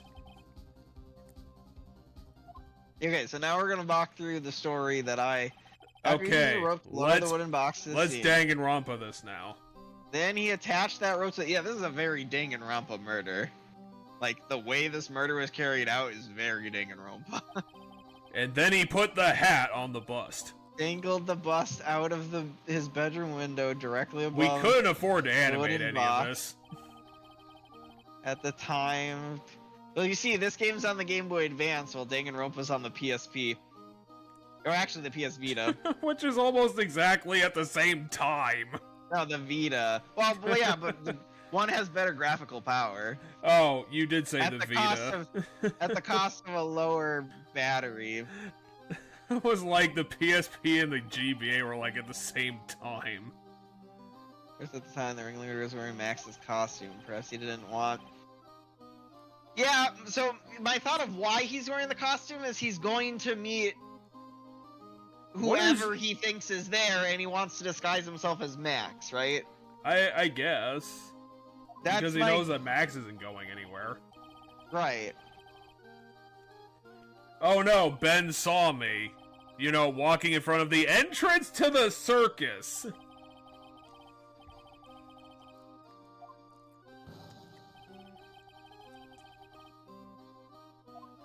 That is a huge bust. Jeez. Now this is when the magic happens. That's the instant that the bus hit the victim.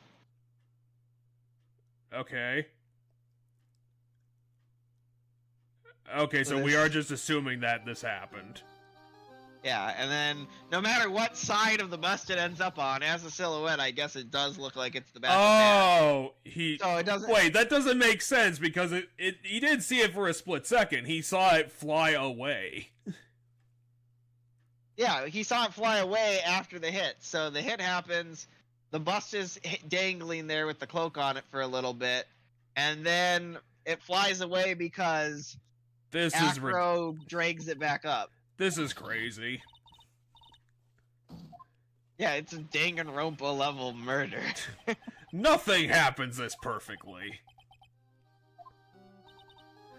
Because if that didn't happen, then Acro would have been found out instantly. Which is why I think Acro's wasn't necessarily trying to get away with the murder. Because in his mind, it's justice. So, and a lot of times in a lot of stories and stuff, whenever the murder is like I did it as revenge for justice, the murderer doesn't mind being found out a lot of the time. So my guess is originally he didn't mind being caught. So we were both wrong. Acro did it. Yeah, Acro did it. But now we have to solve the second crime. Right, but to explain Acro's motive, we're gonna have to solve the other murder. So even though we can prove that Acro did it, we somehow have to still say that what his motive is for some reason. Maybe so he can't pull the insanity card? Wait. The way they animated that cloak is not backwards. Well, no, it's the bust that's backwards, Jeff. Because you see a silhouette, it doesn't even, the hat and the face don't matter what direction they're facing. No, but the way that the cloak is flapping in the wind, it's the wrong way around. Oh, could be. Anyway, this is a ridiculous murder. I don't know. I think there has to be one case in the original that was crazier than this. That one was the elevator gun shooting. Oh, so I think it's the one the murder that wasn't a murder at all, right? Because wasn't that what happened with? Didn't we prove what happened the night on the lake with Edgeworth? No one was shot and killed. Yeah, because I think the guy that he met fell off the boat to hide the gunshot. That didn't happen. Well, the gunshot was the balloon. The sound of the gunshot, or the sound of at least one of the gunshots, was the balloon thing going off, like the sumo balloon thing, I think, going off, and then I know that Edgeworth ended up with the gun somehow. Yeah, and then I don't remember what the other gunshot was or how the gun gets shot, but what happens is the guy that's on the boat with Edward, I think, dives off and then swims away. There was some underwater fucker going on. Swims away, and it was the crazy guy in the shed, because we know the crazy guy in the shed was made to believe shit by Von Karma. Like, Von Karma set the crazy guy in motion by feeding him a false narrative, because the crazy guy was the other person that was in the elevator way back when. And then somehow the one that proved it was his parrot. But the problem is the dead person in that case is some random lawyer guy. It's the lawyer of the crazy man back in the day when they had the case for the crazy guy and accused him of murdering Edgeworth's father. That lawyer that defended that crazy guy is the one that got killed. And I don't remember if he got killed and his body was just brought there and like thrown into the lake and he wasn't the person on the boat, or what, because his body was recovered.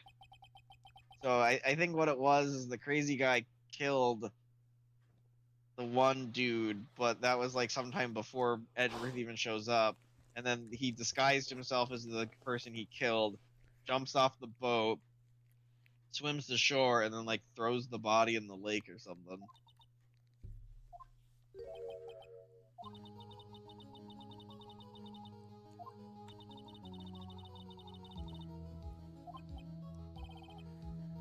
What evidence do we have of this being true?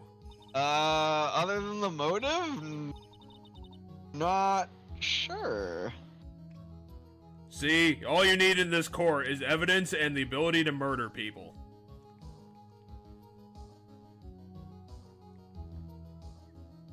If you have those things, you can win.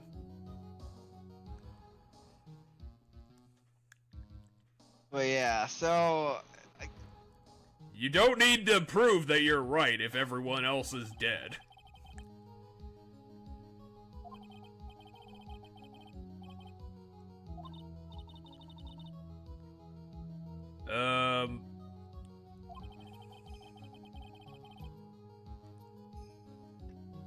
Nuh-uh, because something else that we don't know could be the truth. There's something unusual about Mo's eyewitness account. Okay, I figured it out. It's Could the it be the hat. Could it be the 4 revisions? No, but I mean that too. But Oh yeah, Mo, because the cloak wasn't at the crime Mo is, scene, but his hat was. Right, and Mo is confident that he saw the person leave with the hat, and if the bust is the murder weapon, then he does see the hat leave. But it's not the actual hat; it's the hat of the bust. Then we got him. It is the hat. So I was right. I think we show the hat again. It's the hat.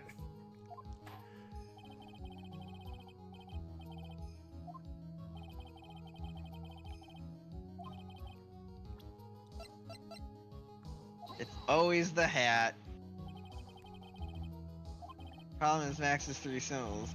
We know the silk hat, the cloak, and the white roses. And also these Those cards. Symbols were a problem numerous times. Yeah, it was. Yesterday there were 2 contradictions in most testimony. Yeah, it's almost like he had to revise it One 4 like times. The other.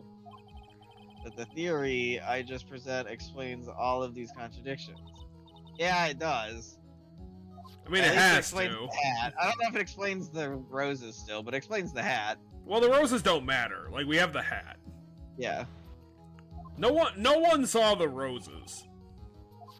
We're just assuming that the roses are there. I mean, I guess in this picture the cloak is kind of lopsided, but like barely.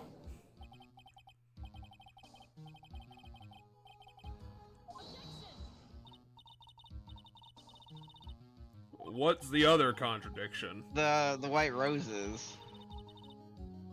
I don't remember what he said. So, Oh, Ben saw the roses. yeah. Ben claims to have seen the roses, or Trilo technically, claimed to see the roses when he walked by, but we haven't found or seen anything that talks about the roses. Well, that's because the clown saw it backwards. Wouldn't that actually prove our case? Yeah, I guess if the clown saw the clip backwards. I mean, the hat already proves our case, because then if it was there, then it would be 2 hats. The cloak's down to the bus. I mean, actually, maybe not. The roses were on the cloak? Well, yeah, the roses are on the cloak, but you're seeing the back of the cloak, not the front of it. Oh, because the cloak's on the roses are on the wrong side. Yeah.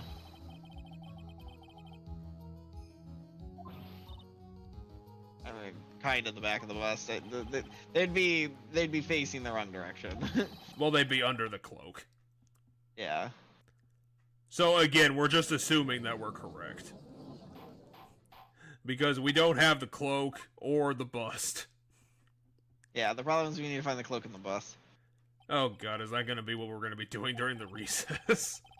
I don't know if we're gonna be doing it during the recess, but it's probably what we're probably gonna have to go on to a 3rd day, is my guess.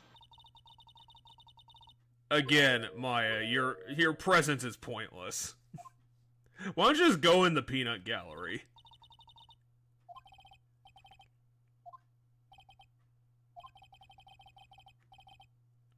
Did we? I mean, we know about Max. Yeah, we know a lot about all the different people at the circus. Yeah, but I don't know if we actually researched the circus itself. I think we're getting a motive now. Yeah. Yeah, we're But getting a the motive doesn't matter. The witness feels an incredible debt of gratitude towards the ringmaster.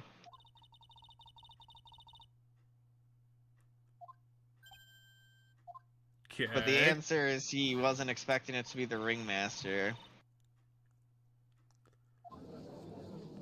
Well, we have Regina's affidavit, hopefully. I'm hoping that Phoenix took notes. So we can present that, hopefully. Or we could just put Regina on the fucking stand. Yeah, as I said, I think the later half of this day is going to be putting Regina on the stand. I mean, it's not. Because, to be fair, he didn't admit anything, so we kind of have to prove the motive. Right. And the motive is going to end up involving Regina talking on the stand, I think. And this is all because Phoenix couldn't fucking find the murder weapon. Yeah, that's the thing, is I want to know... Because it does feel like we have everything to, like, solve it today, except for we don't have the physical murder weapon. But, like, that's the only thing. And it feels weird to go into, like, a third day of gameplay, like, stuff if it's just find the bust. Well, it's a 10-minute recess, so we don't have time to go investigate anything. Right. We're gonna talk to Max, and then we're gonna establish the motive in the second half, and the motive's gonna have to do with the accident back in the day, and the fact that he wasn't expecting. You know, it was the person he murdered wasn't the person he was planning to murder. Well, this game wasn't gonna be edgy enough to kill a 16-year-old person. No, but it was edgy enough for her to put someone into a coma. Yeah, off screen. Off screen. We only saw, like, the moment before that happened. Like, we didn't actually see it happen. We saw the screen go red and stuff.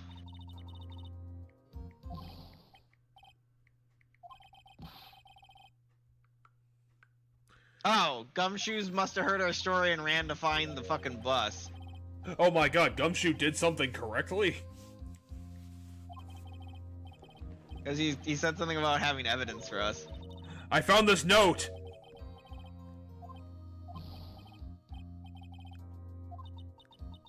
I ran here from the circus! Wait, how did you get that?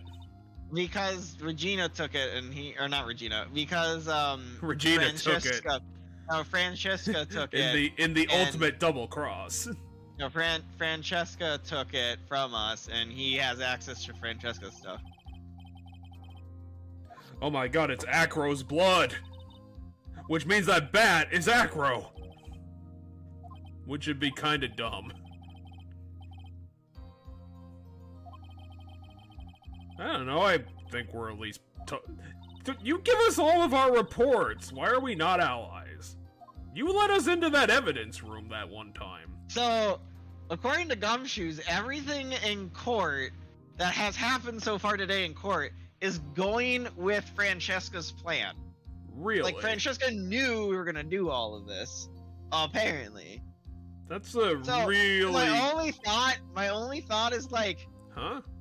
Yesterday our final plans were set in motion, him and Francesca.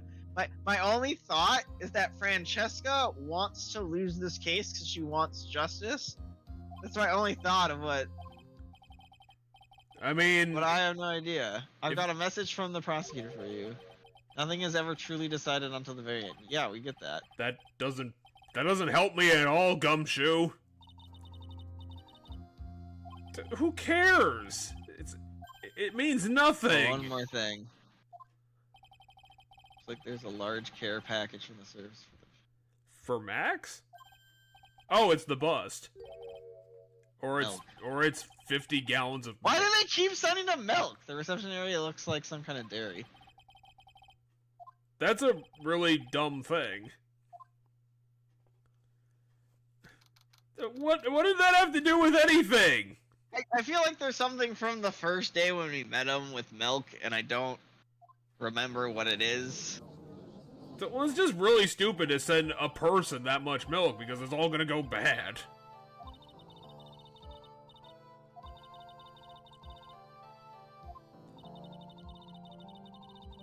Why would you ask us for the motive when you could just disprove that there's a motive at all?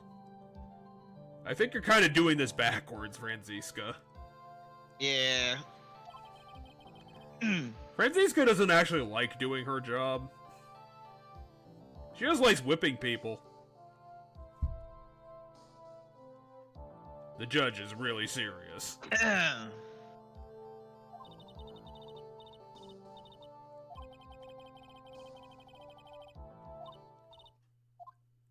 I think Maya could handle a murder.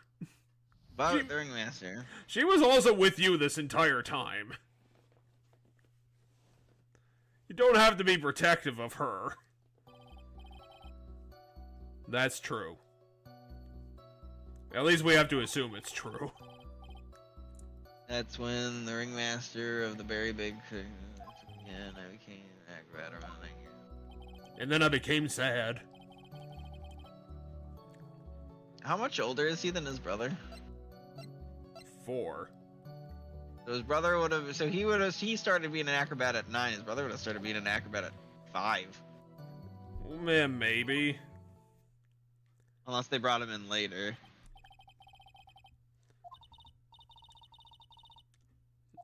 Well, that didn't help anything about anything. Because everything he said was true.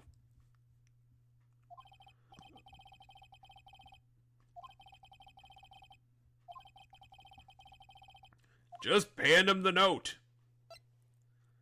No, well, I guess we don't actually have to cross-examine that, because that's not going to help us.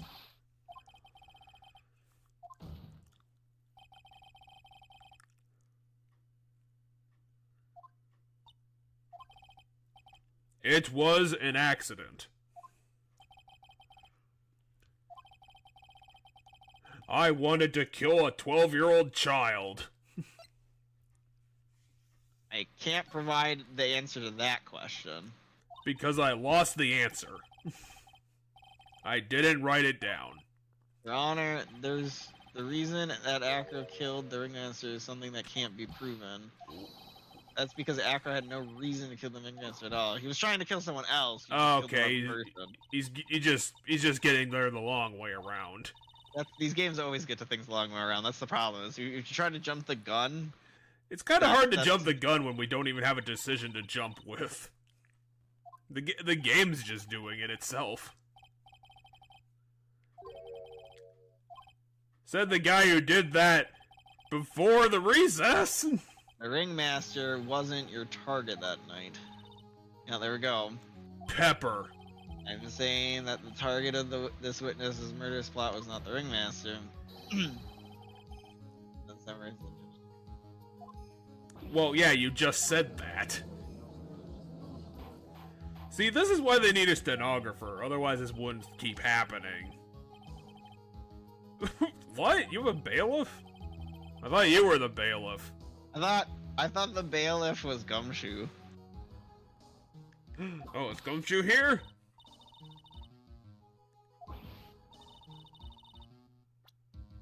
Yes, now throw Regina at him. Yeah, he's trying to kill Regina.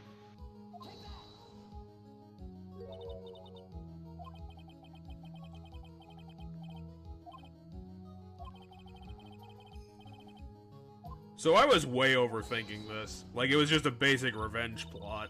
Yeah, it's just a basic revenge plot that went in the wrong direction. He murdered the wrong person, and the max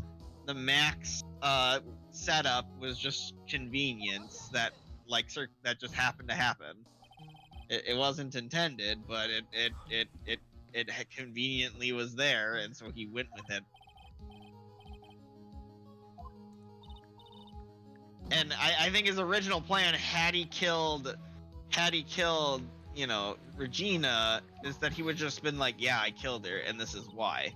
Like, I think he would have been totally okay with taking the fall because he got justice. But he has a reason to stay out now, which is he can always try to get Regina again later. Oh, I didn't even consider that. So he has a reason to not fess up to this now, even though he knows he killed someone he killed the wrong person. He could always try to kill Regina again. So if his ultimate goal is revenge, no matter what, The note. Present evidence that proves Agro was out to kill the young girl. Yeah, that's the note. We can sort of prove that he wrote this. Agro, you remember this, don't you? For some reason, I hand wrote this note just so I could implicate myself. I don't know if that's... Oh wait, that would kind of be ironic. Well, so his goal was to call what's-her-face, but she's so ditzy it didn't work. Well, she's so ditzy that she's like, this isn't about me, I'm gonna just give it back to the circus. We can't prove that he did this, but we can prove that it happened.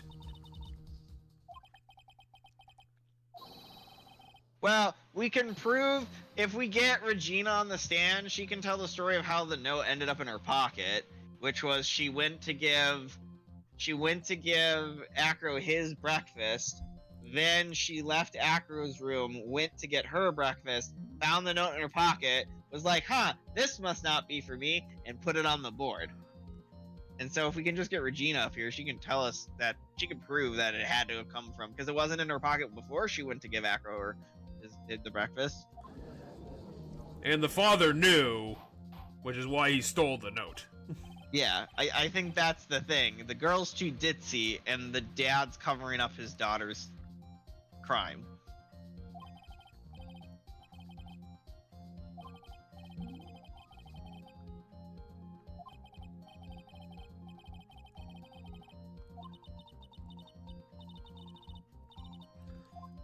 You know, notwithstanding that we have, like, a transcript that she actually said these things.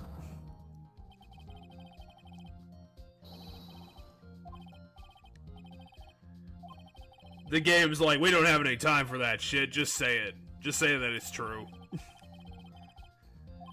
Yeah, and now we're repeating the part that he can't look out the window because he can't lean out the window, so he can't actually look at who his target is. He has to just trust it's the right target.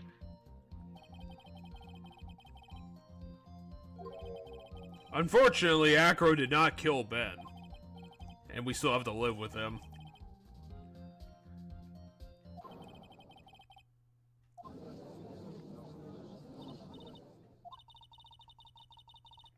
Yes, Regina is currently in the audience.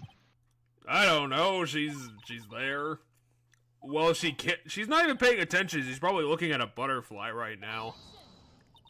Yeah, that's what I'm expecting to happen.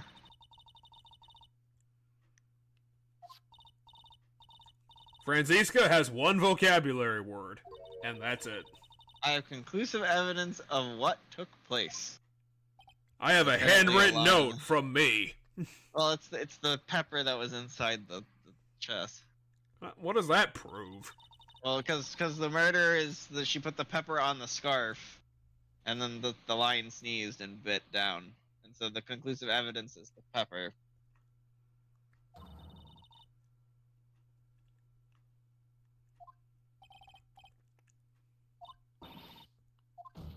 So Franziska did no research, right? I think, well, apparently, according to Gumshoes, if we recall, everything that we did in the first half was going with what her plan, meaning she's acting like she's surprised and stuff. So, I'm not entirely sure what Regina's endgame, or Francesca's endgame is.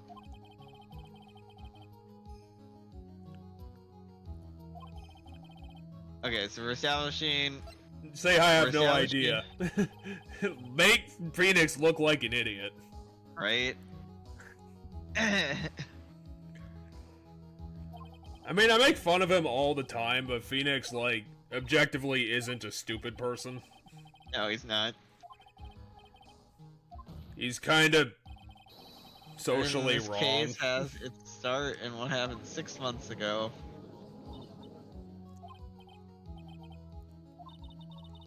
Was Maya not there the whole time we were investigating? What is this conclusive evidence mentioned in the notes? The salt, or the pepper. Yes, it's the salt. We stole the salt shaker.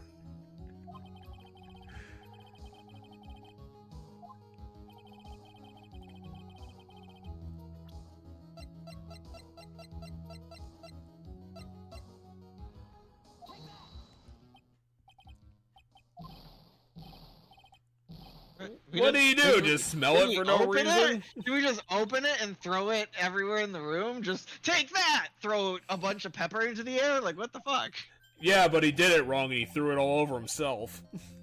No, he threw it all over the judge. The judge was the one sneezing. Wait, Phoenix did that? I mean, Phoenix said take that and showed the evidence, and then the judge started sneezing, so... Phoenix, you're gonna get punished for that. So the image I have in my head, even though it's definitely not what happened, is that Phoenix goes, take that! He reaches in his pocket, grabs a handful of loose pepper, and throws it into the air. Well, that doesn't prove anything. The judge is sitting up higher, he inhales it and starts sneezing. That doesn't prove anything. Also, as someone who has actually tried to see what happens when you, like, you know, blow pepper in your face kind of deal, it at least in my experience, it doesn't make you, I mean, it kind of makes you sneeze, but also, like, burns your nose. Like, it is not good. Yeah, I would imagine. Pepper.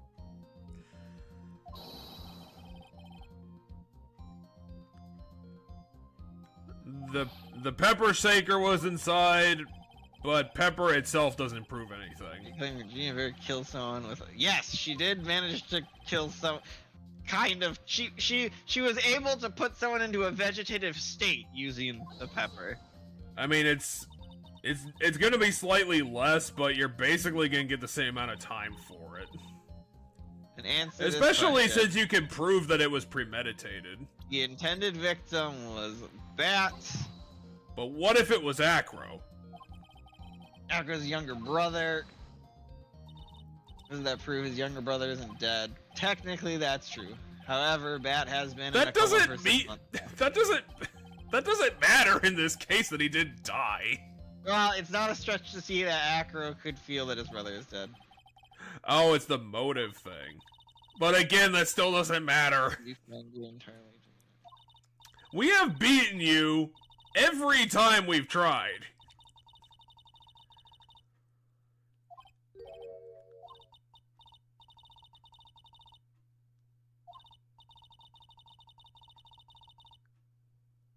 Yes, but Pepper again.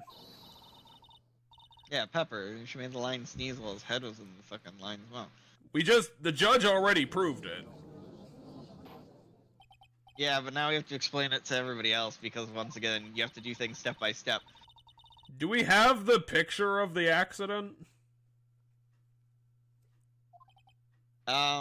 No, but it's gonna come up. We have. So what we're gonna use is we're gonna use the bloody necktie. Oh yeah, have like traces of pepper on it. We're gonna prove that has traces of pepper because Dumb Shoes did say he ran forensics on it. So we're gonna know that there's traces of pepper on it. We just took his word on that. We didn't actually get the report. I thought he said the report was gonna come up in the thing. It was more than an accident. It was a premeditated crime. What I want to know is, did Regina actually do it? What I want to know is that is Acro actually Acro and not his younger brother? No, that was the last case. The last case had the siblings swapping faces. Would they do that again? In like the stupidest twist ever. Because it would like have nothing to do with anything. Okay, hold on. What is it? The pepper? I'm assuming it's the pepper. Regina is responsible for making the lion by Acro's brother. No, it does say a small quantity of pepper. Oh, it does have pepper on it. Oh, okay, then it's definitely the scarf. It also has blood on it, Judge. What the fuck? You can see that on it.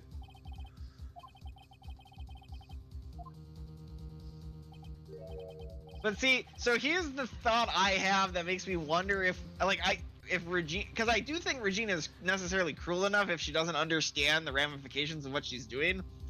I do think that's a possibility, but I also think it's a possibility that she's so ditzy and stupid that someone else took advantage of her, gave her the scarf tainted with pepper, she gave it to him. Because of it, like someone gave it to her and be like, hey, this is a scarf, why don't you gift it to that boy you like? And then she gave it to Bat, and then Bat got his head bitten because of the scarf, because the other people knew about the bet, So my thought is someone else could have interfered and given the scarf. To Yeah, Regina. but the question would have to be asked: who the hell had a grudge against this random kid? Well, and the answer to that is Ben. Oh, okay. It's because of the love square. The love thing. It means that both Max and Ben could have been the person that gave the scarf. It just isn't going to be Max because Pepper. Pepper, bitch. Well, just like Cheddar said, we can't prove that she did that either. Yeah, we can't prove 100% that she's the one that put the pepper on the thing, but right, it's you have to start with her as the most likely suspect, and you have to go from there. Judge.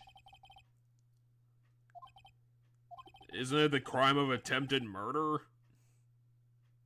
Yeah, because she knows about. So now we have to set up the fact that she knows about the bet. Is what I think we have to set up now. Did we actually prove that Regina knows about it? I mean, yeah, the bet was with Regina. The dare was between Regina and the kid. Well, hopefully Acro will give us that testimony, because otherwise I don't think we actually have that written down. Yeah, unless it's under the lion. The picture of Leon? It doesn't say. So, depending on how the game goes about it, it'll either be like dialogue picking options that lead us there, or my thought is we'll have to use the lion, like evidence. Whoever took that picture, or took that picture in their brain. For a moment, the lion's mouth changed, and it looked like it was. Well, they smile in the remake. Oh, no, wait, they don't. Can I just point out there that Francisca helped us connect the dots there? She actively helped connect the dots. She was connecting the dots that it was a sneeze, and then Phoenix just finished the yeah. her. So Francesca is acting kind of on our side now. Didn't Francisca just said that didn't she just say that she didn't know that lions smile? Right. She was bringing up the fact that the lion looked like it was smiling. The judge said, "Lions smile?" ? And she's like, "I've never heard of a lion smiling, or I don't know if lions smile." But then she started saying she was building to they do sneeze, and then Phoenix finished her sentence for her. I guess that would depend if Francisca knew where this was going or not. Yeah, I think Francisca. Well, one, remember that according to what's his dingus, according to Gumshoes, this is all going according to Francisco's plan. Meaning Francisco wants to lose. Well, we don't know that this part of it's that case. I guess. It could mean anything. That's Francisca's favorite word, fool. She says fool so much. Yeah, which is why I just don't like her. Objection. Why? What's she objecting about now? I don't think she's as good as Edgeworth. She's really bad. But I don't think she's a bad character. That's bullshit. Well, I presented it.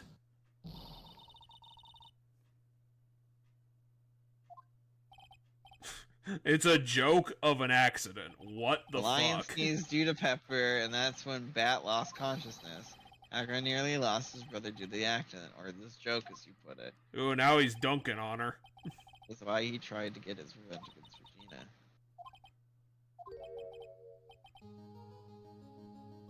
But it's also not true.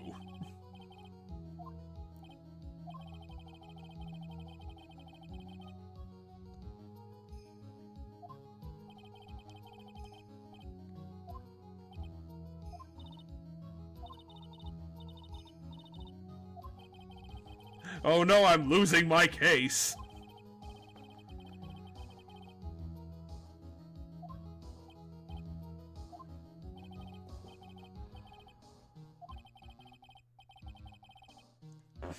Is that because I literally just said where I'm going with this? is that I'm not me.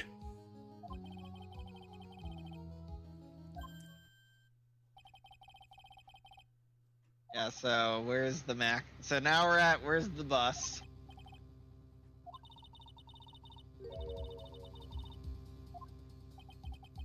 I guess it's kind of true that we can't actually prove what killed him. Actually, no, we can use Mo's testimony to prove that.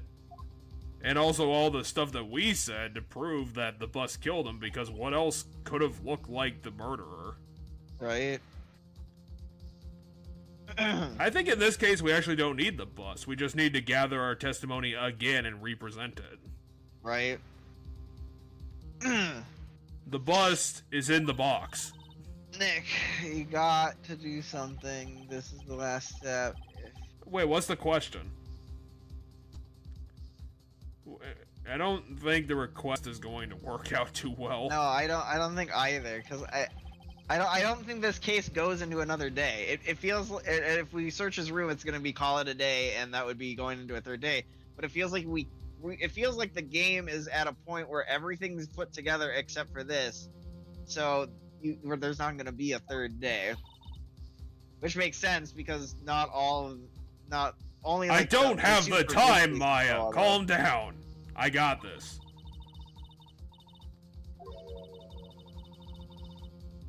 Von Karma Total Justice? Are you an anime? Apparently. Are you a bubblegum crisis? Do you have a mecha suit?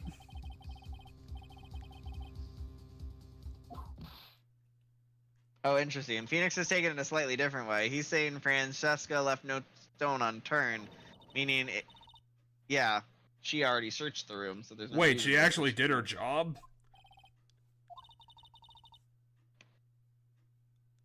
But there is. Because I would have buried him in Montana. That's a put. Where could this thing have been?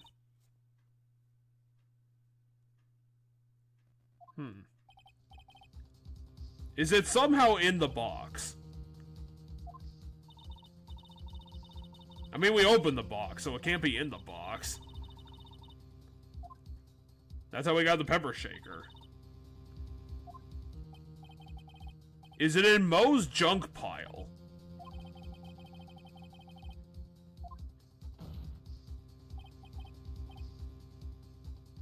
Yeah, what about everything else?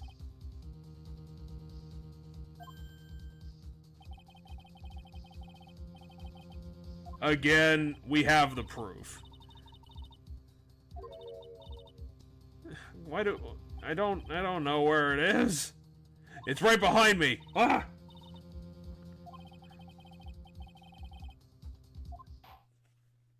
Shit, we fucked up. Acro got away with the crime. I mean, the game hasn't let me choose where I think the bust is yet, so we're gonna get to that spot. Do we... I don't have a guess. Is it on the roof? Hey, here's the hold it. Who said hold it? I assume... Oh, it was Maya again.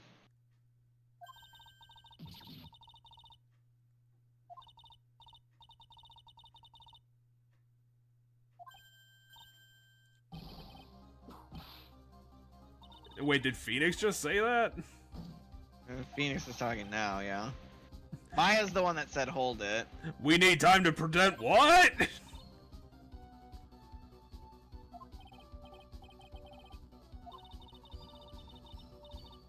Well, what does that prove?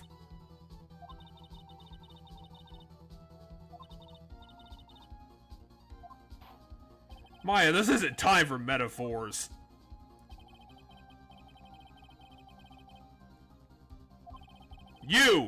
You're the... Wait, is it in his wheelchair? Yeah, I think it's in his wheelchair is what we're getting to. How would we prove that? Well, he's here, ain't he? We Well, can just look in his wheelchair. I don't know if we're allowed to do that. I mean, if we have at this point, I feel like we would. We're gonna need to get the non-existent bailiff to allow us to do it. Franziska has it. It's under the judge! It's in the witness stand. Yeah, it's in his wheelchair, like you said. I think you got it right. There's no blanket on his wheelchair. I mean, we never see his lower half, so it's hard to say whether or not he has a blanket on. His entire wheelchair is made out of a blanket.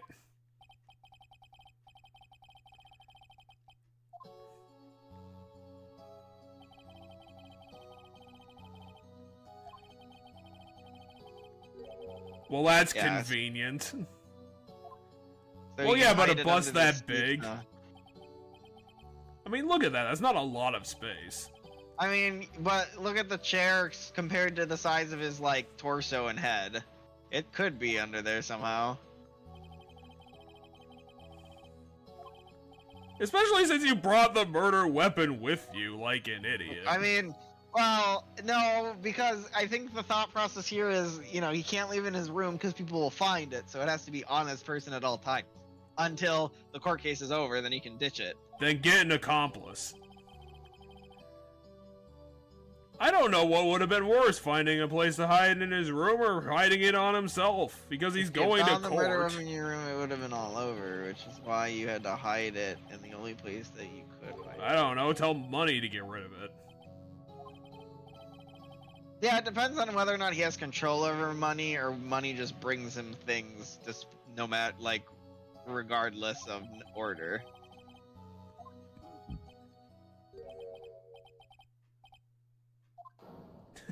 Masterfully played. You asked me to pull my blanket up. I don't know. Would you have been able to wear a blanket on the witness stand? That seems kind of silly. Like, it's so obvious you're hiding shit. Again, that's not professional. That's really obvious. Yeah, two of them. He's saying...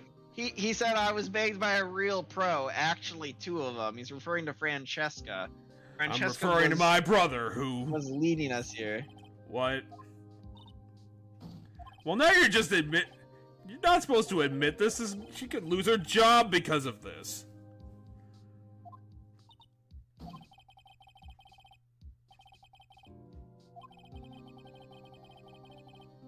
Wait, really? Apparently. That seems like it would be very hard to hide. I mean, it's just a bunch of ash in your trash, and Regina's the one that picks up your trash and takes it to Well, how do you hide the fire part? Well, I mean, you burn it. If you have a metal trash can, you can just burn it in the trash can, and it won't get so big that people outside see it. If I had a metal trash can and I could throw like a shirt in there and light it on fire, and no one would really see the flames. Yeah, no one would see the flames until, you know, burn marks happen. Well, I guess, but once again, the person who's picking up the trash is Regina. Regina probably wouldn't ask questions. Right, she's ditzy.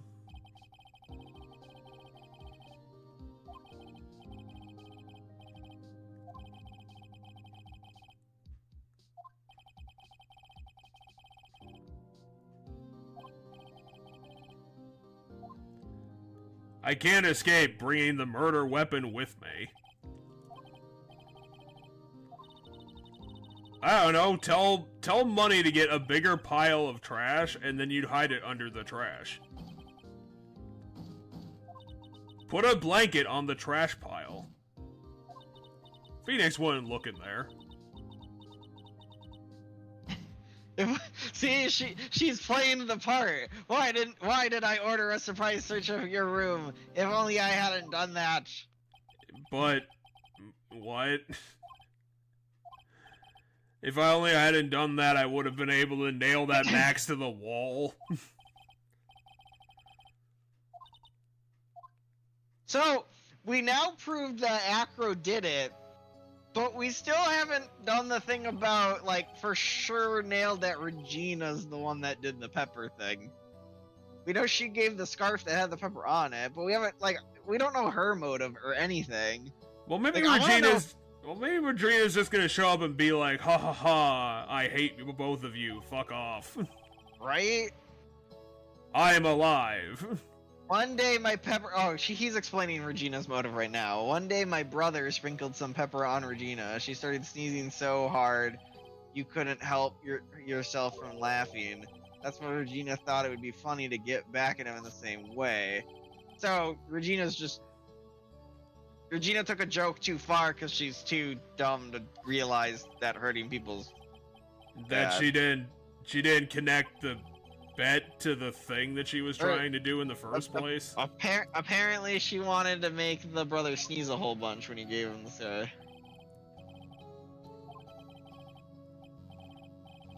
So it was an accident. Regina wasn't trying to murder him. She was just too stupid. Because this game doesn't have the balls to be edgy. Like, truly edgy. Oh, and part of his hatred towards her is the fact that when talking about his brother, she was like, Regina would just say, your brother has become a star, and she'd laugh innocently while saying it. Because she literally doesn't understand that she caused the kid to be, basically murdered. Franziska is super interested.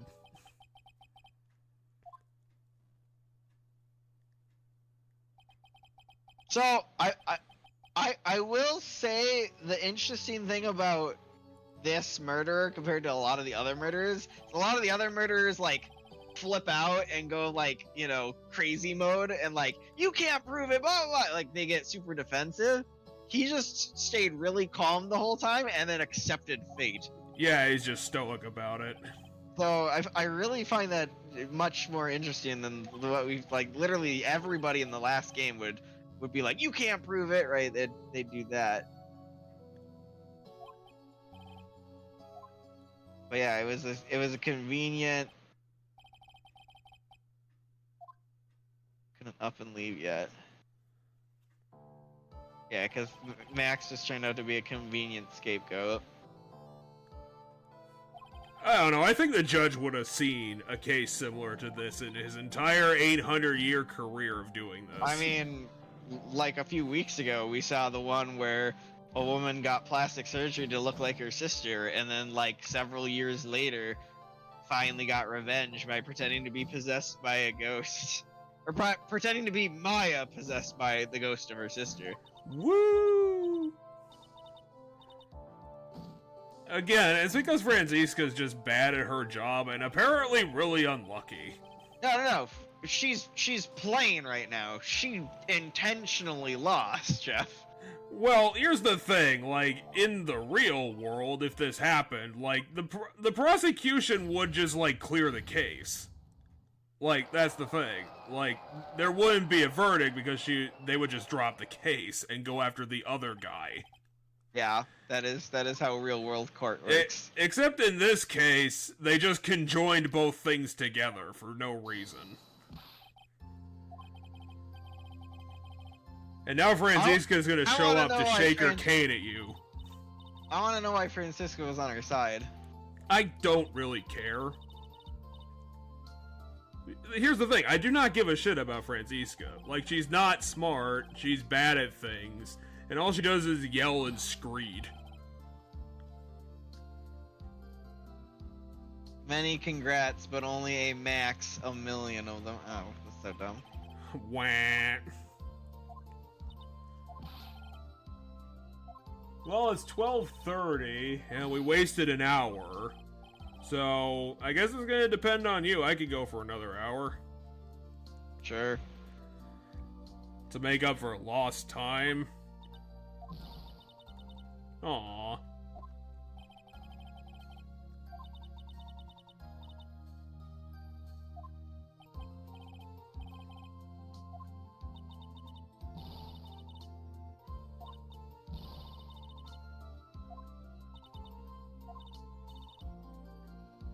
I mean, it wasn't Regina's fault. Kind of. We just saw this like 30 seconds ago.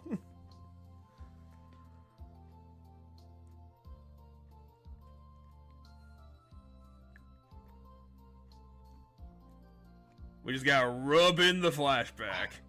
Squish it in. The birds do not give a shit. So, I'm reading some things from the guide.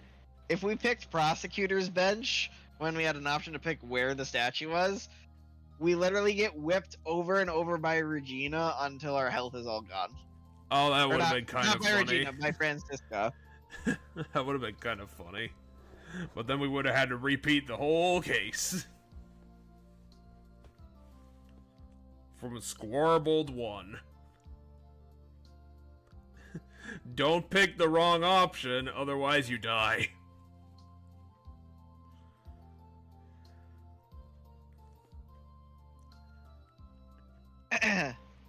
You accuse me of hiding evidence, you bitch. I will literally kill you. Like, Francisca at that point would have actually killed Phoenix and she would have gone to jail. Revenge on me. Why would you say that? She deserves to be let down. She has no dreams, and also no father. I don't know. The hat. Nah, I used the guide for this one because we got it wrong in the last case, and I want to see this dialogue for this stuff at the end. Oh, I wanna do the hat again. Not the hat. Well, it's the hat I put it on her head.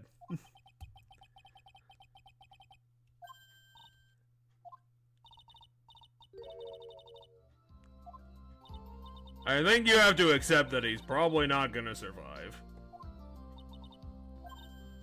He's been dead for 6 months.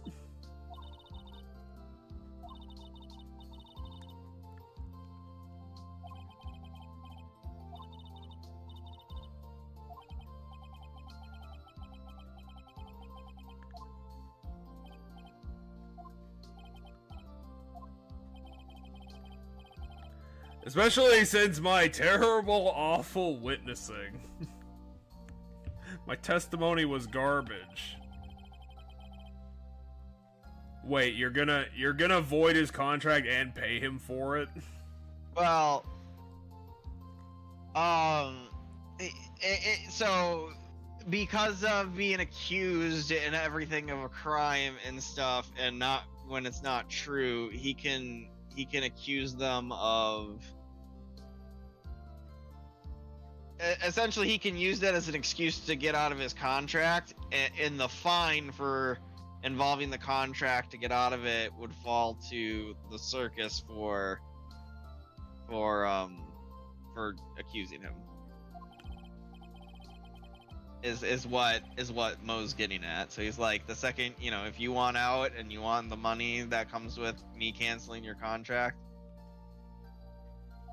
then we'll do that. Well, it's out of money, and it's also out of performers. I mean, it still has all the performers it had before the murder, as long as you don't count the ringleader as a performer. Unfortunately, we have no lions. Because 6 months ago,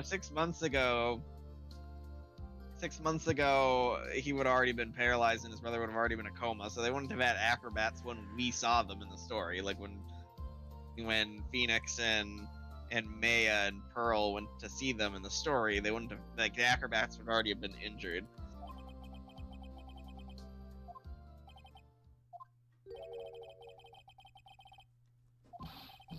And that's why I murdered the old ringmaster.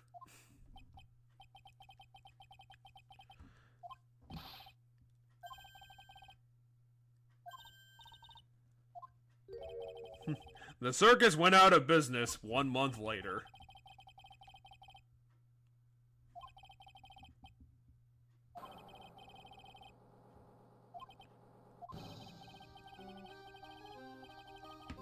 So there you go. Mo and Max are gonna build like take this circus and rebuild it and try to make it the best it can be in honor of the ringmaster. They'll need to hire another whole 3 people.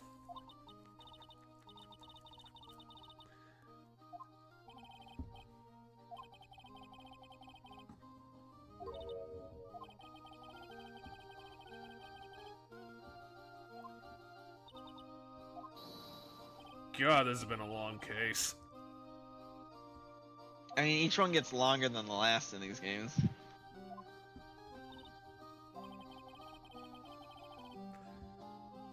And the next one, Maya gets murdered. I mean, the next one's gonna be the longest one of the game because it's the last one. Because the very last case of the previous game was a bonus content that they added in the DS re-release of the game, of the first game. So this game has one less case than the first game did that we played. And so the next one would be the last one. Mo remains a terrible clown. Although the following game after this, the third game has 5 cases. Has the same number of cases. And I'm expecting that to stay the standard, because Wait, how many what? cases? The police are raiding someone, and they found a WMD and/or drugs.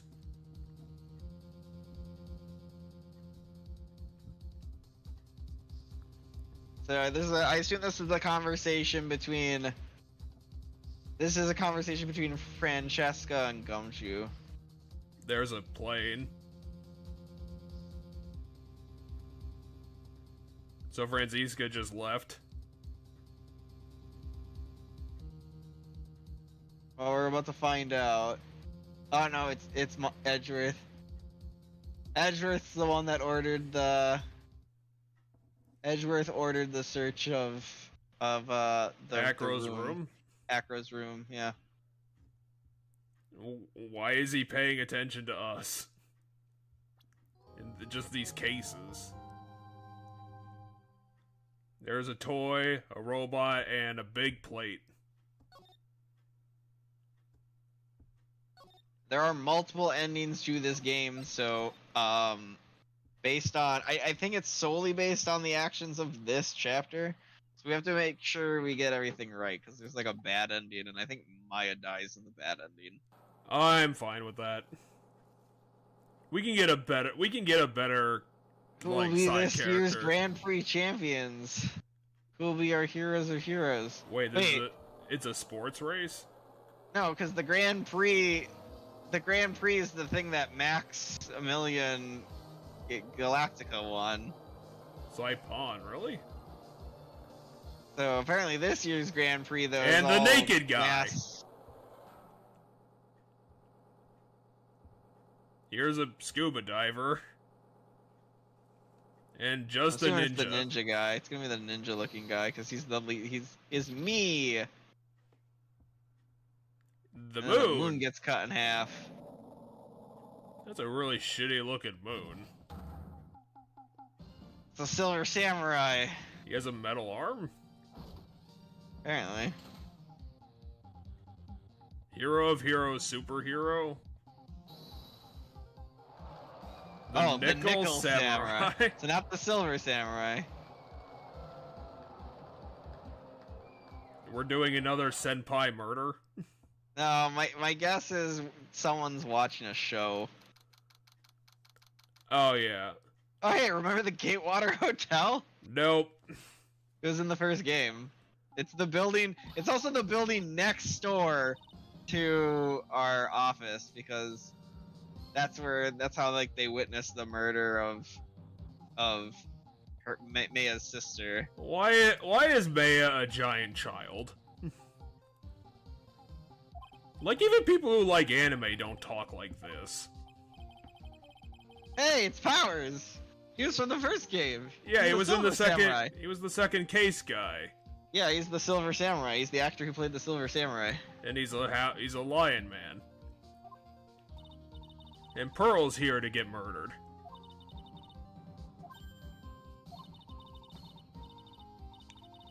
Actually, I don't even know if that was anime. That might have just been like some bizarre talent show.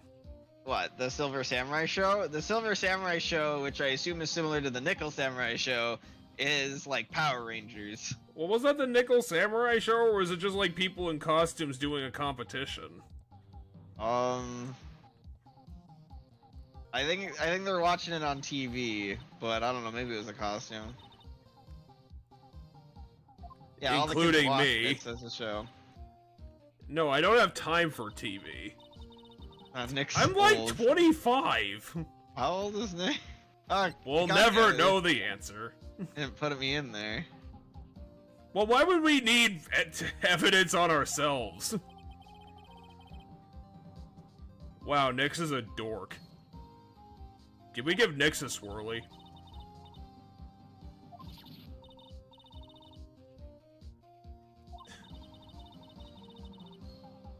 Say that to your cousin, Pearl. I think Pearl just accepts that Maya is mentally 12 years old. I made the right choice in inviting everybody here. So this must be like an award ceremony or something for the show, or something maybe that we're at right now. They won all of the Emmys. And Powers invited us because we helped it saved him. Oh, I finally figured it out. It's Watergate backwards. Wait, you didn't notice that in the first game when I made reference to that?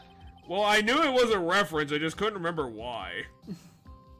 Yeah, it's a play on Watergate Hotel. And I didn't realize it was that obvious because I forgot Watergate existed. Okay, so it is the Emmy show. Pink Princess Warrior of Little Old Tokyo. What is the Emmys of Japanese TV? I don't know. The Ukachala Award.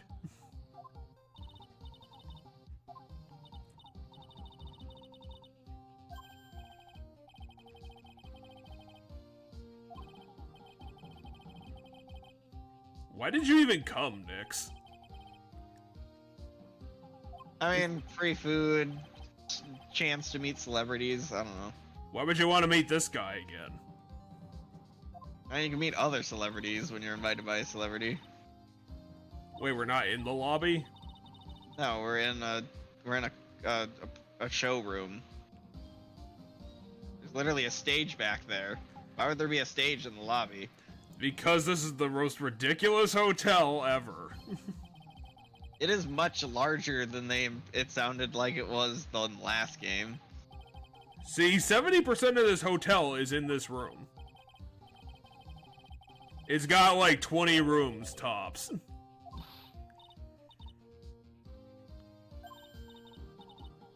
We'll just go then. Wait, we actually have to do things? Well, let's see how Will's doing. I could not give less of a shit. To talk to this apparently 7-foot tall man.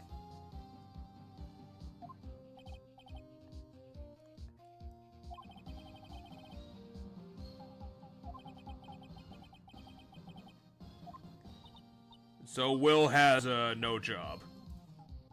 I mean, he is a character on the Pink Samurai show or whatever, which I think is the show that ended up replacing or came out of the Silver Samurai show after the murder. Or the Steel Samurai. And apparently it immediately plummeted afterwards. That's right, I keep saying Silver Samurai because the Silver Samurai is a Marvel villain. That's where I'm getting Silver Samurai from. He's the Steel Samurai. Yeah. He's a less cool. He's not made entirely of metal. Why not? Dumb kids will love it. So it's a spin-off, the Steel Samurai. They have a story of one hero and does fight against his arch nemesis, the evil magistrate. Yeah, and Neo Old Tokyo, which is what. Yep. And now he's got a wooden bronze arm. Series. Is it because it looks exactly like the Steel Samurai?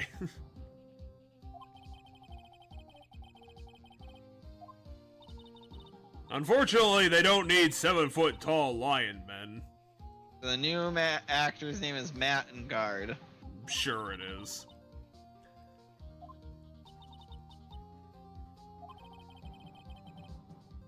I would imagine that she wouldn't.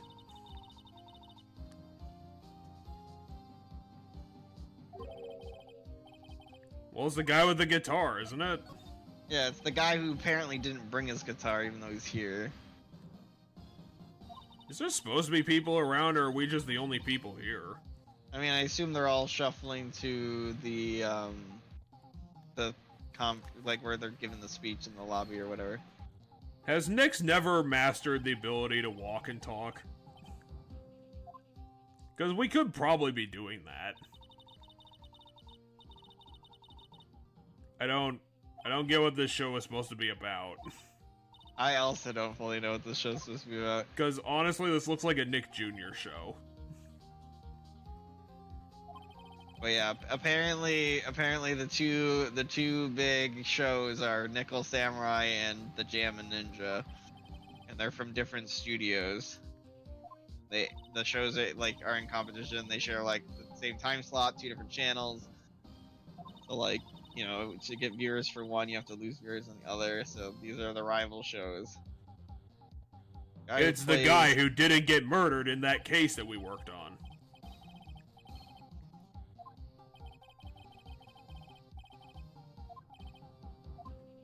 Well, that was useful. Give him our badge. Photo? Oh, we have a photo of the Nickel Samurai. Hey, do you remember I'm a lawyer? I'm still wearing my badge.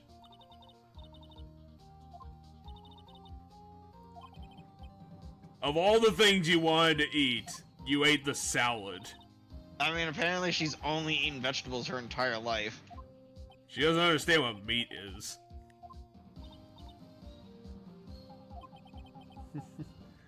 Maya's gonna get the biggest tits in a few years. Apparently. And then Pearl started eating that too.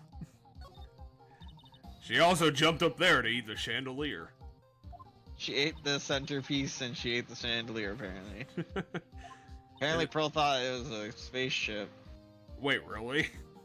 Yeah, that's what she said about the chandelier. We're not just goofing around again. One of those hanging from her. I mean, if the ceiling's able to support Maya that. was telling us Maya was telling us that Pearl has nothing to do in her life, isn't it? So with this chapter not starting with the murder, my guess is we're gonna actually be witnesses to the murder. Like our characters are gonna be there when the murder happens. Maybe it's gonna be a locked room mystery, or just like a general murder mystery in a mansion, but the mansion is this hotel. I think what's gonna happen is when we go to the conference where they're gonna talk to whoever the fuck they're gonna talk to, or whoever's gonna give their speech, I think they're gonna get like murdered while giving their speech or die while giving their speech, and then it's gonna be a question of how did they die. And I mean, it's not that elaborate, Phoenix. It's just one room. And then a murder happened in the bathroom. Juan Corrida. Okay, we don't know who that is. Why would you want your last name to be Corridor?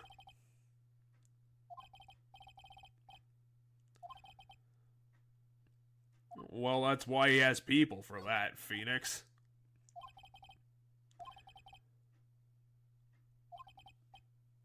Or they just wanted to be unique so they'd stand out. Yeah, look at the bathroom sign. That'll To help. Mr. Engard. Oh, okay. So these flower arrangements on the right side of the hall are for Mr. Engard. Like, Phoenix, like, half of your clients cry directly in front of you. Isn't that good enough? Yeah. On the right, we have Mr. Engard's room. On the left, we have, I'm gonna guess, the actor who plays the jamming ninja. Oh, really, Phoenix? You mean the guy that you heard of 5 minutes ago? But yeah, so on the right we have the guy who plays the Nickel Samurai, and on the left we have the guy who plays the Jammy Ninja. And this guy just got second place in the awards to this guy. And yet, apparently, he won all of the fans. Yeah, it looks like the guy on the left has a fuck ton more fans, because there's way more shit. It's probably just because he's sexier. Wait, we can only go back to the hall? Well, then where the fuck are we supposed to go? There must be something we need to examine? And then Phoenix pees his pants. Because he was just staring at a hallway for 10 minutes, not doing anything. Yeah, I thought he said something about going to the bathroom. Well, let's go back, I guess. I don't know why.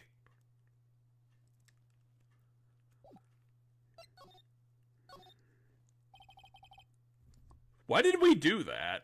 I think that was us coming back from the bathroom. We spotted the fancy rooms. I think that's what was happening there.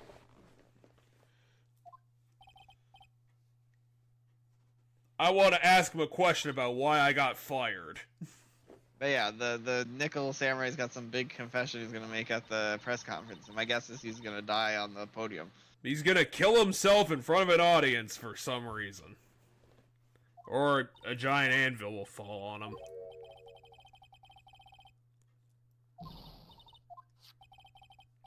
Here's a number, go stand in line. Take these tickets so you can get in. What do you mean tickets? This is one ticket. The game also says it's one ticket. Well, so that's because I assume Maya and Pearl have their own tickets. Like, he gave each of us a single ticket. So well, clearly Max Powers is just a dick. I was only able to get one ticket. Any topics we can talk to him about? No. No, the game has pacing. Apparently only 5 people wanted to record this. It's not that gaudy. Yeah, there's 5. It is a very fancy lobby, though. I mean, considering that the hall had, like, just, like, everything was coated in gold. True.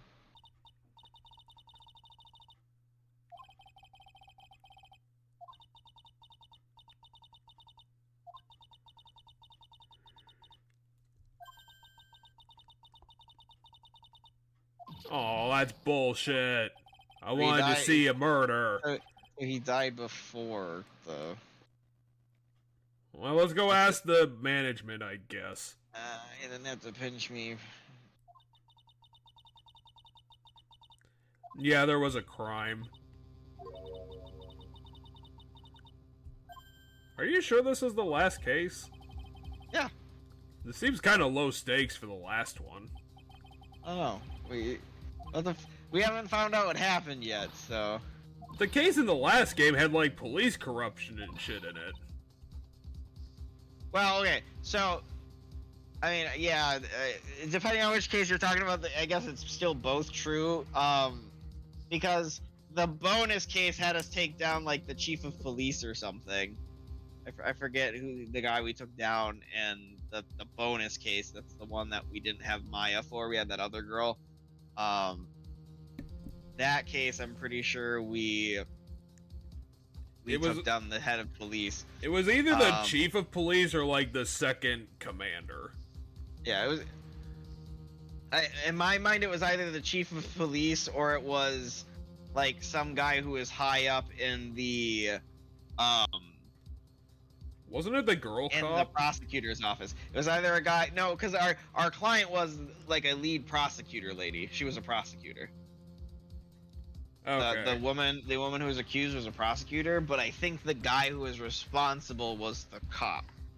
So, because I think she was the lead prosecutor, like the head of the prosecutor's office, like and the other guy was the chief of police, is what I think it was. That was the bonus case, but the big end case of the first game, without that bonus case that got added in a re-release of the game, was the one with Dracula. And that also had corruption because Dracula was corrupt. And he was some big, super fancy prosecutor. Whoa! Ah! An alien's trying to get us. And it speaks English.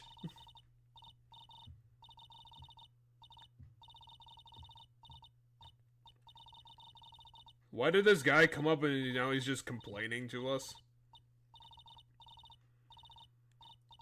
Wait, you punched a kid? It can't be. This guy is... It's what the Old fuck? Bag. It's Old Bag from the security lady from the Max Powers murder in the first game. yeah. The Steel Samurai case. She's the old lady security guard that can't stop bitching about shit. And she has this theme? She has a space suit on for some reason.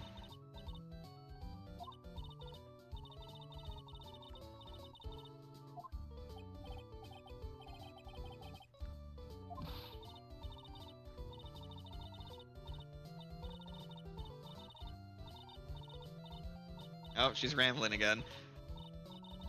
Because I'm not in control of the speed of the text when she rambles. I caught about halfway through. Can't tell I'm a member of security? No, you're in a spacesuit. Why are you a member of security? Because that's my damn job. I'm now security alien.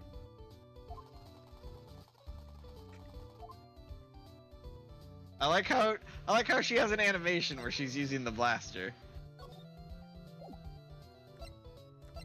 Damn, I wish I would have seen that. Yeah, she was using the blaster for a second there. It was silly. Did it go pew Because pew pew? all it was doing was lighting up. All it was doing was lighting up, but making a fun noise. When they cut the security team, I got the pink slip. So she got fired from the studios Aw. she did work at.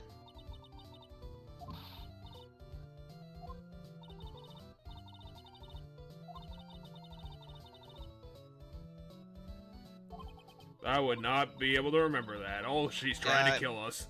It was the incident last year would have been the one with the blackmailing the one actor. The one woman was blackmailing the one actor, and then because he caused the death of someone via an accident related thing or something, and she was blackmailing him with that information, and then she pushed him onto the and he fell onto the spike. She was the murderer, and it probably caused a whole bunch of money issues because of the legal stuff. It probably caused a bunch of money issues for the studio, which is how Old Bay got fired. Also, apparently, Old Bay rubbed upper management the wrong way when she testified in the case. And now she's blaming Phoenix for it, I guess. Old Bay bodyguard.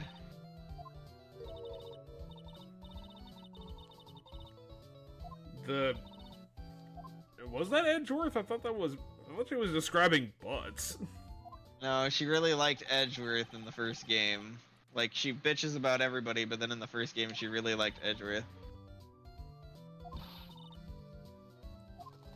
There we go, there's the animation of her using the laser gun again.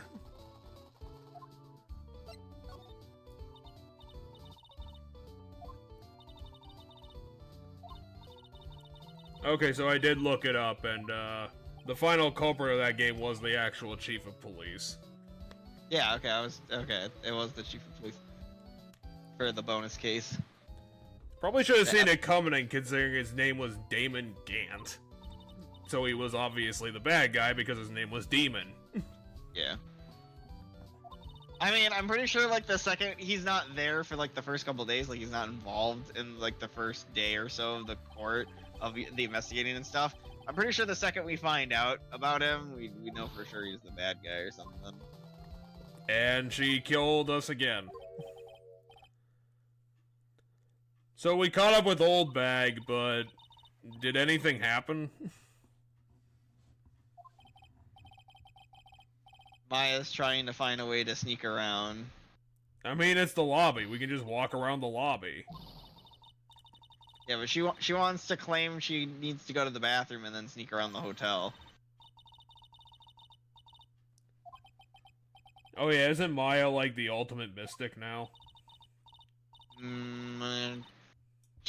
Because her mom's missing, she's the inheritor role of the important mystic. That doesn't necessarily mean she's better at it than anybody else, but She inherited the ultimate mystic powers. no, she didn't inherit. She's the daughter of the leader, so she gets to be the leader. And her leader ran away because she gave that awful prediction that got that guy killed. Or something, yeah. I'm expecting Maya's mother to come back eventually in the story is what's gonna happen. As a ghosty. Ooh. No, I wouldn't. Oh, and now Pearl's shipping Maya and Nick again. And Nyx is just not having any of this shit. I mean, Maya's too stupid. Like, I can't ship her with anybody. Wait, I thought we weren't allowed to move. I don't know, I missed part of the conversation. I assume we have to move, there's nothing else to do. Shit, we moved. Now we're gonna get arrested.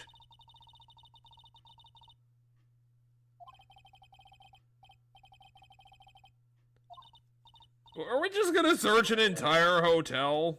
Because that sounds like an awful idea. That's what Maya wants to do. What the fuck? Why does he have a zipper across his face? Exactly. Why does he have a monocle?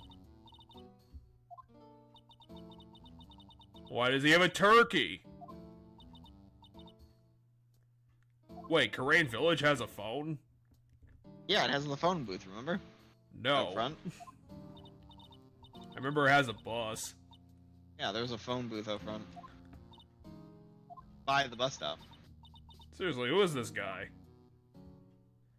Capcom doesn't draw people that elaborately when they have nothing to do with anything. That guy is a character for some reason. They are very economical about what they draw.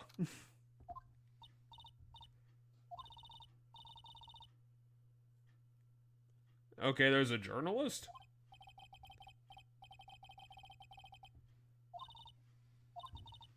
I wonder if they're bringing more people back from the first game. Because we brought back the one girl in the first case. Is it Photo Girl? No, I don't think this is Photo Girl again, but I know she was in that one case. It's someone and now we brought back Old Bag and Max Powers. I'm trying to think who else in the first game you could bring back. You know, Butts hasn't showed up. Maybe Butts shows up. Oh, no, it is her. You are right. It is Lotta. Oh yeah, she was the lake the photographer. Yeah, she's the lake photographer, and she was also the photographer journalist. She was doing a at Mystic Land thing for the Mystic thing. She didn't help at all. So the argument was between Gumshoe and Lotta, okay, that we were hearing. You can't get past Gumshoe. Look, he's as big as this hallway. So apparently we found the scene of the murder. One of the actors was murdered. Well, we don't know who was murdered. Like, this is a hotel.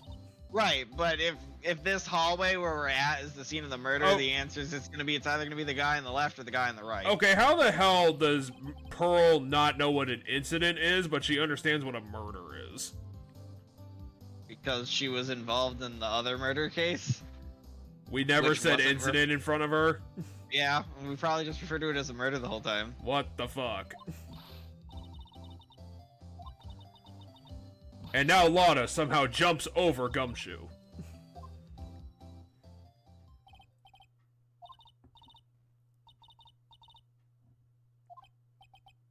Okay, so he just said that one of the actors did get killed. No, that yeehaw was Lotta in the background. She put two and two together.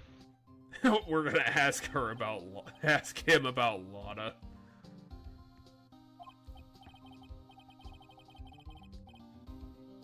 The janitor got murdered. I don't know.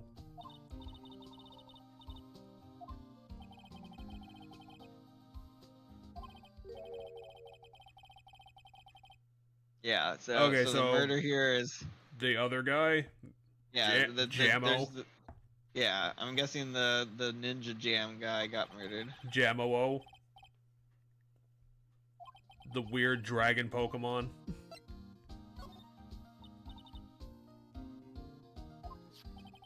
Why would you say it looks like cotton candy when it's red? Because it's fluffy like cotton candy. Pearl has only seen 12 people in her whole life. I mean, You're actually, like, kind of right with that.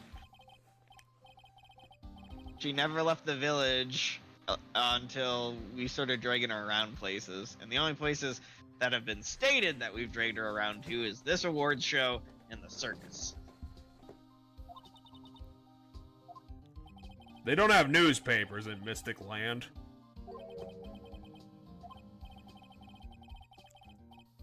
Oh, she was being paparazzi.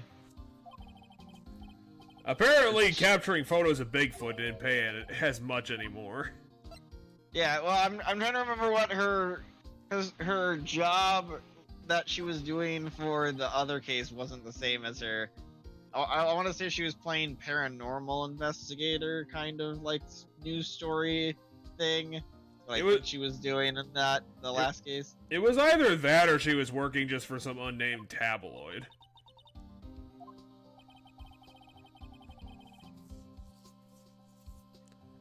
The rival TV show had 4 viewers last week.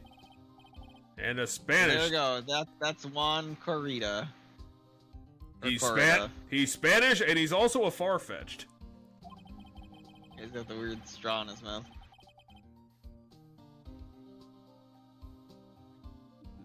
So, someone just bought his fame. Phoenix watches TV. And this is Matt Onguard, the guy we're gonna probably be representing. What is he, like 22 years old? And he's also Leon Kennedy. I assume once we're done with this conversation, I'll be able to pull up the court record and look at them. He's Leon Kennedy, and he's also Elvis.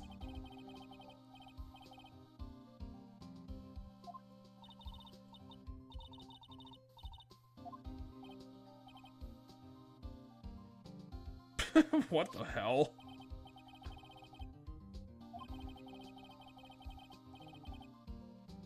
Phoenix, you can't point the finger at him this early.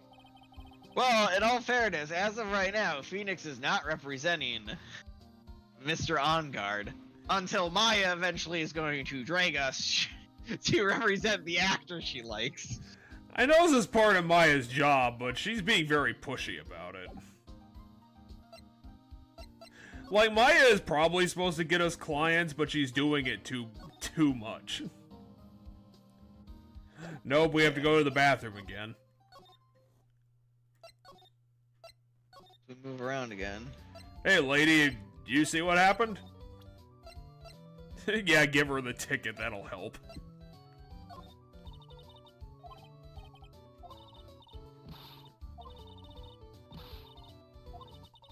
But you haven't even been to the murder scene. What the hell are we doing? Trying to figure out what I need to interact with that I haven't done. Let's figure out who owns these cameras. One of them did the crime. Is she, like, struggling to be alive anymore? That's her angry face. My guess is I gotta present something to Gumshoes. I thought your salary was negative $5 a year. Oh. His salary is so terrible that he actually has to pay to be a police officer.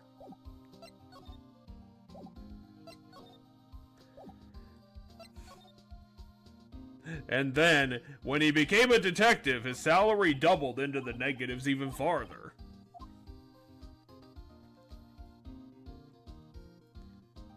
Huh. Not really sure where we need to go and what we need to do. Gumshoe is now in debt $85,000. Just from working for the police.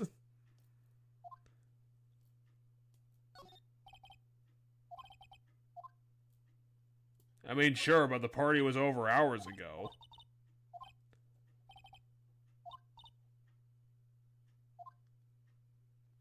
I'm glad Pearl is here to be completely pointless.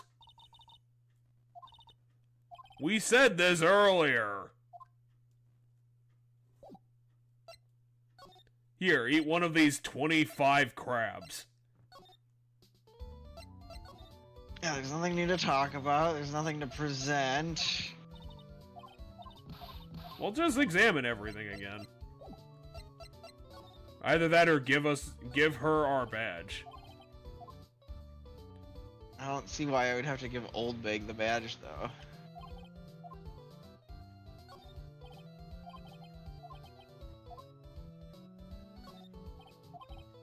Let's go give everyone our badge. I don't know, I'm gonna look at the guide now. Nope, start handing out our badge. Someone's gonna steal it. Whoever drew that sun on the backdrop needs to get fired for not trying.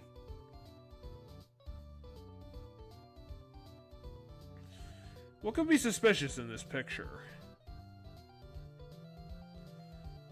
I would say the most suspicious thing is the fact that only 5 people wanted to record this. And one of them probably knows what happened because they're recording everything. It's all a big mystery. Could it be the camera on the left or the camera on the right? Which one of these is channel 4? Oh, I'm dumb.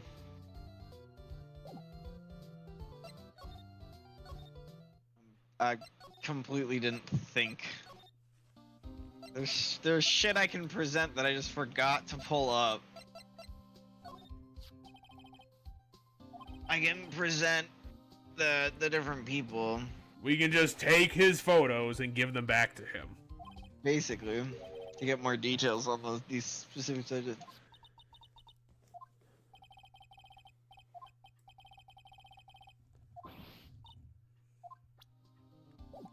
Oh, he is 21. That opens a new.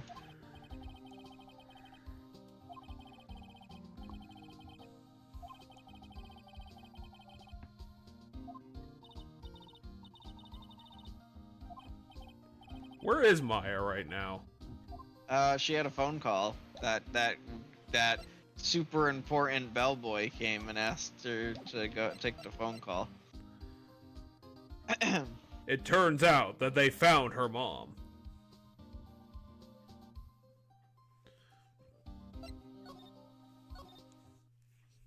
And now that we've done that, we go to the hotel lobby and more stuff happens.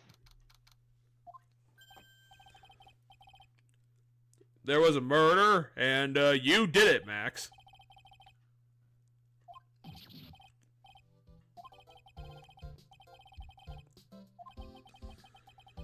Unfortunately, it was suicide. He had too much pride for someone to murder him.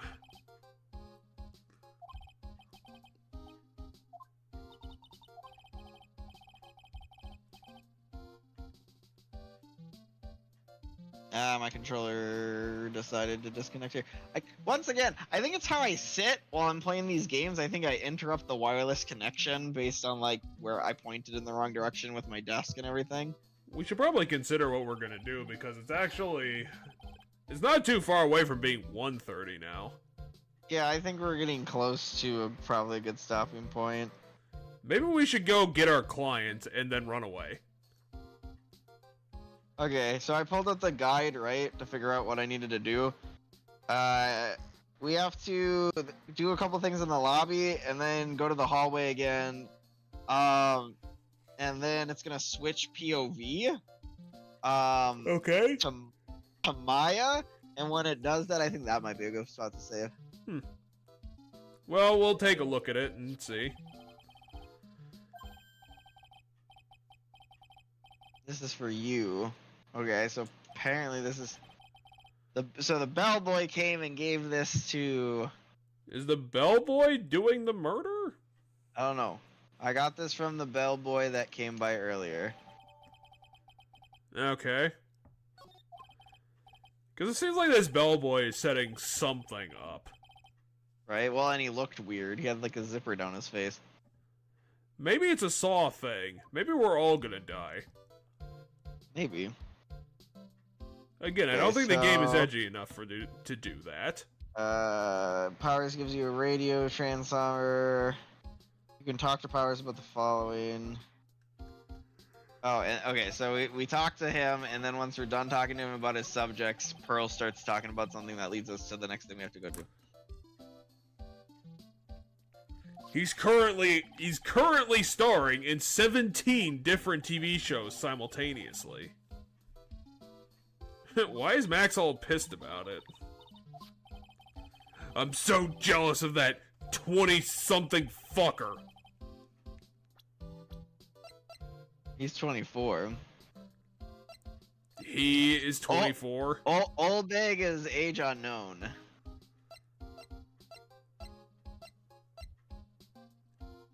"21, 21, 31, 23, age unknown, 24, age 18. Why is everyone so fucking young and they're designed to act like old people? Except for Old Big. Old Big is age unknown. For all I know, she could be 64. She's very fucking active. She still tackles ne'er-do-wells whenever she sees them.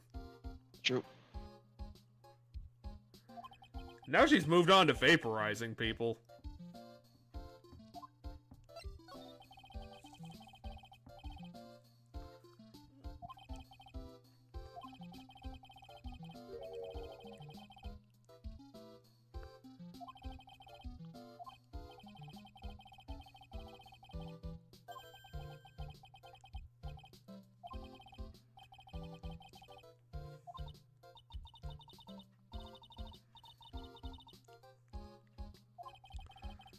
It turns out that she got trapped in the bathroom.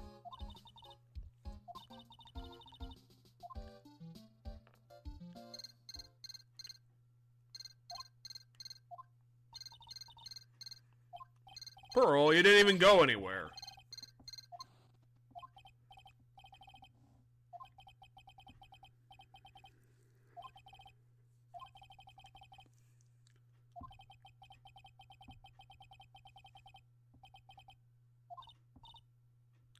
Wait, Maya was kidnapped? Yep, Maya was kidnapped apparently. Okay. So we got 2 cases. Remember how I said the bad ending of this game, I'm pretty sure involves Maya dying or something? Oh shit, she exploded. That sucks. And the person on the other end of the call is Miles Edgeworth. Come now. He's don't so fall apart on me diabolical. yet. This can't be.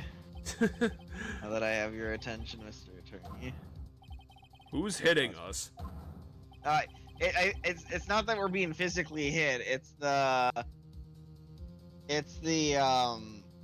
like mental trauma of like the panicking inducing. Is he talking about Maya or someone or something else? I assume that item is Maya.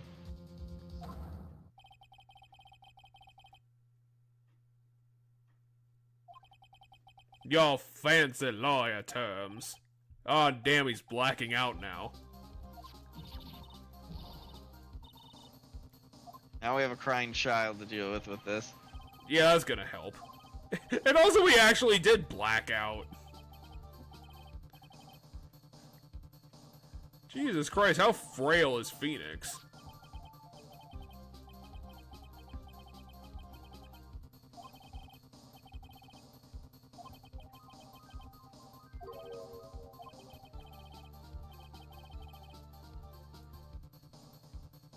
Wait, you kidnapped Maya to prove that you didn't murder the other guy?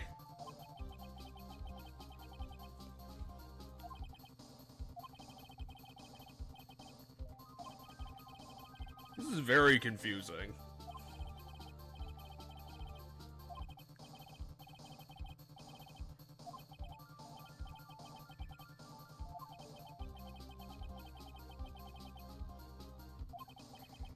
So we have to get a complete acquittal from Matt on guard. Yeah, I saw that. And yeah, I think the ending ends up based on how you choose to handle things, because like you can there's like an important choice during the case where we can let it go one way, or we can let it go the other, and it literally cuts a whole day out of the game. Jeez. But to cut the whole extra day out of the game, you get the bad ending. You want the game done faster? Well, I shot her in the head.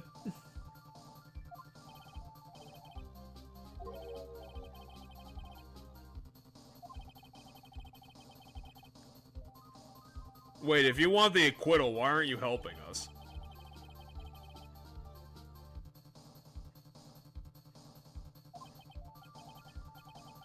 This guy's motive doesn't make any sense. We'll have to figure out. What he's doing. Cheddar accidentally spoiled who did it. Did I? I didn't say who did it. He's keeping it a secret. No, I spoiled elements of this case, but I don't actually know the details of who did it. I know Maya's in danger during this case, and I know that the bad ending has bad stuff happen and stuff, and I know some characters that are going to be involved in this case. I did not know Old Bag and Max Powers and Lotta and like all those characters were coming back. But I do know Edgeworth's involved, which we already know because he was the title picture for this case in the menu. Yeah, it was on the splash screen. Yeah, he was Edgeworth. So that was the thing I spoiled for myself when I came across that there's multiple endings to this game. I know that Edgeworth's involved in this case. One chance or I'll cap her in the head.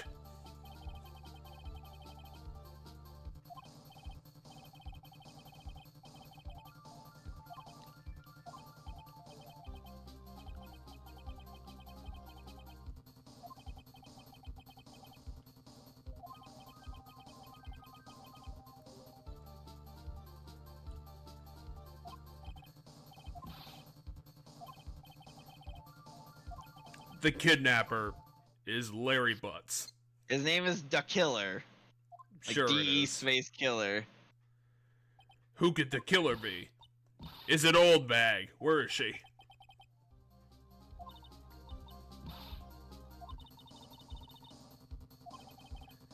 I don't think the 8-year-old would have been able to thwart the kidnapper. Like, if only I went with Mystic Maya. No, because then we'd have 2 kidnapped victims. Well, we also wouldn't have to deal with this right now. Yeah, I guess the kidnapper would be the one dealing with the crying child. And that would have forced the kidnapper to undo the kidnapping. Or maybe the game would have gotten even edgier and he would have capped Pearl in the head.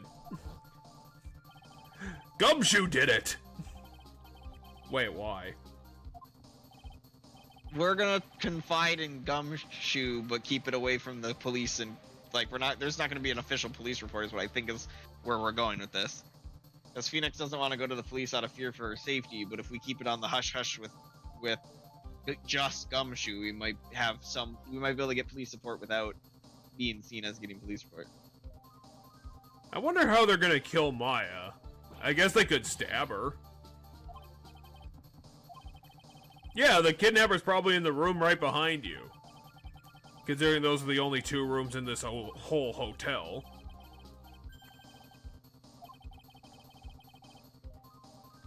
Yeah, Gumshoe's raises a good point. If this guy is kidnapping to force an acquittal, that means this guy's probably guilty. But the killer said Ingard is innocent. Gumshoe is correct.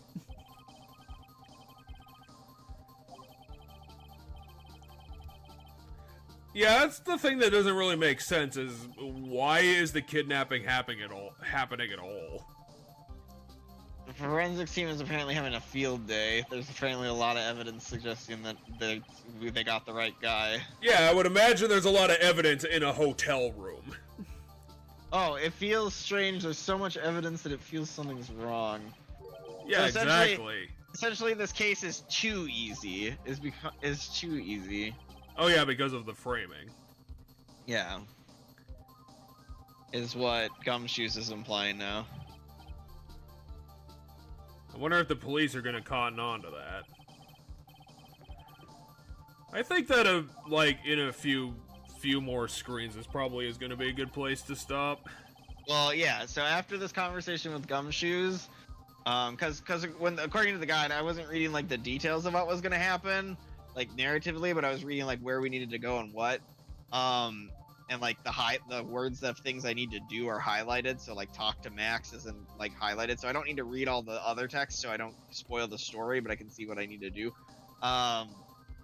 It was talk to Max, and once you're done talking to Max, there was a thing saying that Pearl will talk about wondering where Maya is, and then I didn't read what was going to happen next because nothing was in bold, and then it said that we needed to go to the hallway, which I didn't realize the game was going to auto-transport us to the hallway.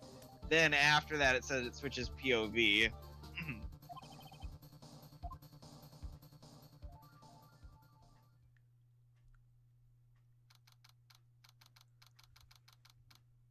Well, that's great.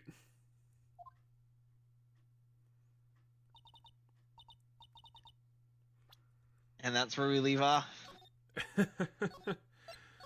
And next week we're going to be starting another LP project. We're going to be, since my idiotic ass spoiled what we're going to be doing, next week we're going to be doing Killer 7, the very famous B video game that Yahtzee19 mentioned a few times throughout the Let's Drown Out series. That's right, you spoiled it by showing the thing on stream, but I read the title and I had never heard about the game, so I forgot all about it. He has painstakingly copied my Wonder Wheel, and he has a conspiracy board of all this string trying to connect everything together. I can always go back to the video and watch to see the board, but the only things I remember were the games that were on there that I knew about. Or like have played but never finished, which is Nier Automata was on there and Undertale was on there, I'm pretty sure.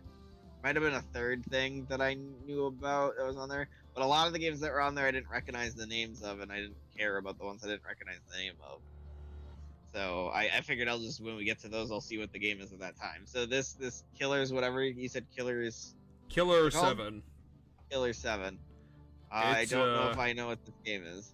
For those that aren't, although I don't know why you would know this if you didn't know the other thing, but it's I did look up, and interestingly, I know it was made by Grasshopper Manufacture because the developer is very famous. But apparently it was also developed in just keeping in line of our work series so far. It was actually developed in conjunction with Capcom for some reason. Oh, it was. I was actually very surprised about that, so I don't know if they just did one of the versions or they were actually 50-50ing it. Yeah, I don't know. According to Wikipedia, Killer 7 is a 2005 action-adventure video game developed by Grasshopper Manufacture and Capcom and published by Capcom for the GameCube and PS2. I looked it up and I have got it. We're going to be doing the PC version, although I don't think there's really any difference between the three. I was gonna say the art style for the game, based on like the image that came up when I googled it, makes me think of the Travis Touchdown game that I can't think of the name of. No More Heroes, is that it? No More Heroes, the game with Travis Touchdown with the Wii game that you. I would recommend taking a look at Grasshopper Manufacture because they are a very weird developer. I looked it up a while ago for some reason. But they were back in the day. They were a company that split apart when Human Entertainment went down, and Human Entertainment was also a weird developer. Okay, so you told me to look up the developer, and I did. Yeah, the game looks like No More Heroes because they're the people who made No More Heroes. Yeah, I kind of figured. That answers that. That's why the game looked like No More Heroes to me. So back in the day, Human Entertainment made a bunch of weird horror games for the PlayStation. I think they actually made one or two of the Clock Tower series themselves before they went out of business.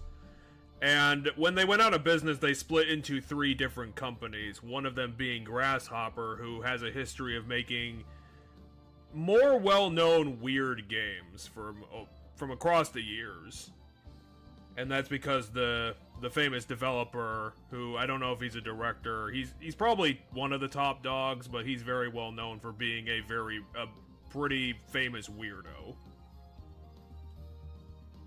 I guess if this game split, it still exists. So. Well, the developer split apart. Okay. Because. I just can't remember the other two companies that were included. Gotcha. I pulled up a list of all the games they developed, and they did develop No More Heroes 3, which just came out, like, not that long ago, it came out in 2021. And it's Grasshopper Manufactured made that game. So, they are still the ones making those games. Looking at the list, I don't recognize most of these titles of games. But, you know, that doesn't mean much. They made Lollipop Chainsaw. I know that game. Yep. They made. I'm pretty sure they made Killer is Dead too. They did. I just don't know what that is. It's kind of in the same vein as Lollipop Chainsaw, I believe. Very, very irreverent Japanese-y games. I was gonna say unapologetically horny while being hyper violent. Because that's what Lollipop Chainsaw is from my memory. Yeah, but I think Killer 7 was of some of their early work, and apparently some of their more famous stuff. I was gonna say, Killer 7 was in 2005. Their first game was in 1999. And they made about one game a year until Killer 7. So, Silver Case is their first game, Flower, Sun, and Rain, Shining Soul 2, Michigan Report from Hell. None of these games I know. And then Killer 7, which I also still don't know. The only other game, like, other than No More Heroes and Lollipop Chainsaw that I saw on here that I actually do know, you mentioned horror games. In 2008, they made Fatal Frame Mask of the Lunar Eclipse. Oh, which that's interesting. They co-developed with Tecmo and Nintendo. And that's a Wii Fatal Frame game, and I think that's the Fatal Frame game that's being remastered onto the Switch this year. That might be Maiden of Blackwater. I thought that was the one getting the remake. Or maybe it's a combo remake. Yeah, maybe. Because this game is Mask of the Lunar Eclipse, and Lunar Eclipse sounds familiar to me, and I don't really know much about Fatal Frame, so that means I must have heard about it in a recent way. And my only thought is, I think, if I recall correctly, there's a Fatal Frame game that never came to America. That's coming on the Switch. This is actually interesting. One of the other companies that Human Entertainment split apart from was a Spike of one of our other favorites, Chunsoft fame. I don't think the other two I've really heard about, because this one's called Nude Maker.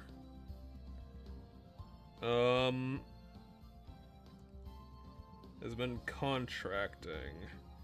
They worked on Steel Battalion, so that's a shame. And they also made Nightcry, which apparently was very bad.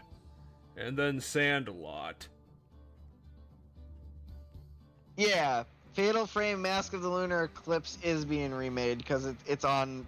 There's a separate part on their Wikipedia page that I didn't first see. That's ports and remakes that they've worked on. Oh, and Sandlot makes the Earth Defense Force series. Okay, but they are credited according to Wikipedia. The Grasshopper company is credited for working on the port/remaster of Fatal Frame Mask of Lunar Eclipse, which is slated to come out 2023. So it came out sometime this year, or it's about to come out. So yeah, and if that sounds interesting to you, I would recommend checking out Grasshopper and Human Entertainment, and obviously Spike Chunsoft, because if the fact that they split apart into Spike, and that's half of Spike Chunsoft and this Grasshopper manufacturer, Human Entertainment is where that started. A lot of weird Japanese shit. But apparently, Lollipop Chainsaw is being remastered or something. Huh. They're Would next not have year, expected. Lollipop. Yeah, next year, Lollipop Chainsaw Repop comes out. It's stated it's a full remake with original producer. Neither Suda51 or James Gunn are involved. Today I learned James Gunn was involved in Lollipop Chainsaw. And then it says the license soundtrack will not return. Which makes sense. But yeah, and then there's also a Shadows of the Damned remaster that's doesn't have an announced release. I don't know what that game is. I like vaguely recognize that title, but I forgot about that one. Yeah, that was another Grasshopper joint. Probably.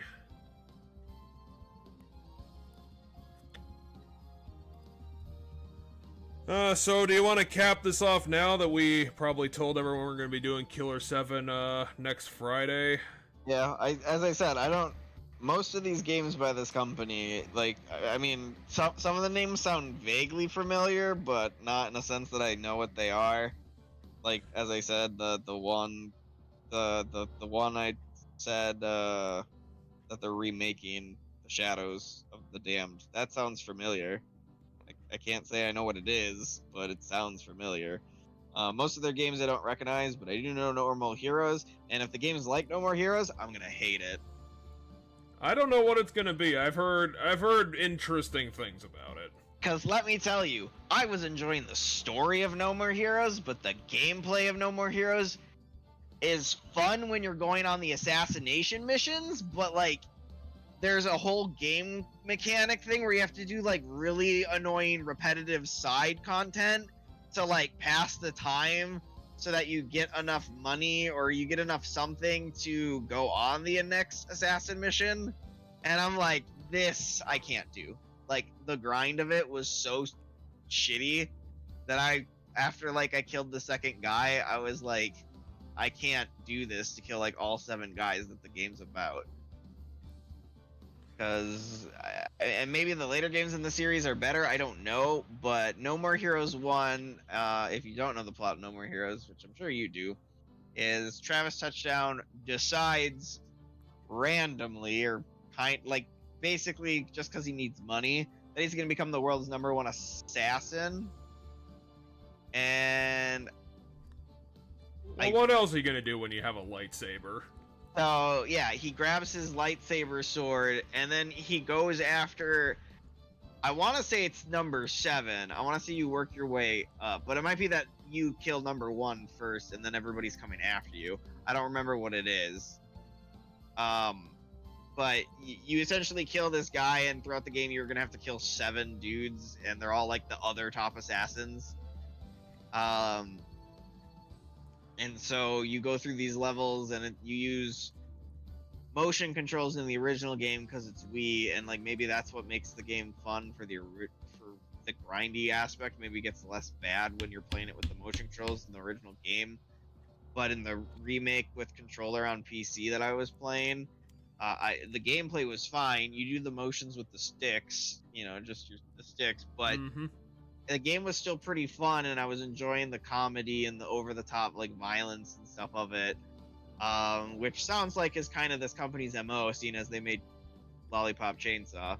Because that, there's a lot of weird Japanese nonsense. Yeah, there's a lot of weird humor and a lot of unapologetic horniness in No More Heroes, then you have the hyper violence of, because the main character Travis Touchdown is a weeaboo. Like the reason he needs money and the reason he's an assassin is because he wants his anime and he wants his like chill in his house and do nothing but watch anime and shit. I did promise at the start that I'm not going to talk about like real in depth, but I did actually want to get around to Mario Wonder since I finished it. Oh yeah, we can talk about that briefly.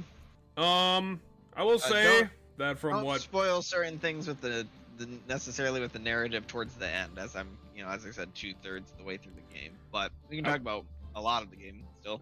I will say that I agree that it has charm. It definitely has some new ideas. Kind of in that way where it is Mario again, but they redesigned the Mushroom Kingdom into a different kingdom. So it's kind of like that, where it is different, but they're doing the same shtick. Yeah, the narrative is you're visiting Prince Flower or Floral or whatever his name is at the whatever his kingdom's called, and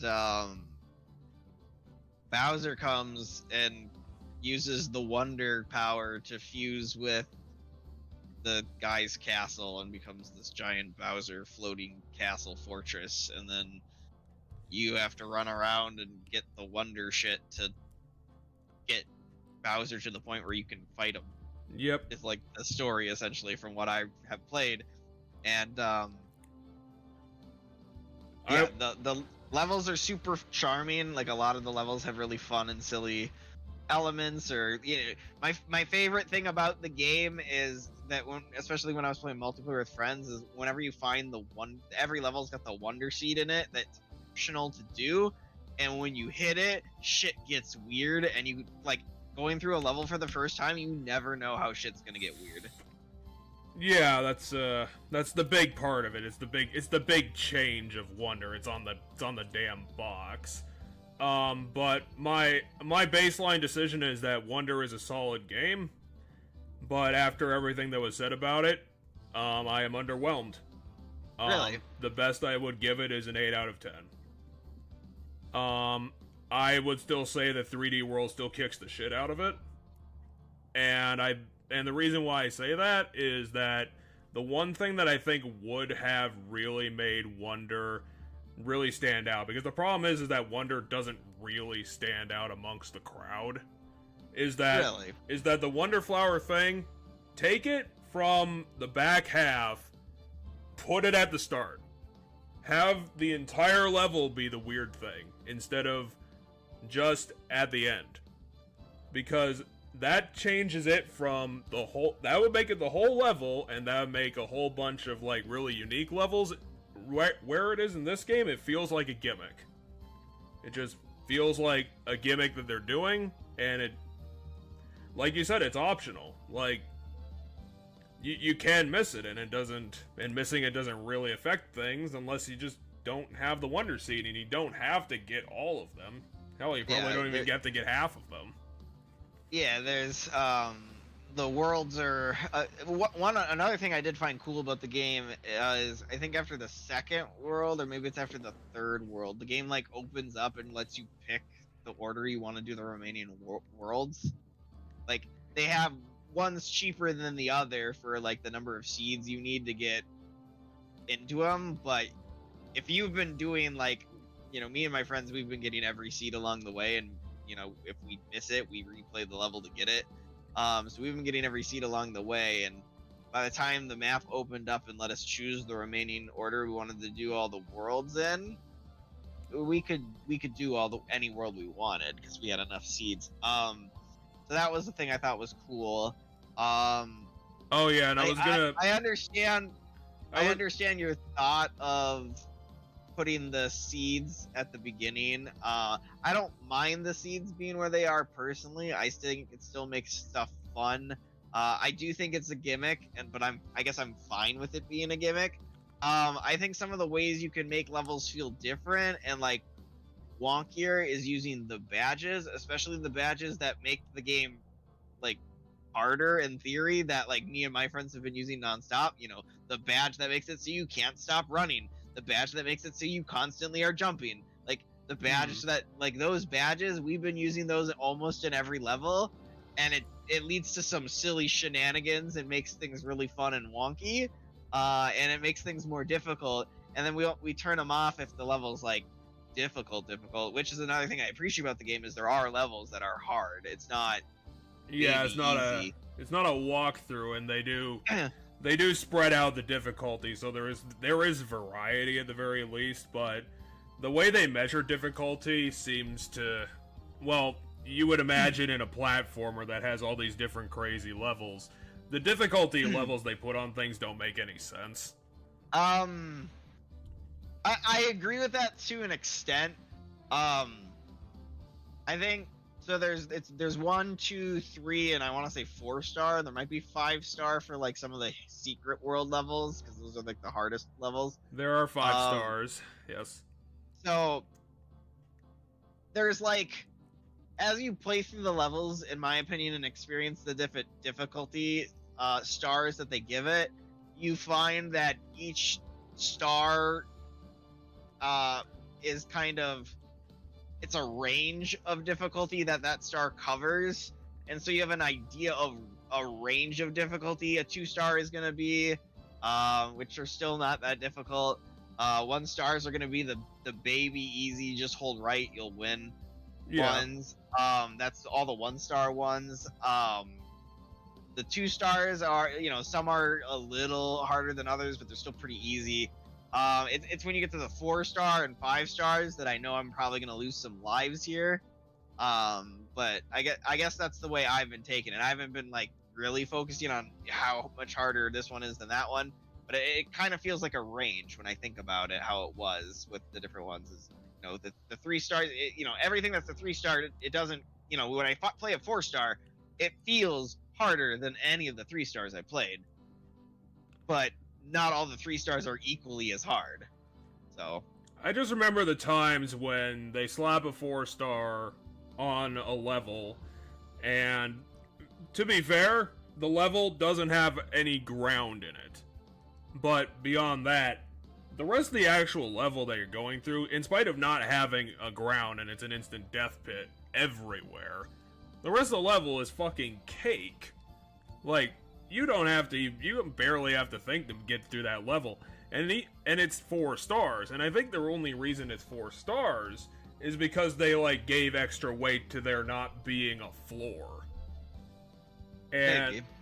And that's what I was getting at, was, like, what weights they're using and how they actually measure this to decide it. It just doesn't really make sense. I think the variables they're using don't actually match what difficulty is. I'm not sure which level you're talking about. If it's the level I'm thinking of, it's in the first world. Am I correct? I mean, I have no idea. I just remember that happened once or twice. Okay, because I know there's a level in the first world that's the first 4-star level you can find in the game, and the level has you ride a moving thing, which a lot of the 4-star levels, come to think of it, do have shit gets weird at the start, because the level I'm thinking of is shit gets weird right away. And the reason I think the level's hectic because the thing you're on is moving fast and you have to like stay on it.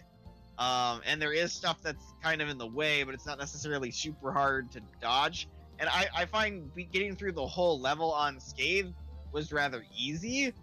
But the thing with that one is it has a secret, like a secret way of beating it that gets you to the hidden world, and it's incredibly difficult to do it and I'm gonna say it this way, as intended. Because you can go and you can get the elephant power up from a different level and take it into that level. Like, you're not gonna find the elephant power up in that level, but you can use the elephant power up to break these blocks at the end to get to the secret ending that you need to do. Or the way the level, if you're just trying to find a way to do it in the level, you have to, while moving through this hectic thing, you have to jump and hit a shell guy that's like on the wall someplace. There's like a couple spots where they are. You have to hold on to the shell for most of the level without getting hit by anything or dropping it. And there's certain spots where you have to hit pound blocks. So if you're holding the shell too early, you're just gonna lose it. You have to pick up very specific shells towards the end part of that level, and trying to get those shells and also stay on top of the thing was incredibly difficult. We ended up giving up on it after like game overing multiple times. Which, it doesn't really have a penalty when you game over. They take some of your purple coins that you get from levels that you can spend on like badges and stickers and stuff. That it's the weird thing. It's like the collectible, unless you're aiming for Unless you really 100%. care about getting the, well, not really the 100%, more just the cosmetic stuff. The purple coins do not matter. Like, you don't need you don't need to badge collect. I mean, you don't need it. Like, I got an easy mode badge, and maybe that colors my opinion. I would say not by much. What was the easy mode badge? I used the get exclamation block badge for most of the game. Oh, see, yeah. We haven't been using that. We used it on some really hard levels and found that in, like, the secret world levels that are super difficult, there aren't any hidden blocks, at least for some of them. I think there was one really hard level that we used the secret block one, and it made it significantly easier. But, yeah, as I said, me and my friends, most of the time, we use the badges that actually are making the game harder on us. Like, the game is making us constantly jump even when we don't want to, or the game is constantly making us run whenever we touch the ground, which leads to you have to, like, blitz through the level without bumping into enemies and such. And so we've been doing that a lot. And you know, when we want a badge to do the level, you know, without the badges that make the game harder, we've been using, you know, like the cap glide badge, or eventually you get the grappling hook badge. We've been using that one just because the grappling hook is silly and fun. So if we want to play through a level essentially just normal, we'll use the grappling hook, not because it helps us beat the level, but because we can meme around with the grappling hook. I will say that one was probably the most fun badge, just because of how silly it was. Yeah, but the grappling hook badge is really fun. Another thing I wanted to get to was definitely the game's power-ups. Probably one of the most underwhelming parts of the game for me, because Wonder has 4 power-ups, 2 of which are fire flowers, so already that's kind of a shame. One of them is a drill, which situationally useful, and then the advertised elephant power-up. They also advertised the drill one and the bubble one, actually. The elephant one, not as useful as I thought, and just kind of slightly disappointing. Yeah. Not really sure what I expected with it, to be honest. I guess I'm trying to. So, I guess in my mind, is there only 4? I thought for some reason my brain thought remembers an ice one. Is there not an ice power up? I'm trying to remember, but there's fire flower, there's bubble, there's elephant, there's drill, and there's normal mushroom if you count that as a power up. There's obviously power star. Yeah, there's power star if we count that. So that's, you know, depending if we want to count those 2, we're more than 4 just with those 2. My brain thought there was an ice one, but maybe there's not. But see, I think it's made up for by some of the weird and wonky. The transformation gimmicks are fun. I will give them credit, but like I said earlier, like, I would have preferred it if it was the whole level. The transformation was the whole level, and the entire level was ridiculous. Having it in the back half or the back third for a bunch of these Wonder Seeds, I feel like they're a missed opportunity. Could be. I also personally, to an extent, with some of the badges, feel like they feel like power-ups sometimes. They definitely are. At least in that regard. Yeah, so depending on which one you take, like, because the ones that give you additional actions you can do feel like power-ups. The ones, if you use the exclamation point block one the most, then I can see how they wouldn't necessarily feel like power-ups most of the time, because that one kind of, you feel it in the sense that the level's designed different, but it doesn't change how you are playing Mario or whatever character you choose. No, it's not a change to the controls at all, and that's fair enough. I picked it because I went in it the opposite direction. Like, I picked the badge that I thought would be the most useful, and that was the one that ended up winning across the glide hat badge, which I did try. It wasn't really all that good, and I ended up gliding into a hole a few times. And then you get the double jump badge, which, I mean, fair enough. You can make an argument for one or the other. And, I mean, as much as I'd want to use the grappling hook, I just didn't really see a use case for it, as funny as it is. Yeah, and then you definitely, if you're trying to use useful badges, you're definitely not using the ones I've been using the most, which are the ones that actively make the game crazy and harder by having you constantly running or constantly jumping and things like that. Those are probably the two badges we use the most.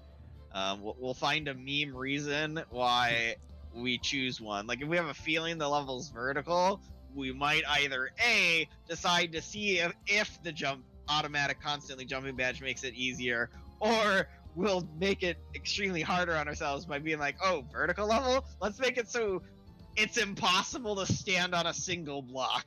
Like, the levels where you have to, like, stand on a single block and then jump to another block. Try doing that when you have the auto super run badge on. We have beaten levels with that. It's really hard to stay on these blocks when you have like maybe one or two blocks that you have to stand on in vertical levels where you have to jump up, and having that auto run where you run super fast. Oh boy, is it hard.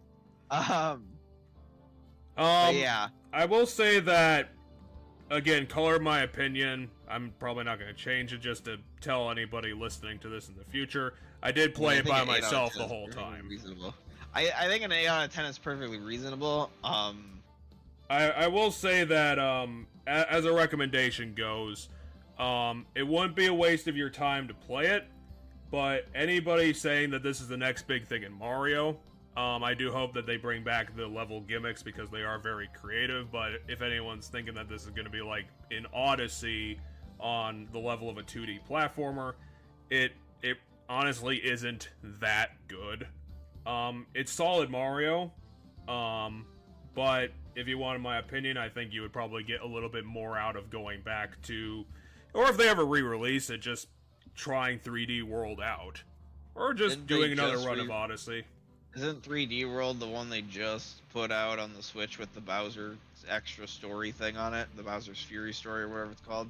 I think that was Superstar Saga, but I'll check to see if they ever re-released it, because I think they re-released every other thing. It's definitely not Superstar Saga. It's a game where it's the one with the cat power-up. Yeah, it's that one. Did they remake it? That's the one that got remade on the Switch with the new. It has an entirely new like DLC thing. That's not DLC. It's with the game, but it's an entirely new like story thing you can do. It is which is Bowser's Fury, which is called Bowser's Fury. Game with the yeah, they did put it on the Switch. Yeah, with the Bowser's Fury thing. So there you go. It's on the Switch. I find it a little interesting, and I'm not gonna say you're wrong because I think a lot of this is subjective. I disagree with you. Between the two games, I own both of them on the Switch. I played probably about 2/3 of both of them. I haven't finished 3D World. And I agree that 3D World's fun and great. It has a lot of really cool power-ups and stuff. I like Wonder better out of the two. I like Wonder better. They're both great games. I'm not gonna give either of them a 10 out of 10. But I don't think I personally would give any 2D Mario game a 10 out of 10. I don't think I've enjoyed any 2D Mario to the point where I'd say it's a 10 out of 10. I actually kind of agree with your number ranking. I want to say I would give it around an 8 or an 8.5 out of 10. So I agree with your number at least. But I really like the game. I think it's fun. I think it's filled with a ridiculous amount of charm. All the little animations they put into it and all the silly little things that every level has in it. Even when they're not, the entire level, if you will, for every level. There are some levels where it is the entire level, or basically everything except for like 1 or 2 screens, basically. I think they're all super charming. There's just a fucked. This game's overflowing with character, in my opinion, and I think it's super delightful because of that. And I think that's what makes the game for me the most.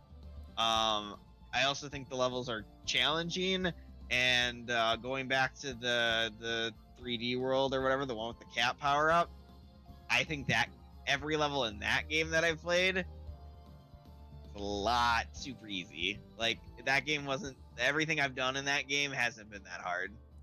Yeah, it's an easier game, but I think it has more of that full level creativity that I was kind of missing from Wonder.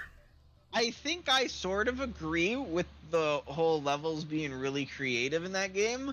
But I think part of the elements that let it be that is the 3D aspect of it. Lets these levels feel really creative and unique. I think the way Wonder does it to make everything feel unique is that each level's individual charm, which comes from, as you said, sometimes what can feel like a gimmick. Right? While each level's a charm, and it's always kind of in my opinion, it was a treat, and it still is once I go back and finish it, because me and my friends that were playing it are going to get back together and finish it. I think each level, wondering what's going to be the next thing is really exciting, even if it's gimmicky, I guess. And I felt that way with 3D World too. Don't get me wrong. 3D World also had a lot of, I wonder what the next thing's going to bring, because there's a lot of uniqueness to each level. And I think it comes down to preference. Is what I think it would between those two games specifically. I think this game, this is probably this is totally subjective again when it comes to what you like in your Mario games. I think this game is on par with Super Mario World. I think Wonder is on par with Super Mario World, and I don't know if I would say the same with 3D World, but also because of the 3D aspect to 3D World, I don't know if I would compare the two the same way. Like, I don't know if I can say 3D World's on the same level as Super Mario World, because the gameplay is a lot different because of the 3D element. So I don't know if I personally would compare the games on a gameplay standpoint that much, when looking at the series as a whole. I'm trying to think what some of the other big 2D Mario games that people think are super good are. My brain just keeps defaulting to Super Mario World. Well, that's because after that happened, it went into the new Mario series, and a lot of the new Mario series, except for I'll just say, in my opinion, even though I shouldn't have to say that, Wii, which introduced a co-op Mario, it's all very samey and very forgettable. Yeah. But I would agree with you that the Super Mario World thing, but the problem is that I would have to bring in the at the time argument, which I know people roll their eyes at, but Super Mario World hit a lot harder than Wonder, obviously, because Super Mario World was the launch title for the SNES, to my knowledge. And Nintendo coming out with first 16-bit and having it be that good was really something remarkable. Yeah, I think that's an impressive feat. I'm not comparing the... I guess that doesn't go into consideration with what I'm, the fact that they managed to pull it off at the time, I don't think that makes the game better from like an enjoyment standpoint, I guess, is where, because I'm not talking about, wow, what a miraculous feat it was to make this or something like that, and this game because I agree, in the grand scheme of what would be video game history and what games are important in video game history, I think Super Mario World probably, has more important history to it, and weight because of that than Wonder will. But I'm not talking about that, and I'm not taking that into consideration, and I don't think that matters with what I'm trying to get at, which is just, I sit down and I'm playing the game. how much fun am I having, how much am I enjoying it. And I think Wonder is on just about the same level, if not maybe even a little bit more for me, with Super Mario World. Super Mario World is great. I love it. The only 2D Mario that I feel like if someone would want to play with, that I would be like, yeah, let's do it. Now I have Wonder with that. But like the Wii ones, as you said, they are very samey. The one on the Wii U, everything feels the same. But yeah, I really like the badge system that they implemented. I hope, moving forward in these 2D platforms, they keep those kind of options to make, because then by changing up your badges, you can make levels feel different. And a lot of that comes down to the badges you probably didn't use, because I think the badges that show that the most are the badges that make the game crazier and harder, like the constant jumping, the constant running, the invisible one. They can change the feel of how you have to approach things, and I think that makes the game have a lot of replay value and a lot of fun to it. And so I hope moving forward with the series that the badges stay. The gimmicks to where that happens, Mm-hmm. I don't necessarily know if I need the Wonder gimmicks back. Just make them the levels. That's good for me. Yeah, I think there's level elements that are built in there that I would love to see back. The moving pipes, things like that are kind of cool to keep around. The monster transformations were really good. Yeah, where you transform into the different creatures, those were all fun. I think having levels where that happens are cool to keep around. I think one of the more interesting ones was the one that went into pseudo 3D, where what they decided to do was they took this game and turned it top down on you. Yeah, that was a really unique and crazy one that came out of left field. So I didn't expect them to do that. But yeah, and then the other thing I hope going forward in the series, for the 2D games, is they keep the charm, how like silly and fun. Like, I think Donkey said it, and I'll repeat it. This game, like I don't think it's the first level, but like right out the gate, one of the first levels has you grab the Wonder Seed and the piranha starts singing a song and doing a dance. Oh yeah. That's like, it doesn't, like, that is so fun and so creative and so just a blast to see, and the game doesn't stop there. Like, that's not the peak. Like, you keep having that throughout the entirety of the game, and I think that's great. Because each one, it has its own charm and its own unique thing, and yeah, as you said, they could be the whole level, and I agree that that's something maybe going forward that they could do, but I think it's a lot of fun, and I want to keep that charm. Like, I want singing piranha plant levels in the future. I want covert op Goomba levels. I think I do remember that one. Yeah, there's that. I don't know if I've gotten to that level yet in the game, if I played it or not, but I know Donkey talks about in his review of the game, and the level introduces this like enemy type that kills Goombas. Like, there's this enemy that kills Goombas, and you're just like, yeah, cool, whatever.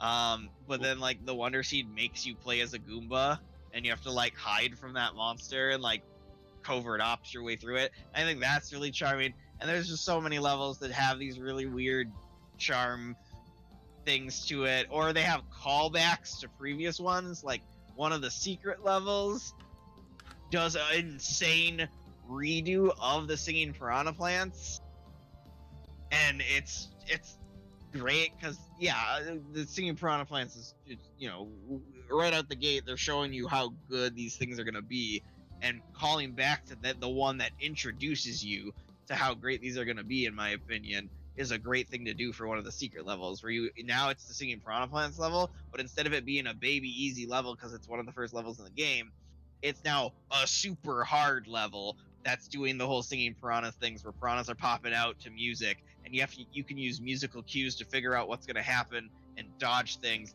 and it's great. It's chef's kiss. But as I said, in my opinion, yeah, probably an 8 out of 10. But I think that's probably how I like, because of my relationship with 2D platformers. You're not gonna get much better probably with any 2D platformer in me, and with an 8 out of 10.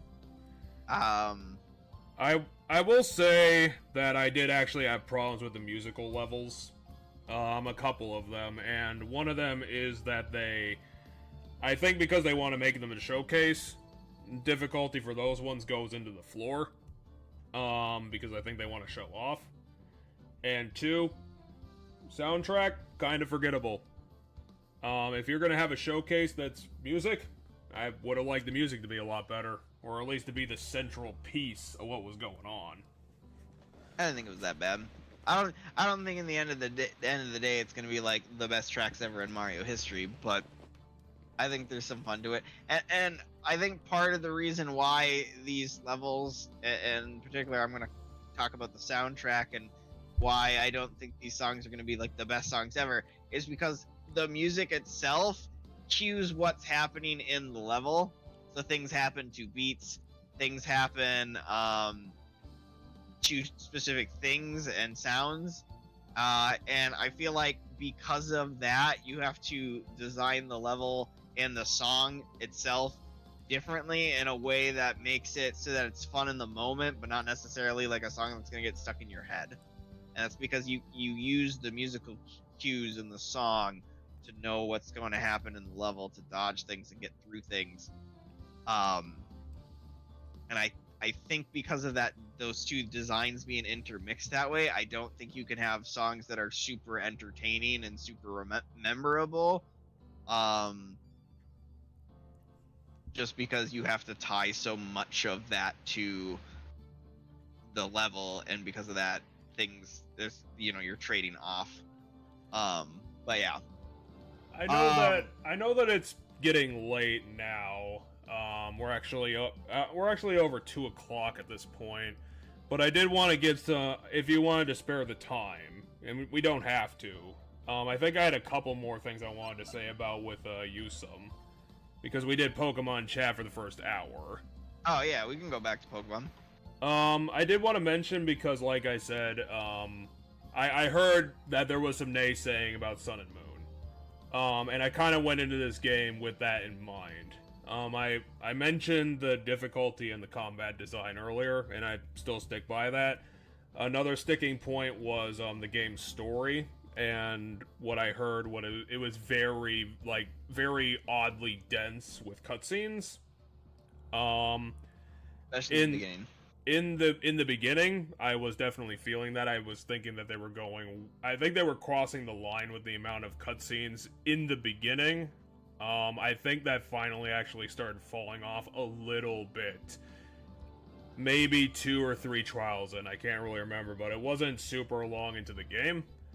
How, I do not give a shit about him. He is very uninteresting. But I think they did some good work with with the other characters. Even though Gladion is a very typical edgelord, I think there's enough more about him to make him interesting. He does have a good backstory. I think they do some growth with Lily that's kind of interesting. The story for Yusum isn't so bad. Team Skull is pretty terrible. I did find it meant to be. I did find it funny that the one town that they did have, Po Town, under their control, what they decided to do was, even though they controlled their own town, was that they decided to break everything and cover everything with graffiti.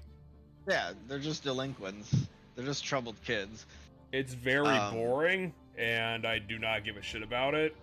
Well, so I know that they're tied into the Aether Foundation, which very rushed, I will say. They're being implemented into the evil story, while you can predict it very obviously.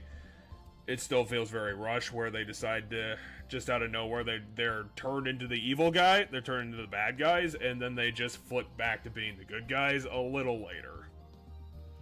Okay, so that must be a difference in Omega Ruby Alpha, not Omega Ruby Alpha, the Ultra Sun, Ultra Moon. So, which I haven't finished the stories of Ultra Sun and Ultra Moon. Because the normal Sun and Moon, there's like certain characters that are part of the Aether Foundation, like Wick is kind of shown to be, she's just supportive of Lily and isn't, like, she's never really a bad guy. Fabio kind of eventually turns around, but like not really. There's some great and funny lines in there, because I know one of my favorite things in Sun and Moon is there's a point where like Fabio has the key you need to get through to progress through the Aether Foundation base, and Hal makes a point that if he just went and hid somewhere, or like went through the door by himself when we weren't around and hid on that side of the door, we never would be able to stop them. But he comes to confront us, and by doing so, he gives us the option to give us the key, for us to get the key from him.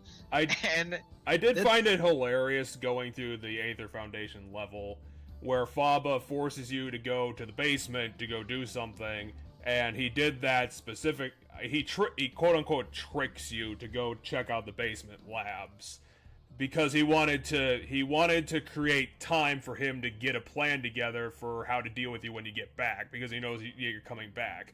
His big plan for doing that is getting 4 guys. Is just getting 4 dudes and confronting you with 4 more dudes, and that was his whole plan. Yeah, I don't know the changes that they made.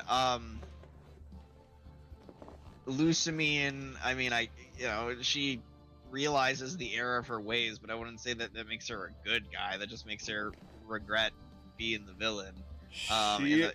She isn't very redeemable, but her kids want her to be, so they give her a chance, and she does kind of renege, kind of like what Team Magma and Team Aqua do to renege, where they do, but you don't really see much of their redemption, so you kind of have to just give them the benefit of the doubt, sort of. Yeah, and I don't know, I guess and once again, I know they're doing more shit with the story of Omega, or Ultra Sun and Ultra Moon, with like the other dimension people and stuff, so with that, they might be, some of the Aether stuff might not be as fleshed out, or might feel more rushed in that game, just because it's more dense with stuff.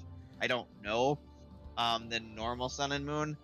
Normal Sun and Moon, I guess I personally didn't feel that the Aether, like, bad guy turn felt rushed. You fight them in a couple spots. The main one is their base, but like the explanation of how Team Skull fits into them, I think is really good, and I think it I guess eases if you do think it feels rushed. I think that can help ease it. That being that Aether Foundation and Lusamine essentially have a deal with Guzma. Guzma's just gonna run around with his goons and just cause problems that people have to pay attention to, because goddamn, these delinquent kids are up to no good. And by doing that, Aether Foundation can move around in the background a lot and get away with shit, and like go out, stay off people's radar, because people and authorities are having to pay too much attention to Team Skull doing their shit. And so I think that's really fun. Team Skull is one of my favorite teams, bad guy teams of all Pokemon. Yeah, they're not the world-ending evil, but I personally think the best teams in Pokemon aren't world-ending evil, and I feel like when they start to be is like when they get difficult. With the exception being Galactic. I love Galactic. To the point where their final plot, the final thing that they do to be evil, is they steal a young goose from the Aether house that Acerola lives in. That's the final thing that they think of. Well, and once again, everything they're doing throughout the story isn't in. They don't have a greater goal. So No, they don't. each thing they do in the story isn't serving a greater goal other than we cause problems for people because we're mad. And we're all people who failed the island challenge and we're mad about it and we're lashing out at society. That's what all the members of Team Skull have in common. They all failed the island challenge and they all, are mad about it. And I like them a lot because of that. You haven't gotten into it yet, but Team Star has a very similar feel of all these people failed at something. I honestly really hope not, because like I said, I was not a fan of this evil team. I just did not give a fuck.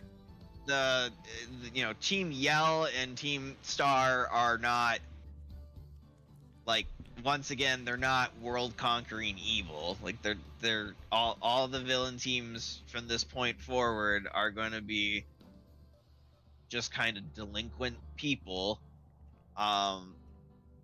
Team Star is problem students who are playing hooky from school. Well, then they need to, if they're not gonna have a grander plan, then they need to invest in character, and even if they're not gonna be high stakes, they have to be interesting capers. And I'll leave that for you to decide, because I think that's subjective. Because I like Guzma. I like Guzma was good. Like I said, they did more with character. Guzma has something akin to a backstory. He's not just some random guy. But the big standout with this game, my definite favorite, was Nanu. He's my favorite. I love his I don't give a fuck attitude. I love the fact that he's depressed all the time. And I even love him down to the stupid smirk he does when you beat him. Yeah, Nanu, I also agree with you, is the one of, if not the best character in that game. He's got all this personality and this neatness. He's also tied to Team Skull, if you didn't catch that. He lives there. Well, and he lets them. Like, he understands the reasons they are what they are, and he lets them. Like, that's part of his shtick. He understands they're just troubled kids, and they need, they need to lash out a bit, and that's fine. Like, as long as they're not doing anything super harmful. As long as I can build a 25-foot tall wall around their entire city, I'm fine. I'm pretty sure they built the wall, but yeah, as long as he can have his 51 meowths. But I brought all of this up because after hearing naysaying about Sun and Moon and going into this with a kind of a negative attitude and thinking this was kind of a dearth period of Pokemon after X and Y, that Where have you been listening to people? That combined with the gameplay fixes, the interesting mons, the fact that they tried to shake up the formula to some degree with this game, even though I think it was kind of dumb that they just, in Kukui's grand ambition, they still ended it on an Elite Four, even though I don't think it perfectly fit, but whatever.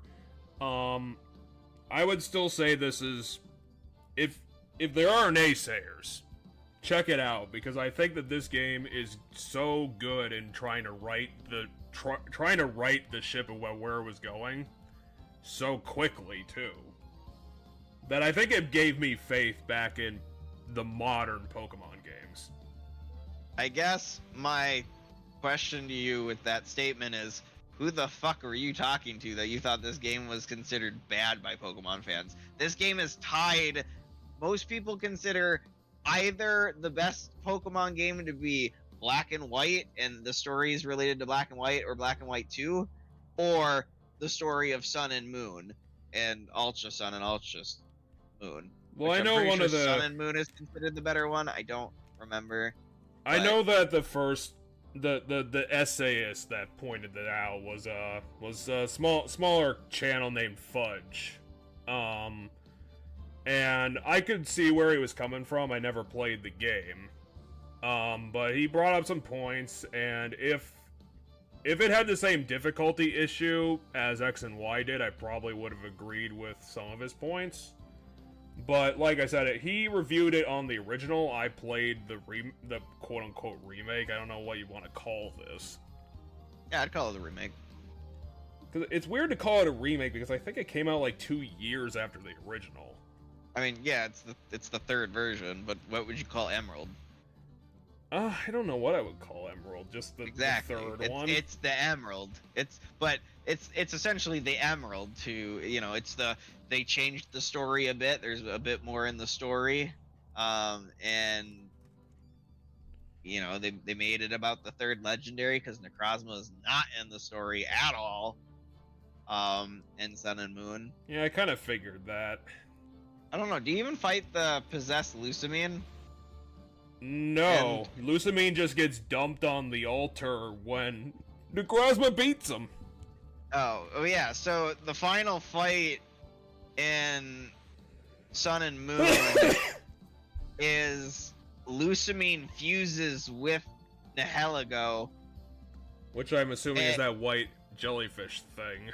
Yes, it's one of the Ultra Beasts, and she becomes this like squid woman, and she battles you, and each of her Pokemon get totem boosts. Oh, that's fun. And that's the final like fight with like the bad guys, if you will, where you get the legendary after the fight, I think. Yeah, it was kind of a shame I didn't end up. You could probably go and find him, but in the story you don't have to get Lunala, you get Necrozma. And I really wanted Lunala, but whatever, I don't give that much of a shit. Does Nebby still need to get in the goddamn bag in that game? Nebby spends a lot of time in the bag. Yeah, okay. So in Sun and Moon, there's a lot of Nebby get in the goddamn bag because there's a lot of cutscenes with Lily. Nebby will get out of the bag and start dicking around, and then it's Nebby get in the goddamn bag. Yeah. Get in the bag, Nebby. Yeah, in the beginning, I didn't think I was gonna like Lily because she's just constantly down on herself. She's not a trainer, so she's not really doing anything. Right, she doesn't have that confidence. But when she goes into her quote-unquote Z power mode, it turned a lot of her around. I'm still not in love with her character, like, by much at all, but it does quite a bit to give her something to do, in a lack of better speaking. Well, yeah.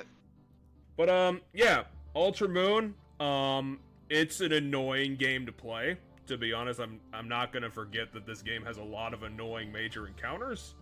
And I will agree that there's probably a part on my part for building an incompetent team with holes in it, not getting covered. It's just bad. It is bad. But like I said, Hao is one of my favorite champions. He's probably one of the most memorable ones now. And I think that comes from them so expertly figuring out their difficulty curve. I was gonna say that's weird to me, and it makes me curious going forward what you'll think, because that is not an opinion that I'm aware of a lot of people even having. Not that he's bad, but like when it comes to like the memorable and challenging Elite Four like champions, it's Cynthia is one that a lot of people talk about and is a lot of people's number one, and then the number two, which you'll get to, is Leon.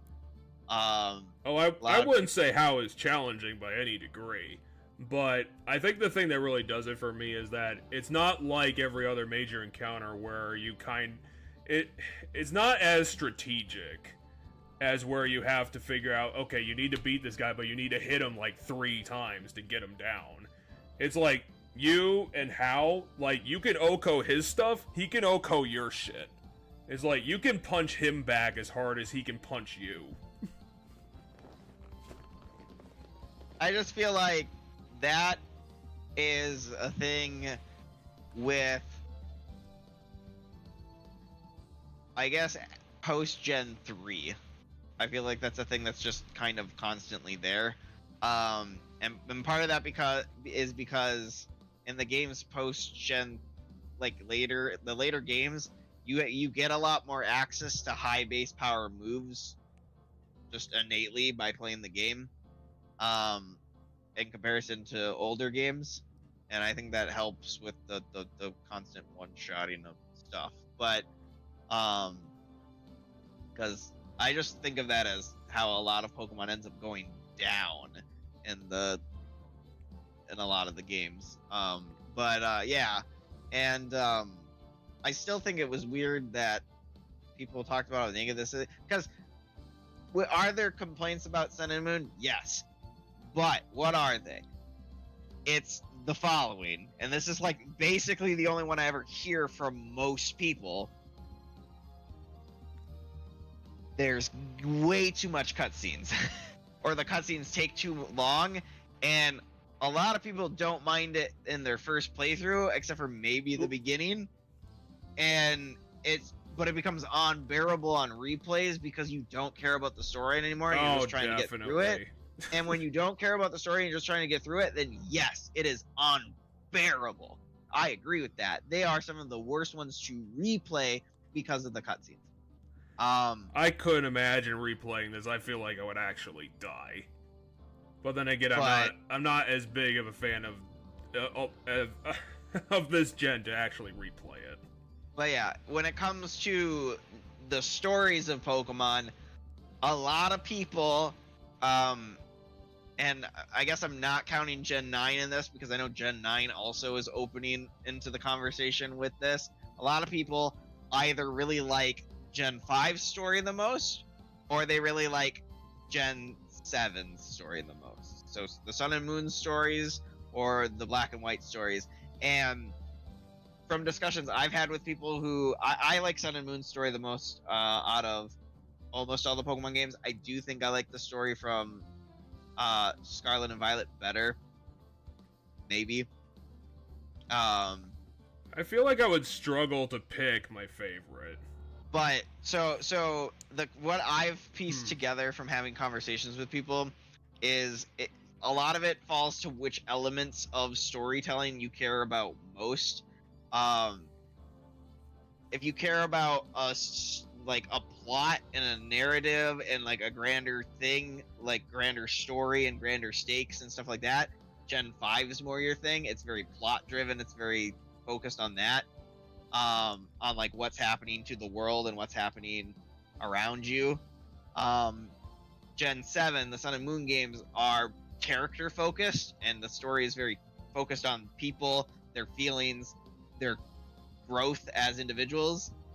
And so it depends on whether you want to watch a bunch of people grow and become better or change, or if you want to watch, the world face an incredible danger and all this stuff. It depends on which of those two you're going to care about most, because Gen 5 is very plot-driven, Gen 7 is very character-driven narrative.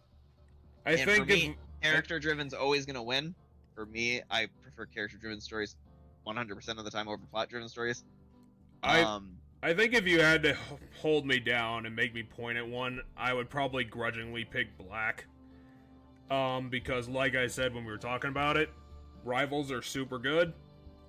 Because they actually fucking build up a backstory with them and they make them interesting. And I think that the thing about N's Castle overtaking the Pokemon League and N being your final challenge was super unexpected and interesting.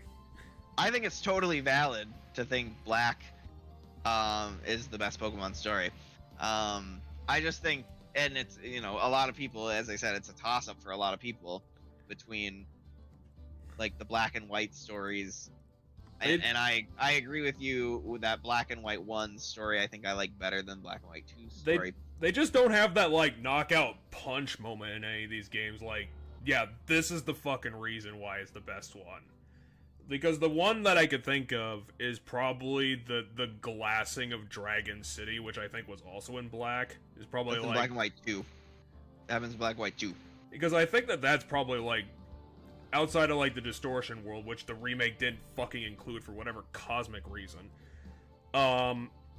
because they're remakes. That was probably the most Diamond and interesting Pearl. thing I've played in this run of Pokemon, is just seeing them glass that city. You might once again really like the stories to Scarlet and Violet, which I will state, in my opinion, out of all the mainline Pokemon games, I do think today my favorite Pokemon story is Scarlet and Violet.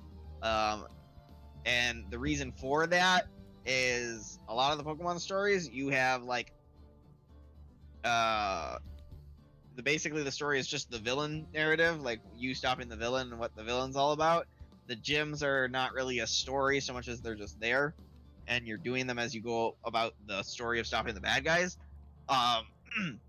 And then the other story, if it's the story's not fighting the bad guys, is the story of growing alongside your rival, which can be fun.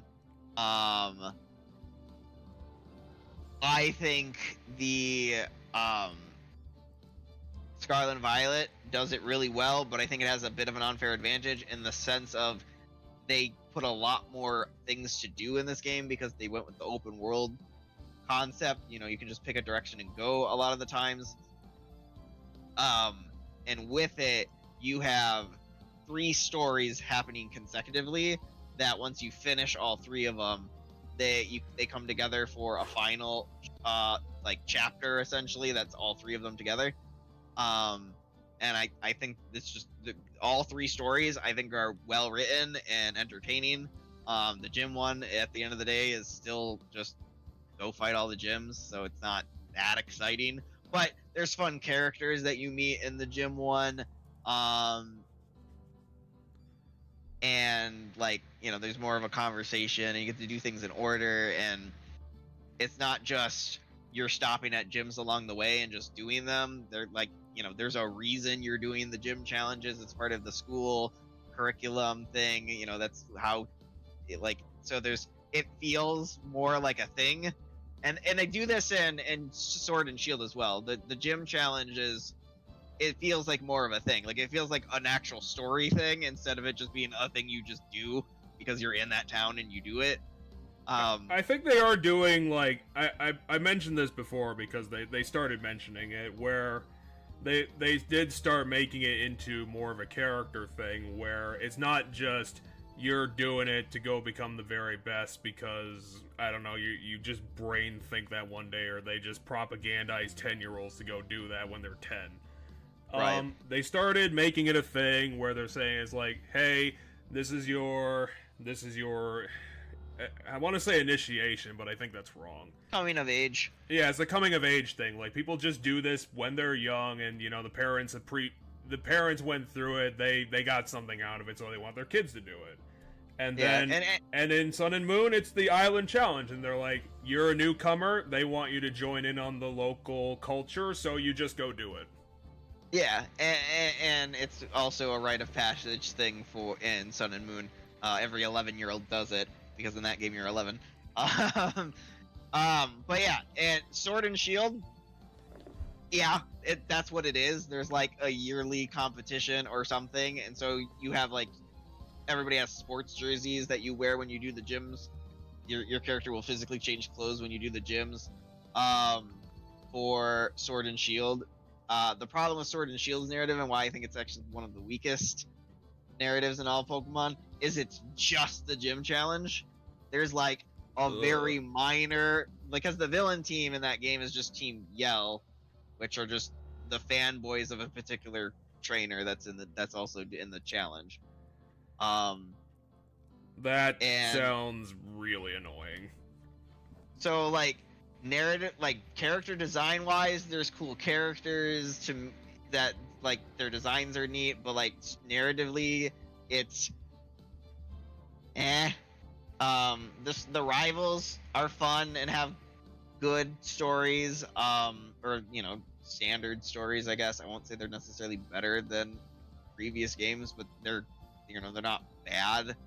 I think some of them, I think B could have had a bit more to his, but yeah, the stuff with the legendaries is kind of every now and again you'll get a little bit of whispers as like one particular character is kind of investigating it. And then there's like a post the Elite Four story bit that like finishes off the legendary stuff. And then there's just the really bad writing of, oh shit, we forgot to make a villain, which happens late in the game. The character that you'll meet that is gonna very obviously be, yeah, that guy's probably the villain.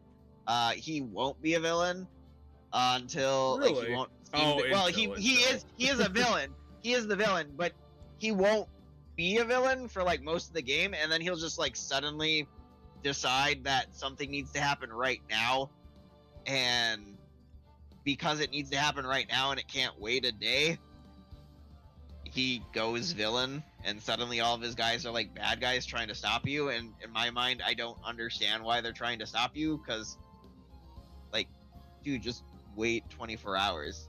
Because like, so essentially what happens, because I think this element of the story is so bad it's not really a spoiler, because it's not. But if like, it's that bad, story. it might be an anti-spoiler, and I might want to actually see it crash and burn.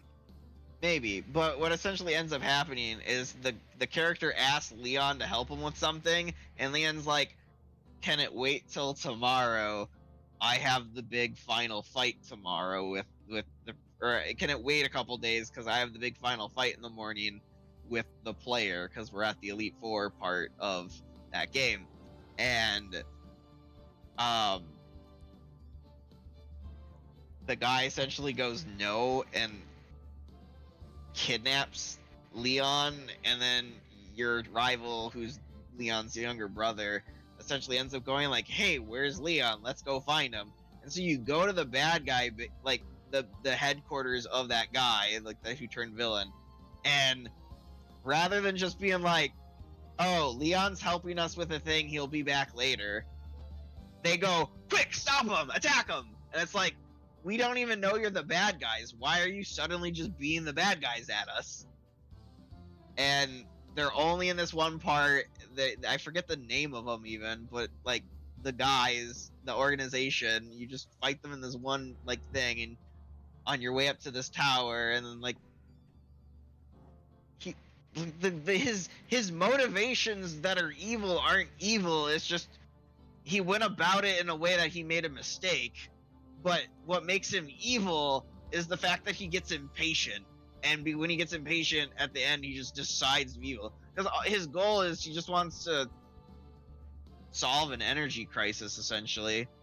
And the way he thinks he can do it sounds like it should work, but he needs a powerful trainer to help him do it so that nothing goes wrong. But then he gets impatient, and because of it, shit goes wrong, and it's so bad. But that game hardly has a story. Essentially, you'll just have the narrative of the rivals. If you do the DLC, the DLCs will each have a story that's more entertaining and better than the main game story. That tends to happen with DLC in my experience, which is why I've always liked story DLC.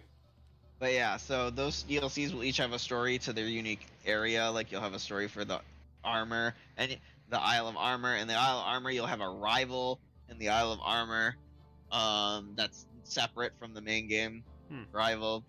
And there's some cool mechanic stuff they do with them that could have probably been expanded upon. But it's still really cool. And then I'm trying to think what this, if you have a, I don't think you have a rival, but there's like a pal character that's running around with you, because the second DLC is very legendary focused and is also made up of there's also multiple like smaller stories in there that I don't think you have to do, but there's like a story with the Reggies that you can do. I'm trying to think because I think what it is the game tells you there's this, and this to look into, and you just go and do them in whatever order. That's what I think how the Crown Tundra narrative works. Because I'm pretty sure there's a story about, hey, go find the legendary birds. There's a story of, hey, go find the Reggies. And then there's a story of, hey, go find the Crown Tundra, like, legendary. And, like, that narrative. And that's a fun one. And then, as I said, I think the overall story of Scarlet and Violet is really good, and I think the ending caught me by surprise. And I think it's the ending is what puts it over the top for me and makes it probably my favorite Pokemon story. Well, and so we'll have to see your opinion on it. Well, for my money, if you want the best of the best, Explorers of Sky, Super Mystery Dungeon. I'm talking those are the top of the heap. I'm talking the normal Pokemon games here. I'm yeah, not bringing those games into the conversation. And I am, because people out there might be, maybe they're actually looking for a legitimately no asterisk good Pokemon story, and there's where they are. Right, but there's I guess when there's a Pokemon story in the sense of this is what Pokemon stories are, like this is the narrative of what the world of Pokemon is, and then there's these side games or these secondary games that were made that, yes, you're correct, the Mystery Dungeon games have way better stories than the mainline games. Definitely, I would say. Maybe the first one isn't as good as some of the mainline game stories, but yeah, Explorers of Sky, Darkness, those ones, Time, those ones are all really good stories, and I agree with you. They are not the story of, you're a trainer catching Pokemon, right? So yeah, they're not that story, but Pokemon would probably be better served if they started thinking outside the box. Because it doesn't always. I always thought it was weird that the developers thought that every one needs an evil team.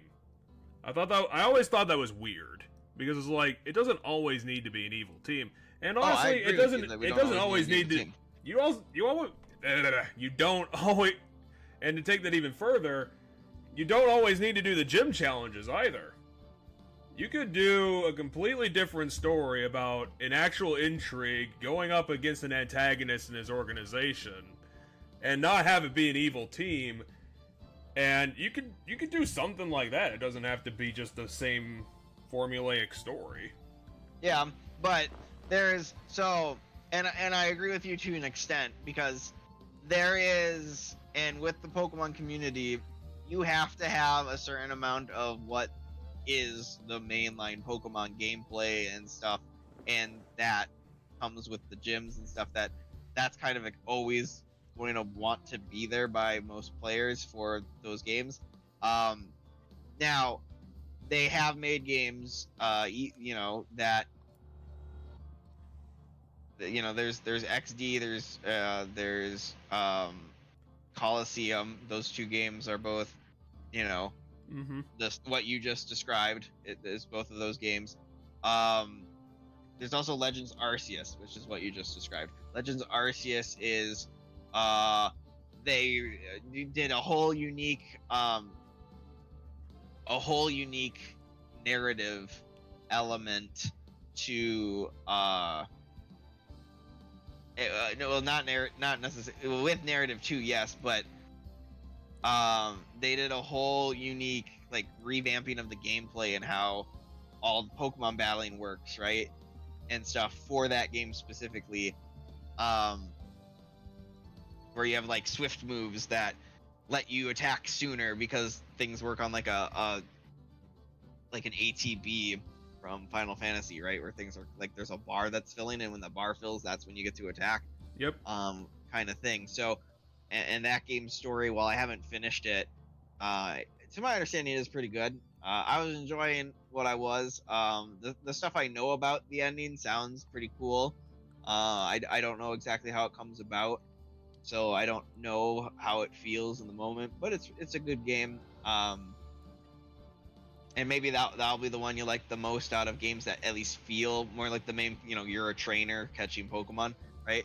Which is what I think, why I don't bring the Mystery Dungeon games into the conversation when talking about what Pokemon stories I think of and stuff. Not because they are good and they are Pokemon stories, but I don't feel like I should compare them to the others because it's not the trainer narrative. I do think to an extent, yeah, you can Legends Arceus can go in there because you're a trainer. You have a wide array of Pokemon that you can catch. It's which like the differences between XD and Coliseum is you don't have that. You have a very select list of Pokemon in those games that I feel like changes the way those games feel too. But Legends Arceus, while the gameplay does change a lot, you still have, your very customizable team of 6. And yeah, so maybe that'll be a game you like more than the main lines because it loses that stuff. When it comes to the villain team, there's always a villain team is how I'm gonna word it, because Team Yell, which is the primary villain team of Sword and Shield, aren't evil. Like, I wouldn't call them evil. They're antagonists in the sense that they're against the player character because they want their specific person to win, because this is like essentially the narrative of the gym challenge is it's a really big tournament, and so someone's gonna come out on top and they want their person to be the one that comes out on top, and so they're disruptive to you and other contenders in the tournament, but they're not really evil or doing anything evil. Team Skull, I also feel, isn't an evil teams. They're just delinquent students, or not students, but delinquent people, like kids and stuff. I mean, Guzma's like only 16 or something canonically. If Guzma's a 16-year-old, then I'm a fucking turtle. I'm pretty sure Guzma's supposed to only be like pretty young, but maybe I'm getting things mixed up. Maybe he's older. Dude looks like he's in his fucking 30s. I mean, I don't think he's that old, but I'll have to look it up. Yeah, don't bother. But I'm done with the game. I don't really care that much about him anymore. When you get to Scarlet and Violet, you'll also find a game that doesn't necessarily feel like it has an evil team. Especially because Team Star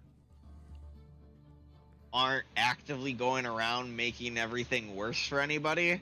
They're like held up in their own places where they chill themselves, and you're tasked with finding out what's going on with them and getting them to go back to school.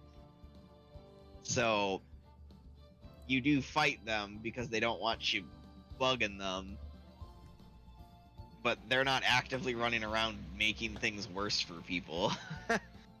There really isn't anybody doing that in Scarlet and Violet. You just are tasked with different things by a couple different characters at the beginning of the game, and that's your 3 stories.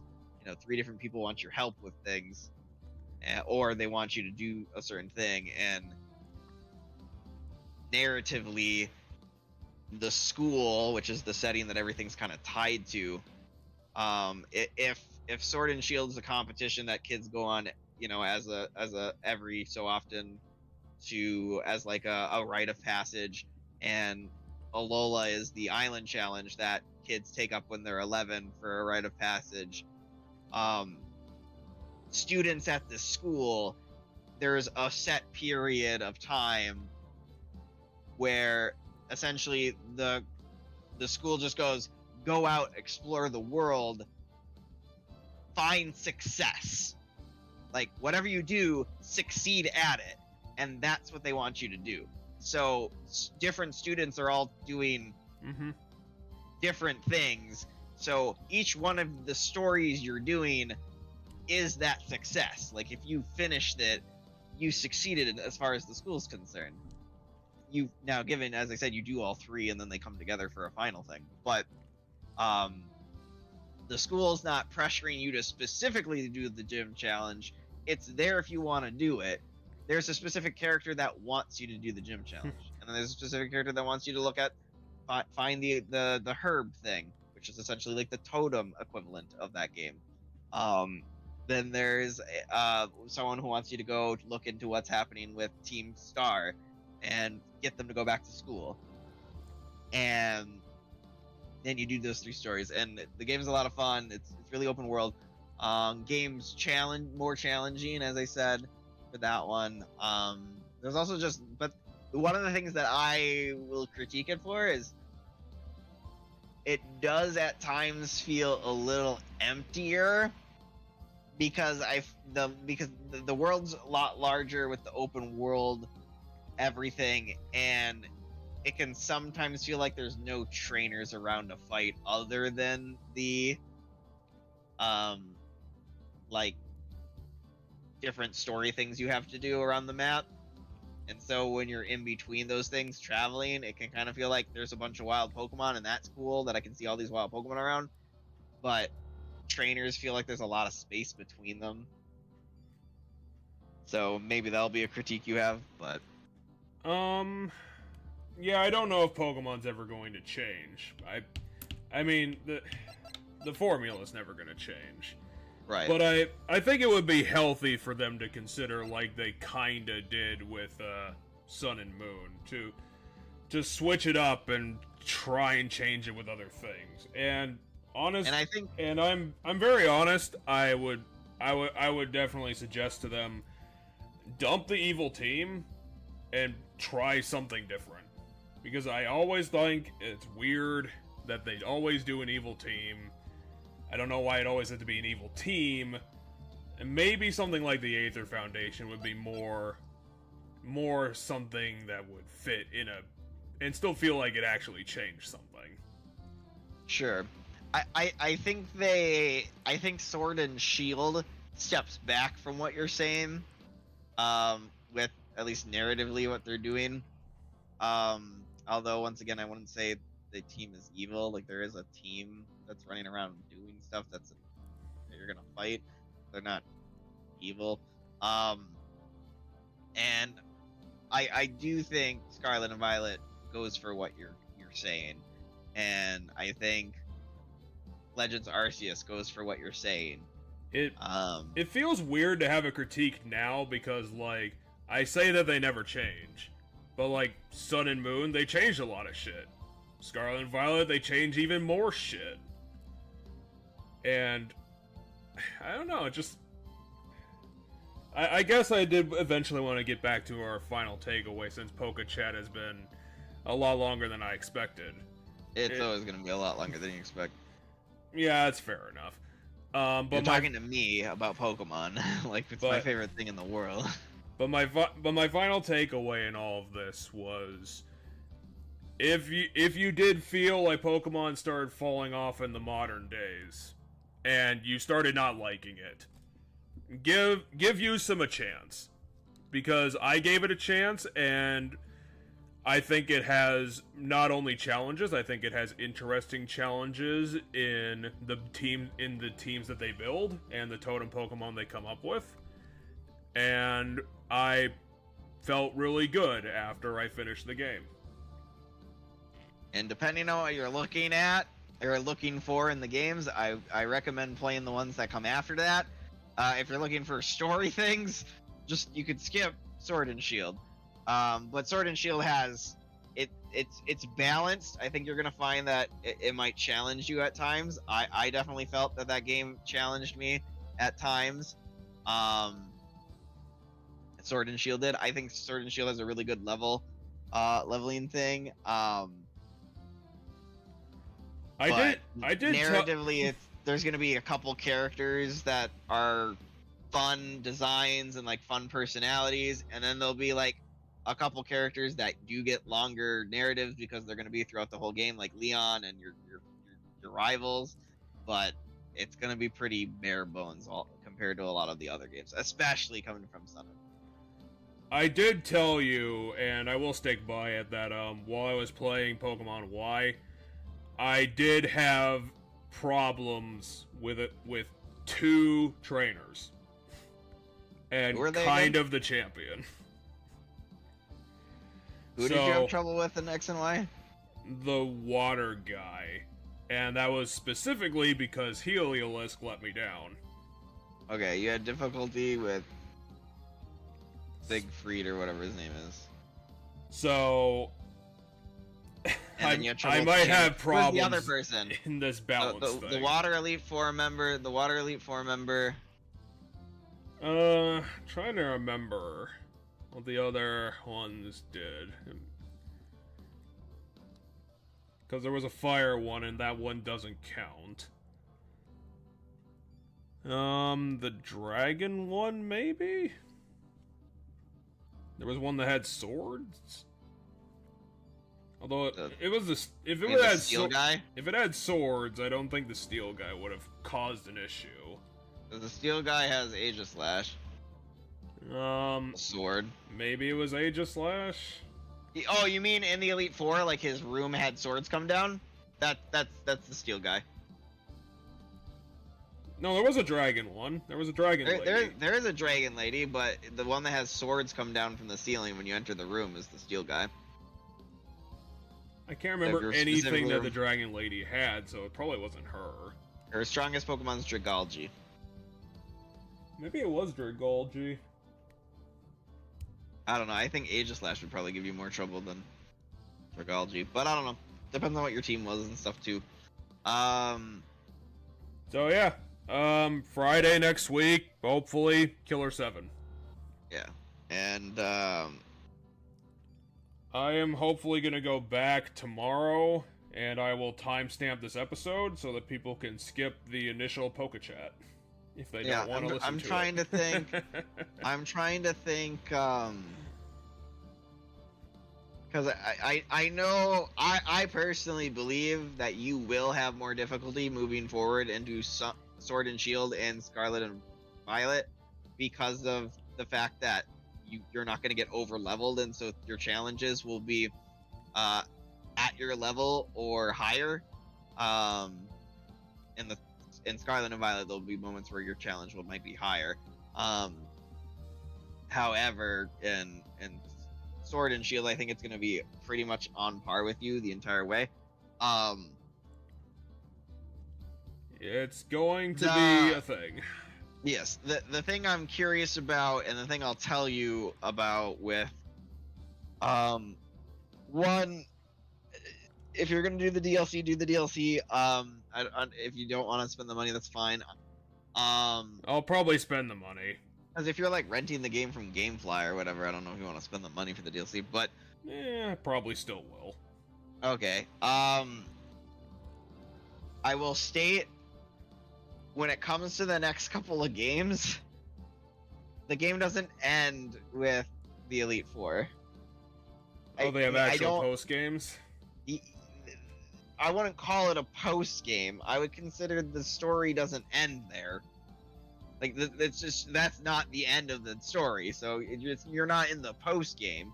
I would call the DLCs the post game. Well, that's interesting.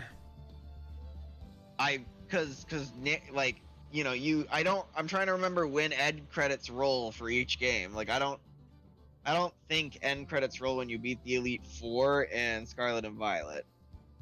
For sure. Like, I'm almost positive you have to finish the 3 stories come together. Because the gym story ends with the Elite Four. So you go do the Elite Four as part of the gym story.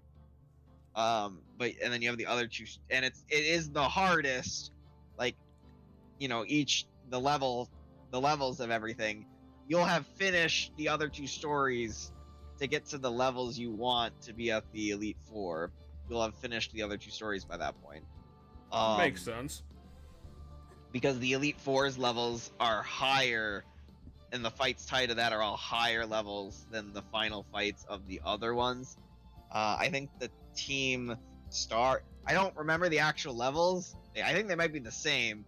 I think the Team Star one is the easier story to complete, which is weird because it's also the last one you'll do in a way, because like you'll get to the final fights of each one, but in order for your Pokemon to be the level for those final fights, you're gonna have to finish the other stories to get to their final fights.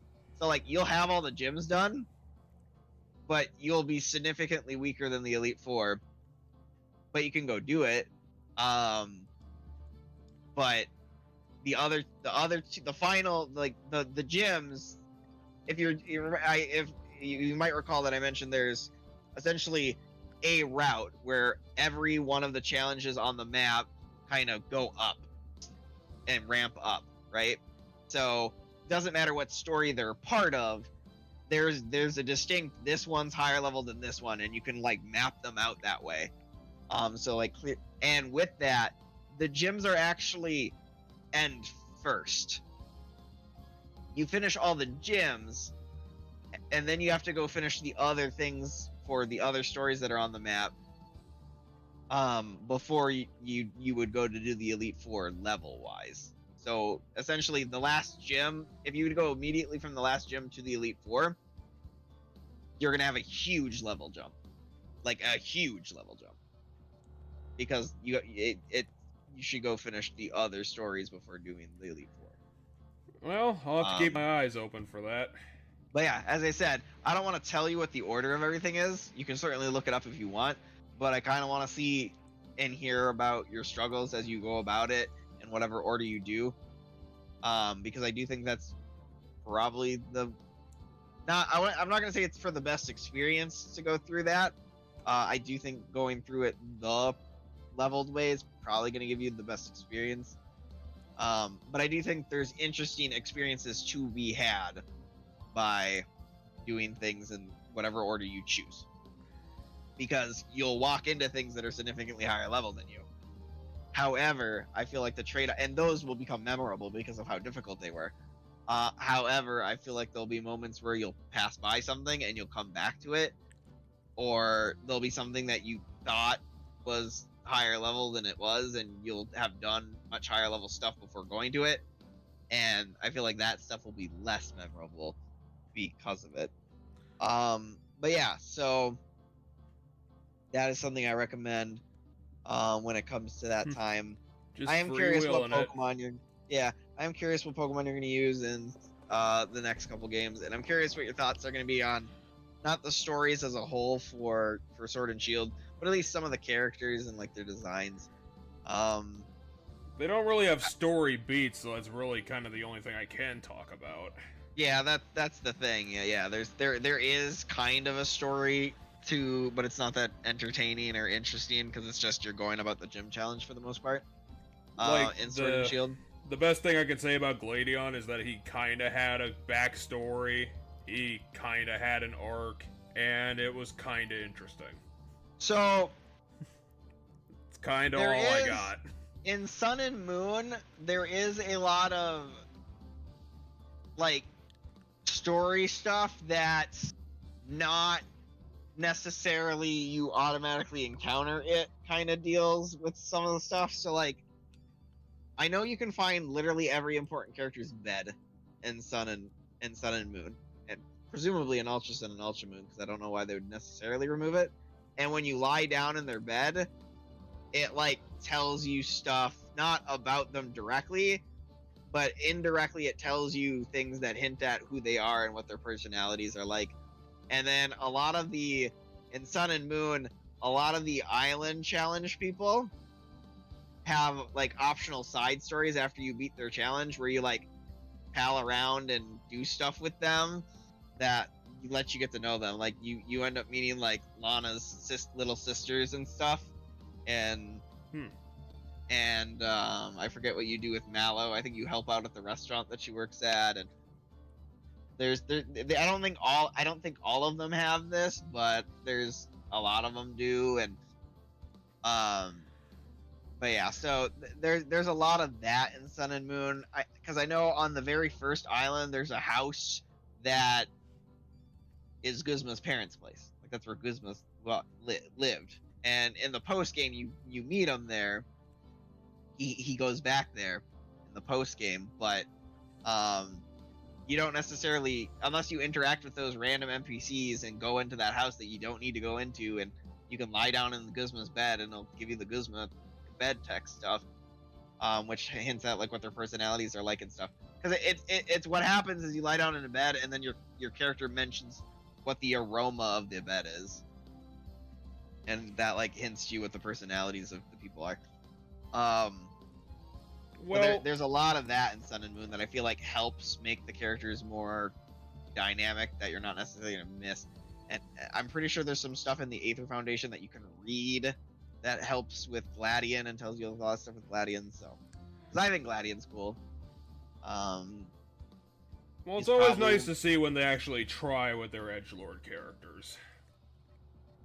But yeah, there's also optional stuff that I think does a bunch of personality stuff in Scarlet and Violet that I haven't even done.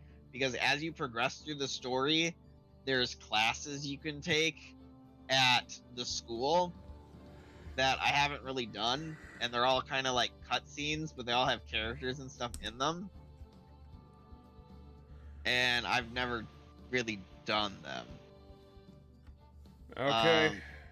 There's also like kind of optional stuff that feels like it's story stuff that you can do. Like there's a refight of all the gyms that you can do that I think has like a bit of a story to it in Scarlet and Violet, and then there's like a tournament you can join in the post game that's got like a story to it, or there's like little quests you can do for some of the teachers in the school that have stories. So there's like weirdly other things. It's just they're not the main story. The game doesn't like advertise them, like put them on a map. So, but yeah, I'll let you go. It's like 3:30 in the morning. Yes, we will blame Need to begin. PokeChat for that, and we will play 2 more rounds of the complete bullshit quiz, and eventually figure out how badly I fucked up. But Well, thank you for joining us for double PokeChat balancing act, and join us on Friday next week. We'll next time. hopefully see you there and be not dead.